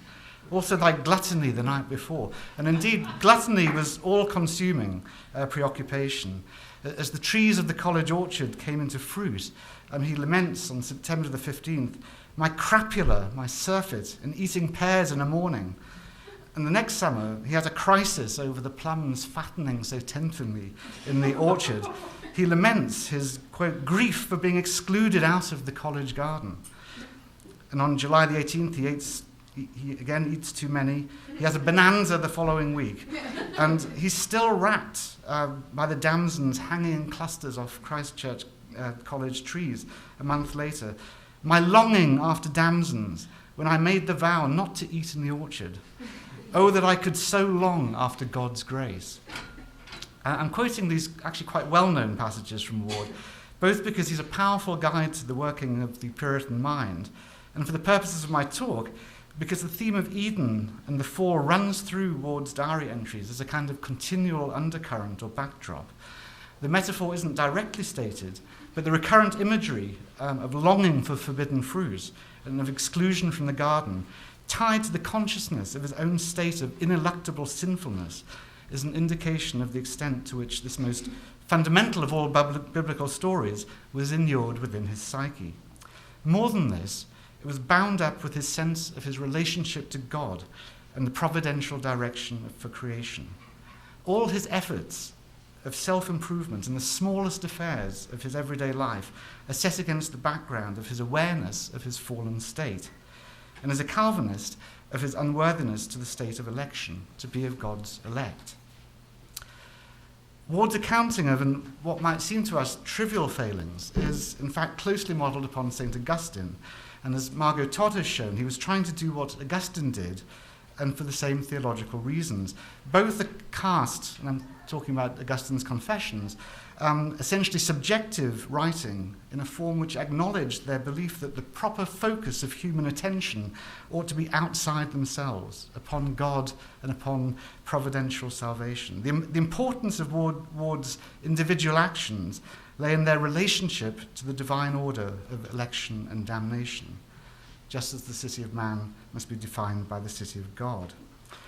As he notes in the same volume later on, the kingdom of God will ultimately triumph. But in regard this is Ward, but in regard to the coming of it into men's hearts, it is wonderfully stopped by the devil and our corruption. It's important too, or of interest too, that his preoccupation with overindulgence with fruit is reminiscent of Augustine's image of the orchard as a place of temptation. He recounts, Augustine, in Book 2 of the Confessions, that as a 16-year-old he stole pears from a neighbouring orchard. And Augustine uses this as an illustration of the pervasiveness and power of original sin, even in the young, and as a statement of the significance of every human action, however trivial, in the larger scheme of things. And this is precisely what Ward's confession of overeating and drowsiness in sermons is doing. He recognized with Augustine the larger significance of every sin. It also recognizes how the material world and spiritual forces were intertwined. I could not find such a thirst after Christ as after temporal food. My mind, he says elsewhere, was of my body, altogether of my body. And in a commentary that he writes on Genesis, he says that seeing God took such care of our creation to destroy our bodies and souls, practicing iniquity daily, is doubly offensive to the Creator. So Ward's diary gives us a picture of a psychological orientation of the self outward towards fulfilling God's plan, as it were, of living up to God's providential promise. And we can see how its orders modulates his behavior towards the world and towards others. So I use this not because I can connect these confessions of a scholar who will later become a bachelor in divinity and so forth, with any particular pieces of household decoration, but just as a kind of broad example of a Calvinist attitude of the self that places itself within this larger order of providence and salvation. And I want to look now at a few pieces of decoration that I think have this sense of being of the individual in within that larger arc, as it were. I want to investigate the degree to which such decoration, household decoration, often made within the home, had purpose and abiding meaning for those whose homes it adorned. Perhaps it'll complicate Tara's thesis a little bit, that these things had real affective meaning for their makers and for their beholders. The ubiquity, the centrality of the story of Eden can be measured in the frequency with which it appears in the decoration that formed the backdrop to contemporary domestic life, occurring in many domestic contexts, carved into plaster and wood, as we've seen, decorating ceramics, embroidered into bed valances, books, covers of family Bibles, cushion covers, embroidered pictures, and so forth. In surrounding themselves with such images, contemporary householders were conforming, I think, to a pattern of domestic decoration advocated for over a century by reforming churchmen and educators, in a tradition that goes back to Erasmus, who urged his fellow men to decorate walls, doors, galleries, flower beds, and wine cups, even, with improving images and sentences, to create an environment in which, as he said, there is nothing inactive, nothing that is not saying or doing something, but that everything should impress upon the family member the lessons of piety and good morals. So the idea of impression and of remembrance, I think, is there right from the beginning of the 16th century. Images of the creation, the temptation, and the fall surrounded the well-to-do householder with a familiarity, I think, of which Erasmus would have approved, and which surely bordered a point of conscious invisibility almost, so familiar was it, and yet which remained insistently omnipresent, as in Ward's metaphors, as a potent undertow to everyday thought and experience.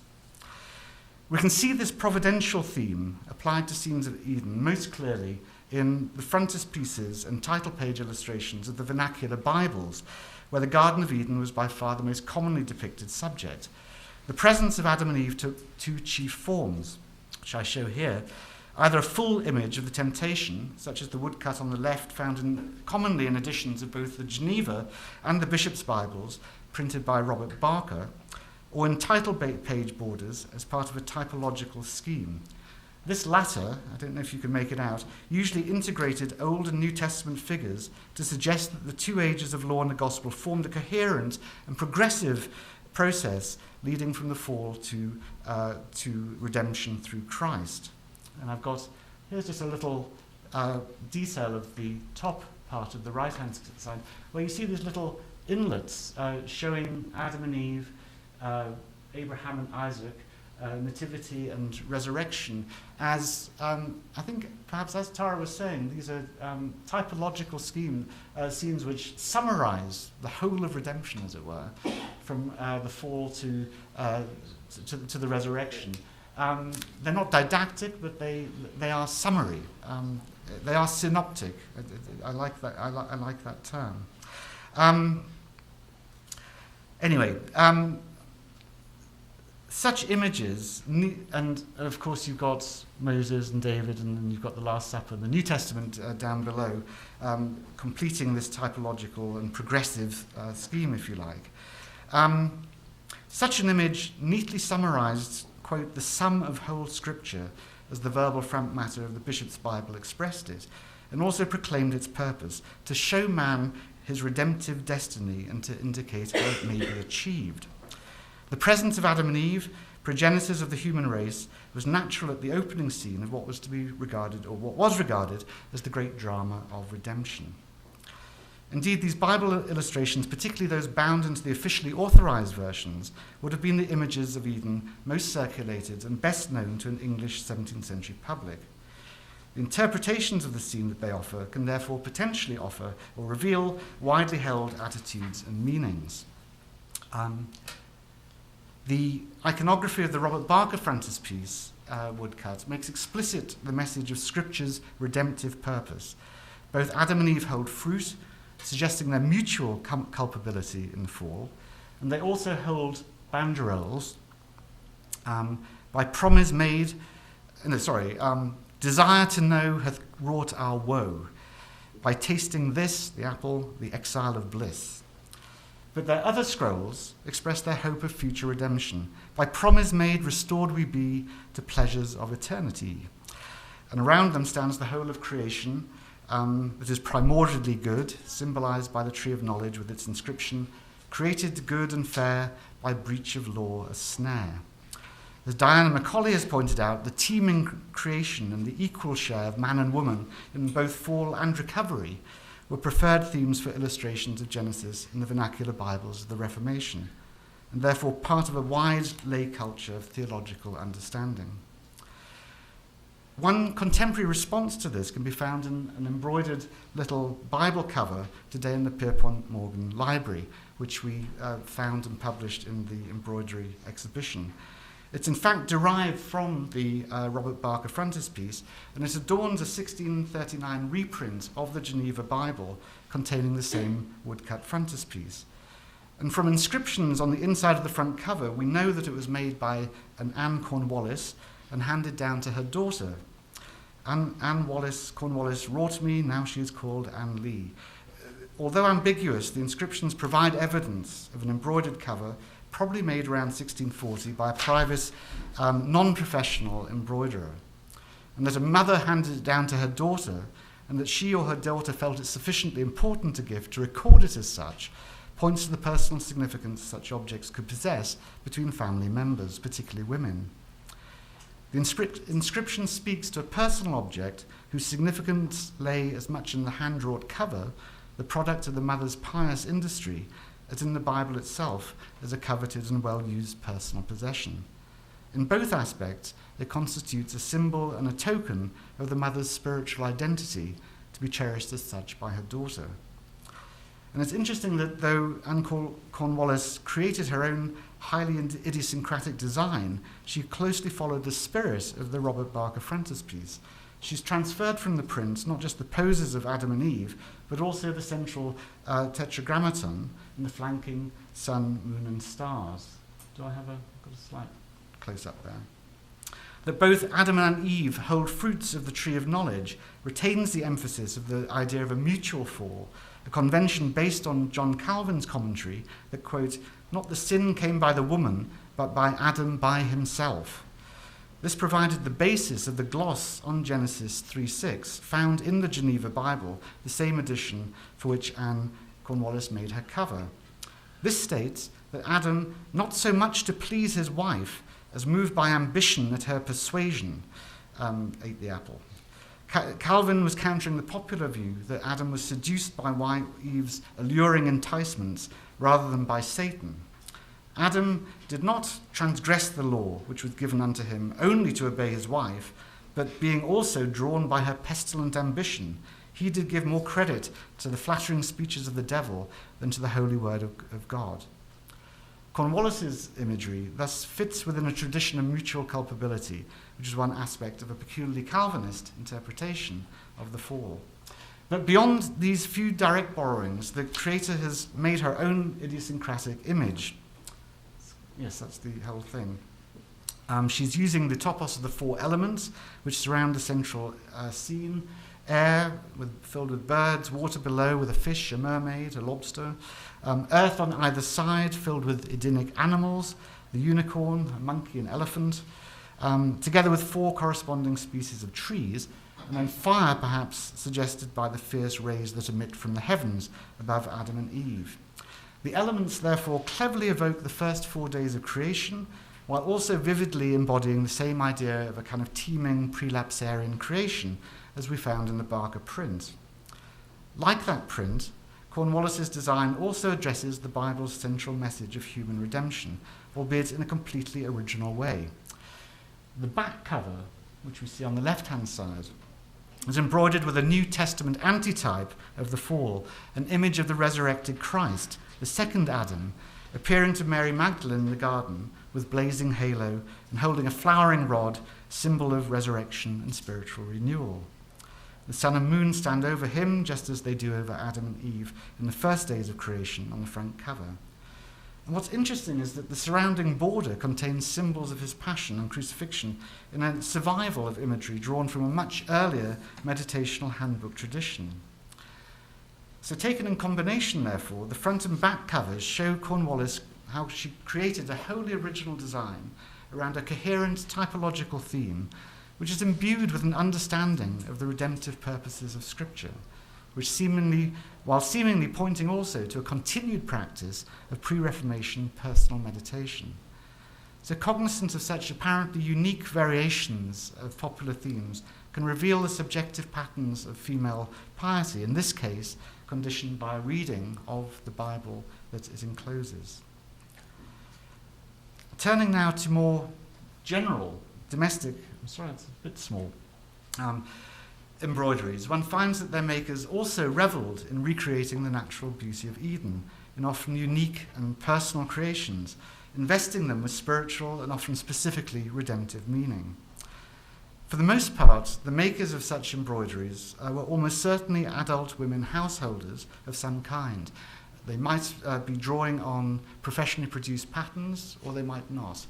They might be using professional seamstresses in some cases, in many cases clearly not. At any rate, we can see them as the products, if you like, the culture of the household at this period. And an understanding of Adam and Eve in Eden as exemplary models of married life, I think certainly explain the popular use of this theme in large interior furnishings such as bed valances and so forth. This is one of three. This panel is in the Metropolitan, and we'll come to the other two in a moment, which resurfaced briefly in the art market a few years ago. But the image on the screen shows the second part of the story of Genesis, namely God's discovery of Adam and Eve, its transgression. They've eaten of the fruit, and they're cowering there in a corner. You can see God zooming in at the top, recognizing their guilt. And then there's a further figure of God with hand raised in a gesture of forgiveness. The final scene here shows Adam and Eve idiosyncratically dressed and groomed in contemporary fashion, being gently escorted out of Eden by the angel in a distinctly dignified manner. In general, this whole scene of Adam and Eve's discovery of sin and their expulsion, traditionally the high point, the dramatic high point of the story that constitutes the great tragic hinge on which the condition of humanity turned, is treated with great restraint. The tone is not one of tragedy or the drama of loss, but of penitence, forgiveness, and hope. This is conveyed not just by narrative emphasis, but by a number of motifs as well, including the two very prominent vines that flank the central tree of life. These evoke Christ's sacrifice and the promise of human salvation, as set out in John 15:15. I am the vine, ye are the branches, he that abideth in me and I in him, the same bringeth forth much fruit. Another motif is Adam and Eve's contemporary clothing, which may be regarded as signifying God's forgiveness and a redemptive promise. The motif adapts Genesis 3:21, when God, having admonished Adam and Eve, makes them, quote, coats of skin and clothed them. This act of robing was commonly interpreted as a scriptural symbol of regeneration. Contemporary expositors equated this act with, quote, the garments of salvation, the robes of righteousness of Isaiah 62:10. He hath clothed me with the garments of salvation, he hath covered me with the robes of righteousness, as a bridegroom decketh himself with ornaments, and as a bride adorneth herself with jewels. And the same passage concludes, for as the earth bringeth forth her bud, and as the garden causeth things that are sown in it to spring forth, so the Lord God will cause righteousness and praise to spring forth before all nations. In the light of this passage, amid the teeming plenitude of the fruit trees, the robes of Adam and Eve may be seen as a gift of rehabilitation from a compassionate Redeemer or Creator. And the sheer beauty of the garden's surroundings establishes the mood and affirms by aesthetic affect the principle of original goodness. Now, the two other, and I'm sorry they're so dark, two other panels of the same set which resurfaced in 2001 and have now disappeared again.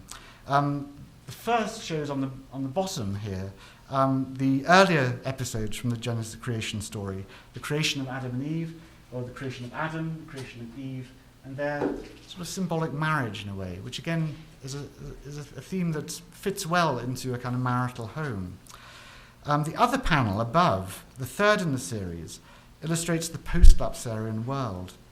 Adam digs and Eve spins at left and right. You can just make them out. While their sons Cain and Abel till the ground and tend sheep, respectively, following Genesis 4:2. The continuing story of Cain and Abel is told in two inset panels, top left and right center, that show the sacrifices to God of Cain and Abel and Cain slaying Abel. Nonetheless, the placidly idyllic character of the scene, with the protagonists portrayed as contemporaries, occupied in farming pursuits, within a decorative landscape setting no less ideal than those of Eden, implies a continuity that links the foundational story of man's first parents with the present condition of striving humanity. This essentially optimistic iconography, showing an end in fruitful labour, differs strikingly from the conventional figures of a despondent Adam and Eve bemoaning their loss and working a fallen, infertile earth. And again, is suggestive of a positive outcome for humanity and for the owners. Now, such a poignant pointedly theological reading of the embroideries, which places emphasis on human redemption while not excluding sin and loss, emerges from the iconography, I think, which is meditated and deliberate and could presumably have lent itself to spiritual meditations of one sort or another. Yet within a broader domestic setting, this meaning might well have been subsumed by the householders' broader aesthetic delight in covering their walls and framing their beds with scenes of natural beauty.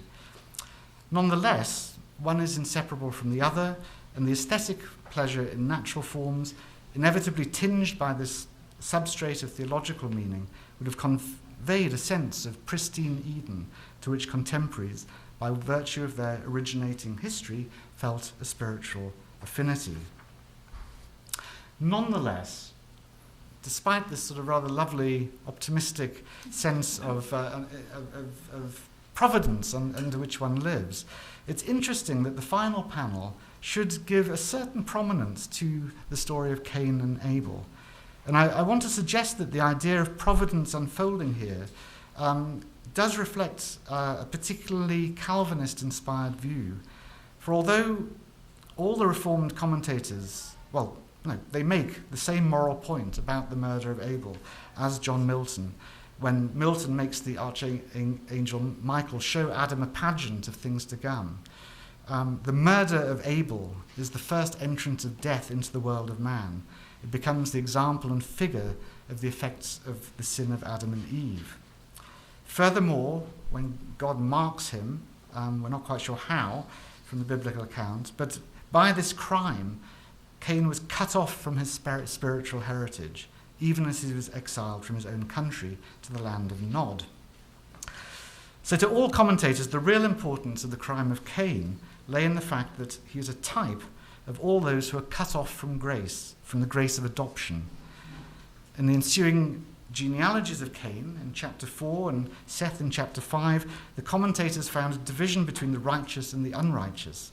Cain and his descendants are the unrighteous, the children of the world. Seth, the only other son mentioned by name in the Bible, who according to Genesis 4:24 was born after the slaying of Abel by Cain, and whom Eve believed God had appointed as a replacement for Abel, Seth and his descendants become the righteous, the children of light. So in these two families, the commentators saw the two cities of Augustine, and for Calvinists, I think, the saved and the reprobate. And this perhaps connects us to the abiding sense of sin of Samuel Ward's diary. That looking at this, there would have been the pricking, the anxiety of, am I of the elect? Am I doing the same? I live in this blanket of beneficent redemption and providence. But is the question possibly being asked there? We see in a very different context, but pretty much the same time, another telling of providential history, and where Cain and Abel also occur, this time in a glass series set into windows of a Stube, of a family group from Zurich. This is the family portrait of Hans Conrad Bodmer, dated 1643, the Protestant Burgermeister of the city. And in this portrait, that is the very epitome of a Protestant family, saying grace, surrounded by material artifacts that proclaim their piety and moral probity. In the stove, we see the virtues, and so on and so forth. There are inscriptions on the ceiling and elsewhere. We see set into the windows, the upper windows there, and I'm sorry they're so tiny and indistinct, they're clearer actually in black and white. We see 4 biblical scenes attached with coats of arms just below them. Actually, you can see on the top screen. They show the fall of man, Cain killing Abel, the sacrifice of Abraham, and then Jacob's dream of the ladder of angels. Now, like the Bible frontispiece that we saw before, these biblical scenes use Old Testament scenes to convey general typological meaning by which each scene or figure of the Old Testament finds its fulfillment in the New. The scenes of the fall, of Cain killing Abel, look forward, Abraham's sacrifice, look forward to Christ and his passion. And in the last scene of Jacob's dream, we look forward to the ascension to heaven, to the joining of heaven and earth, paradise and salvation. So we also here have a condensed history of providence.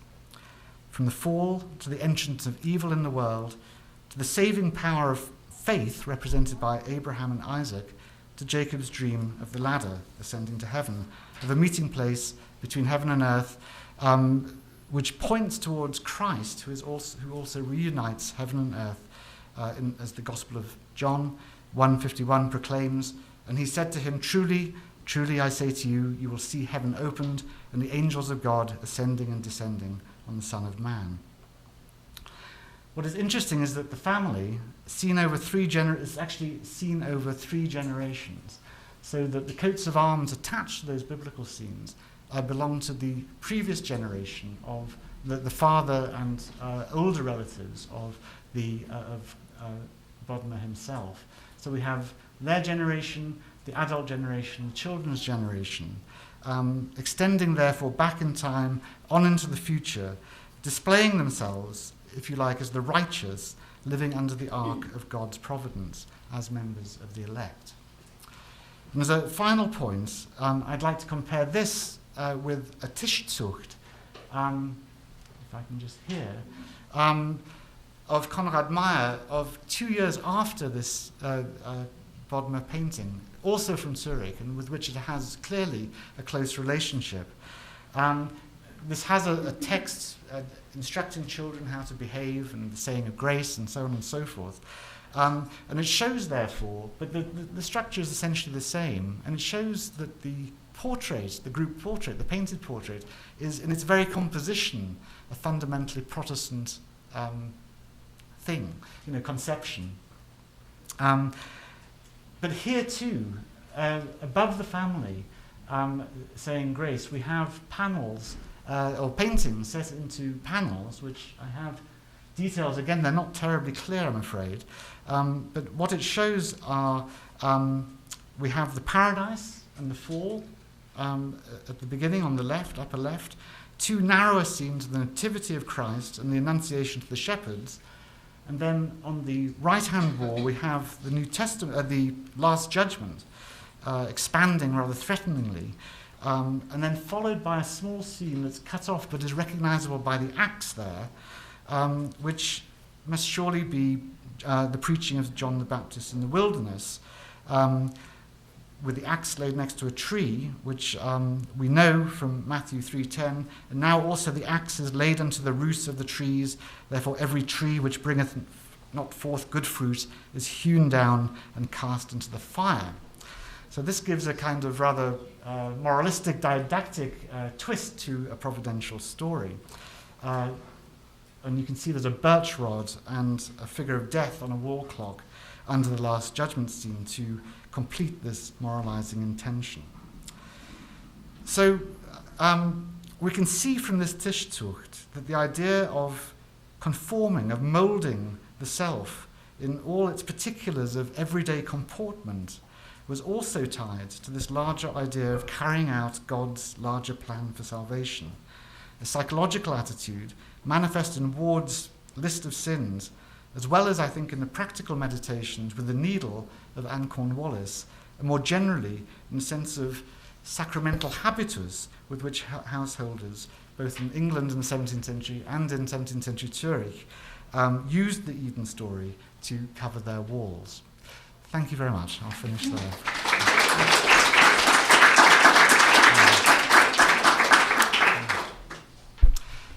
Thanks. So maybe Tara and I could sit here and we'll happily answer any questions.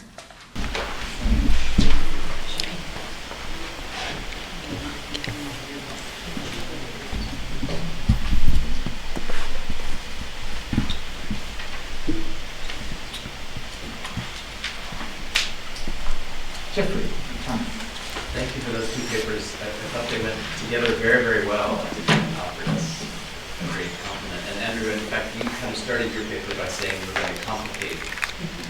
No, yes, I actually ended up rather agreeing with it. So, well, all right. that was my question. I wanted to kind of circle back and ask you to say more about that, if any of those complications remain. And I was specifically wondering, thinking, Tara, about your kind of imaginary checklist of what makes images okay where and how, and I you gave us your examples, I think, very powerfully, and I was just wondering how that would apply then. If you were using that same checklist to Andrews, would you have to add other categories? And I was wondering specifically about the embroidery. Does it make a difference that the image making was done by the person as a form of meditation, storytelling to him or herself? I mean, obviously that's a different matter of commissioning something that's only meant to be engaged with through looking. Does the making matter? So, that if you absolutely agree with each other entirely, the question can be skipped. Would you like to respond to that?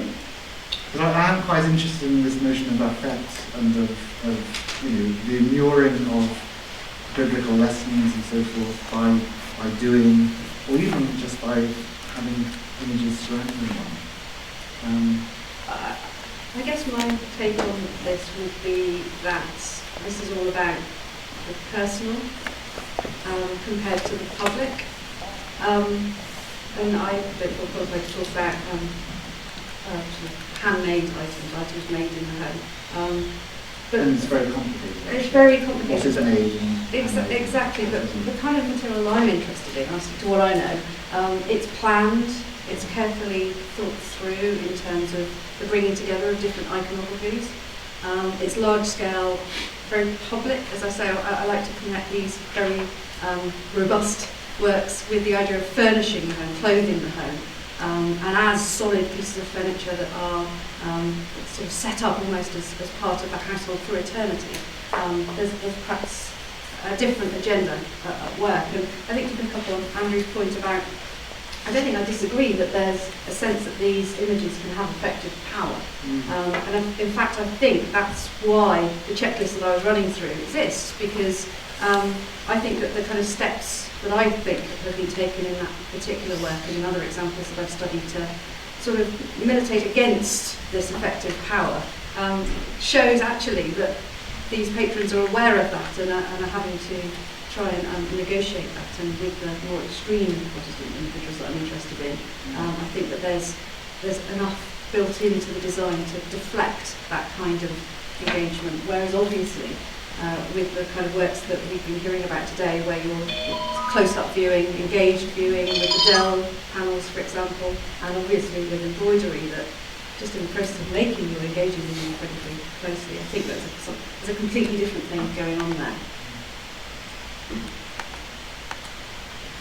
Do you have examples, either of you, of these objects being used in the household, whether in a more public way or in a more private way, in case of perhaps the embroiders, where maybe the father of the household is saying, "Listen, my children, let me tell you about this story, this story, this story." I'm curious about the personal reception or familial reception of any of these objects. I realize we don't usually have text, but sometimes you get strange diaries or something like that, which might give you some information. No, I know we all wish, but because when you're surrounded, the last image you showed with the household with all the paintings on the walls and the clock over there, it just reminds you almost feel like your dad's going to say, "And children, this is what Adam and Eve did," and you go to the other side, we have the last judgment and the death figure on the clock, and if you're not careful, this is what's going to happen to you. Yes, one wants that. That's sort of documentary evidence. It's difficult. It is very, very difficult to find. You find, it's there in the homiletic literature. It's the more, the people who are saying the instructional literature. This is how, the household, the head of the household should instruct his household once a week, at least, and so on and so forth. So the rules are there. Whether people did it or not is different. I mean, with my stove tiles, there's a 19th century, a beautiful 19th century drawing of a father of the household pointing in a kind of Biedermeier-like way to the Kachelorfen with his children reading to the command, absorbing the lesson. And there's no question, I was just saying, there's a letter by Benjamin Franklin saying our hearts in America are full of biblical pictures, execrably painted. Right? And what we need are the odes of Horace. We need the classical imagery. So it completes, the same didactic intent and valuation of it as a form of construction, but he wants to introduce a kind of classical ethics, if you like. So there are these, and the Rylands, again, are wonderful. I sat at my mother's knee and absorbed by the hearth, the fireside, I absorbed the lesson. But it's difficult to come by. I feel uncomfortable with the idea that it's didactic. I'll say this again. I've used the term sort of an immersive environment. I think that I read Christopher Hill on society and Puritanism, and at the same time reading Thomas on religion and decline of magic. And I just think that, for me, the idea of the spiritualisation of the household is key. This is about creating an atmosphere. Yes, you could use these works in active instruction, possibly, but I think in a domestic context they're there 24/7, so you have to think about the wider use of the household for daily domestic tasks, and perhaps they're not necessarily aimed at the household or his immediate family, but at the wider household of servants and visitors. Or all of these things. All of these things, exactly. Yeah. If you have them there at some point, children, at some point in time, the child is say, "What's that?" And you might explain. You might not do it in such highly didactic fashion. Yeah. But then they would have an idea, sort of like you talking about Bridget, looking at the images in the Frankfurt Church earlier, and that somehow impressed upon his heart. That you remember this when he was about to shipwreck. These things are around you, and you absorb them. Yes. Orally, visually, intellectually over a period of time. Yes. Well, I was struck that in the context of your question about agency, you included with the two porcelain figures the cover, which is also of the Barker, which also picks up on the Barker Bible, the embroidered Bible cover, which has a rather different relationship iconographically, I think, to the Barker image inside. I mean, for one thing, it has this. Does not have the tetragrammaton. It has a capitalized phrase at the bottom, which says "a dream." Oh, that's the yes, that other. And interestingly, it reverses some of the iconography. So Eve has the sun over her, and the cloud is over Adam, whereas in the Barker frontispiece, it's quite clearly the other way around, as we might assume from sort of images of, the sun. I'm sorry, I don't have an image of that. It's very, even there, it's hard to read the bottom, but it seems to me it engages with the original in some very ambiguous ways. That we might want to see, particularly since the person the reader can open it and see the original right inside and have a kind of dialogue. That's point is very nicely taken, yes. And it is these divagations from the sort of orthodox iconography where you get the sense of the personal reaction. But I had a question to follow up on that. Given that, the Anne Cornwallis with that very prominent siren mermaid in the bottom and the watery deep. I could see one. Give us possible readings of what that very prominent figure of female monstrosity or seduction might be doing, alongside of a Calvinist argument that Eve is not responsible for the seduction. It seems to me that it's an interesting presence, but I don't know what to say about it. Do you have any ideas? I don't have an answer. I mean, these sort of sirens and mermaids occur as quite a sort of, as I'm sure you know, as a motif in a lot of these domestic embroideries. And clearly it was a pattern that was probably coming from London and was freely available. Why it's there, whether it has any particular significance, I wouldn't like to say, actually. So my question is first about how you construct the notion of the domestic, because it seems to me crucial to emphasize that certainly from the 16th century, the Protestant bourgeois household in German cities and in England as well is constructed crucially in relation to garden. And gardening becomes such a central practice, and with it a completely new experience of variety and color. That I think you can see that in doll houses represented, the images there within the domestic. That I think it's one of the crucial sides of experiencing what is legitimate delight in creation. So is a danger of focusing too much on the domestic as inside, which is anachronistic. And then that leads me to think also about fruit trees. In Christ Church, Oxford, I believe, not Cambridge, College. It must be Christ College. Yeah, so either Christ Cambridge or Christ Church, Oxford. Christ's Cambridge. Christ Cambridge. Cambridge. Yeah. So, so let's, if we follow that up, what's the history then of orchards? And why is it so internalized that he can absolutely see, not pick any of these different fruits? Are they different, who, in other words, then regulates how you can partake in these delights? Whether they're just, what's the story, in other words? Because there is a story. So is there then a tension also between this rhetoric of delight, which Keith Thomas, for instance, has very much identified as one of the something even the Puritans allow themselves to experience. On the other hand, these regimes of regulation, and is that just an institutional story because it's a college, or how would that have worked out really within the domestic context? I don't know the answer, but I think my sense is it's an institutional context, because it's not allowing them to go into the president's garden perhaps and pick the fruit at will. It's difficult to know. But on the issue of gardens, and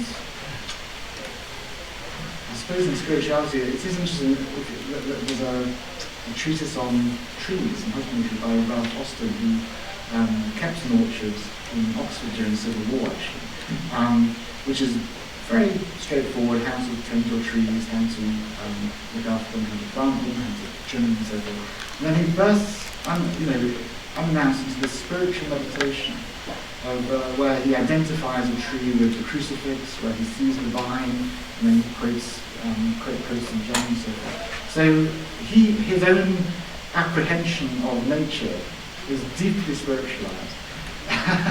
And I think it's not an unusual experience, I think, for people at the time. And I think one can, in a sense, transfer that to some of these inquiries, where the natural forms, I think, carry on something of that pre-Reformation substrate or ontology, if you like, of symbolic meaning, the biblical movement and so forth, and creates kind of this atmosphere of affect, charged with kind of spirituality, a kind of Christian, specifically theological charge. That's not answering your question, is it? Is it? So I think you can find lots of evidence, and I think Austin, in writing that treatise, what was it's almost like Milton, the celebration of nature in evening is part of this broader culture of seeing it as God's creation and reveling in it. But it's also about production, isn't it? Gardens are also workspaces.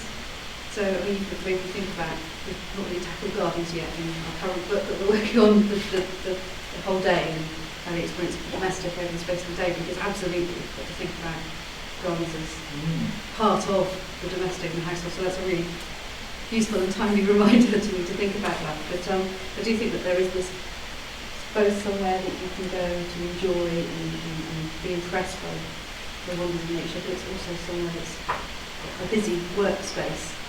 So, people like John Bruin going out into the garden in order to meditate because it's too busy in the household, so he goes into the garden in order to get away from the noise and the hubbub. And yet at the same time, parts of the garden, there's probably just as much activity going on, so it's really helpful.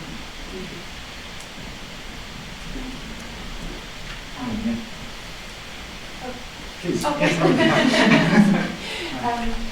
I very much like the function of this paradise bat hanging you described. It was bat hanging, right? Well, it's slightly, there are other clear balances that we know that go around the test of a four-poster bed. And those, the panels I was showing us are, it's difficult to know precisely what they are, actually, quite frankly. And the feeling was when we looked at them that they probably weren't bed balances. Oh, they weren't. No, so I can't really speak to that. Well, my sisters. And that is the problem with this material, because there's this whole category of pictures of Old Testament figures and so forth. As were they then turned into Bible cushions or just cushions? Were they self-standing pictures? We honestly don't know. So it is problematic material. But sorry, does that obviate your question? Yeah, no, it's we modelled as well so often. That's the same problem I have in my stuff. That's true, yes. And sometimes they've been rebacked, or their original context has been lost, or they've been turned into an armchair or a stool. So it is difficult. Like your own coats and so forth, but subject to change. Something like they're trying to ask a question. Sorry, right at the back. Sorry. Oh, it's Deborah. Sorry. Yes, hi.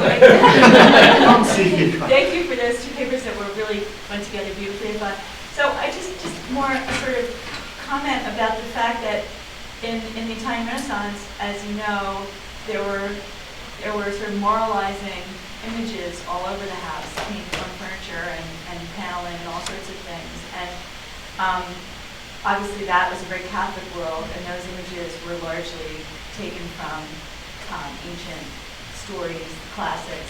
So, I mean, I just wondered the extent to which this whole idea of the didactic imagery in the home is a Calvinist idea, whether it's just something about domestic life in general, and that each sort of culturally specific stories and texts and themes are placed in this setting, but that it's not something that's and I don't even know if you're really making that argument that it's specifically Calvinist, but I just wonder, is there a dialogue there that's interesting comparing the Catholic and the Calvinist?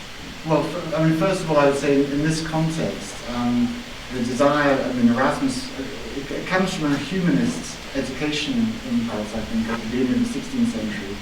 The 15th, I mean, obviously it's earlier, but it has particular emphasis, or is given emphasis and influence, I think, by people like Erasmus, especially Erasmus, who advocates absolutely the impressing of virtue on the minds of the young, again and again, by any means possible, by images, emblems, inscriptions in the home.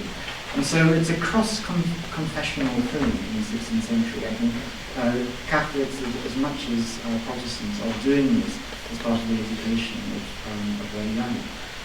So I think there is an impulse towards didacticism. And I think there probably was a culture of driving home that perhaps we've lost, that was very much there. And these things perhaps became invisible through everyday use, but I think perhaps then original function, or primary function, was as a kind of driving home of learning and so forth. I wasn't trying to suggest it was specifically Calvinist. What I was trying to find in this rather sort of tortured way, by quoting from Ward and so forth, is that perhaps elements like Cain and Abel seen in dialogue, as it were, and prominently, perhaps suggest a particularly Calvinist approach or reading, that they're concerned with the elect and the damned much lower there and so forth. And it's just a suggestion. It can't really be proved or disproved.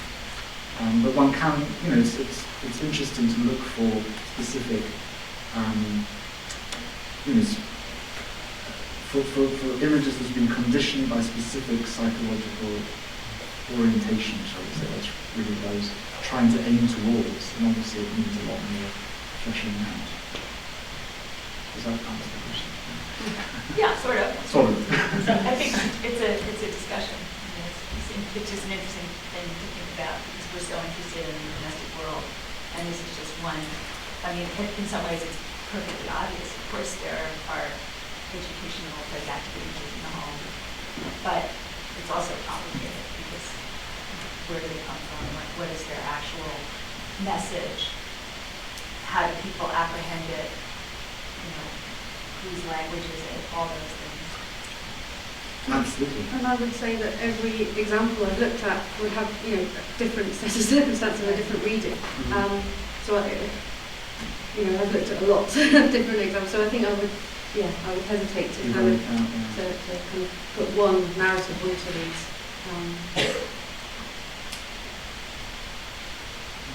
I would just say in response to that, don't you think the pairing of it with this pious family, and I know there's actually a 1609 version by Klaas-Jan Visser in Holland, I just looked it up on iPhone, that he was looking at it, Meyer was looking at clearly. That's again the pious family with all these images around, and I think that is a very Protestant sort of image, at least 17th century Protestant. I think so, and especially there is a whole Netherlandish prehistory to that place, for sure. And there's Abraham the boss has a kind of the parents of the family, almost like a Last Supper with the tablets of the law behind the father figure in the centre and so forth. So there is a tradition in prints. So I think the context of those images changes. I think the notion of the household rule it does become sort of emphatically pronounced in certain Protestant communities and so forth. Bring things down to a much more base level. I was intrigued by, you had your four figures that carried out the figures. You had the Virgin Mary, but then you had Mary Magdalene with her skirt slit way high. And obviously you have two different types of female, two types of holy women who came to through different paths, if you like, to their faith. And you can imagine sort of the jokes that might be passed around the household, and they look at Mary Magdalene and see that geographic. And she's often dolled up, but not usually with quite such a high slit skirt. No, true. I mean, distance does count for a lot. You can't get up close and look up her skirts. You are viewing from a distance. But the thing that, sorry, just to go off point slightly, but because I could get up close to this work recently, it's got amazing sort of punched detail in the woodwork.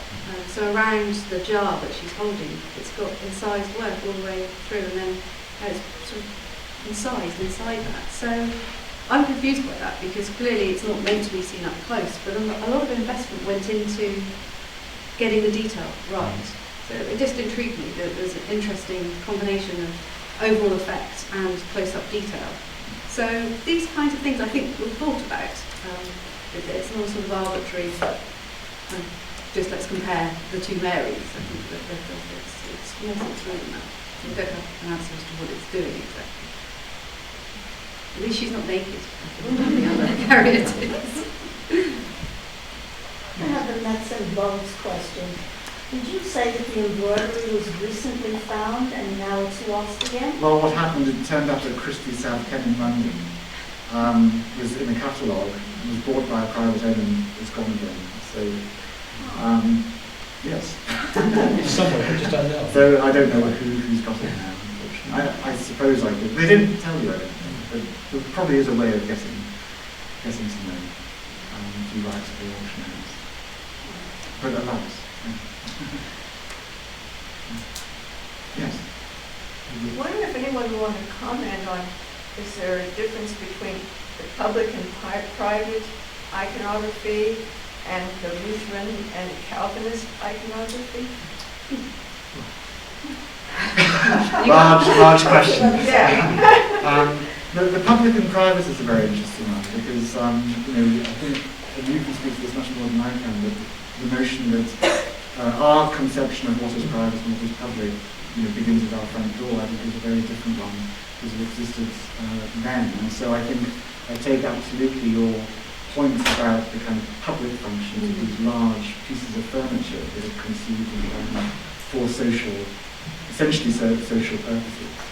And I think the embroideries will come to form part of the habitus, if you like, of the home, but to have a much more private initial purpose in works by the female people,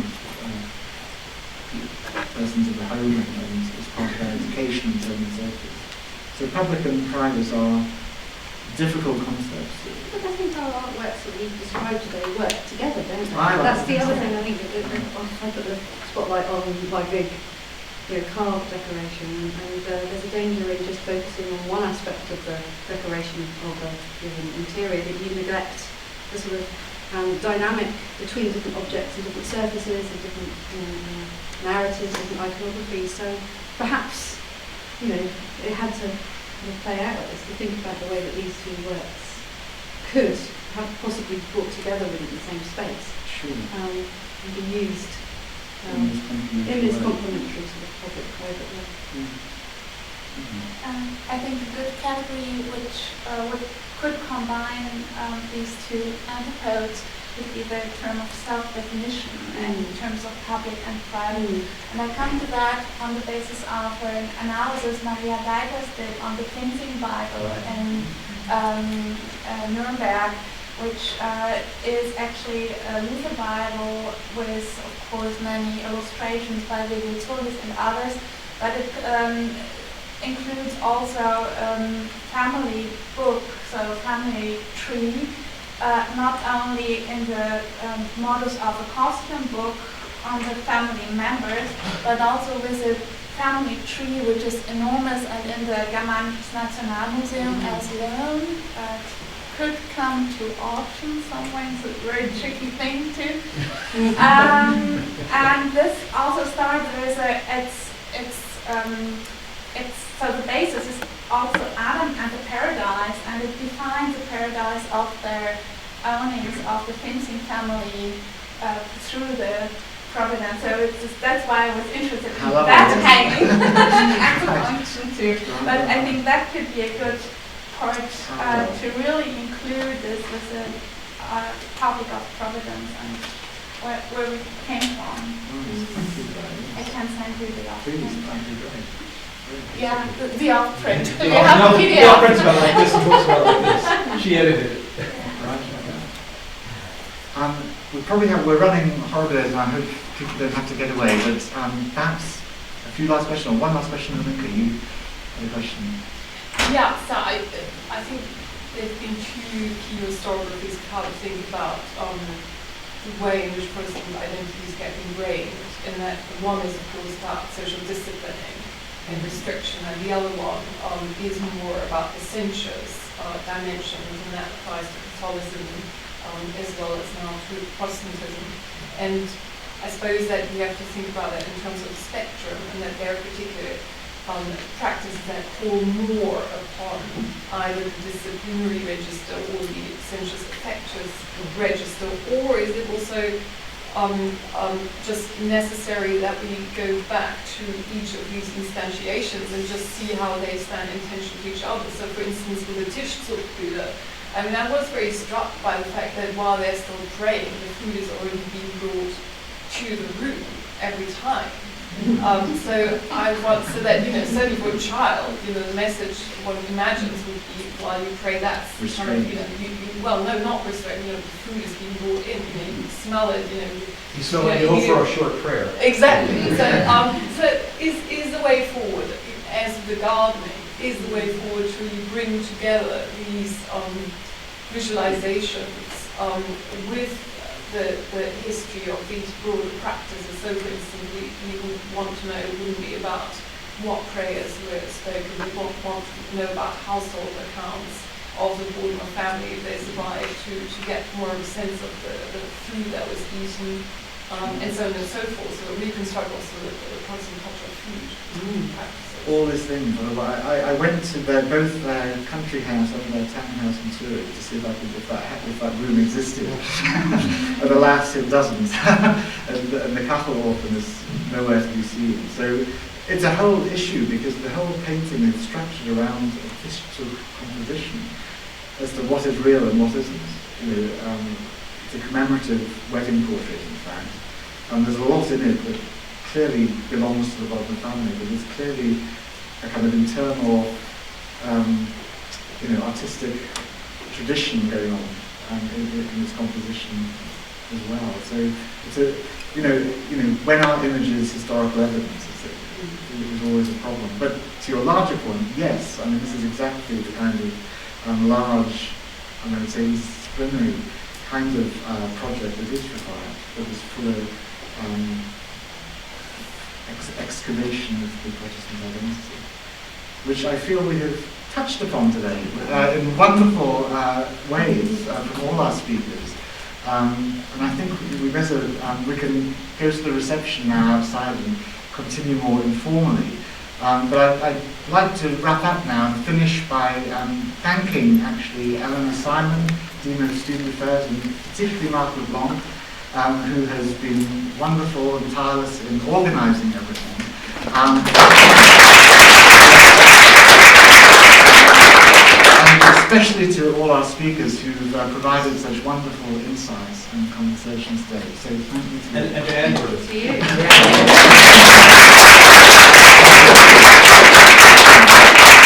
And to our audience for coming.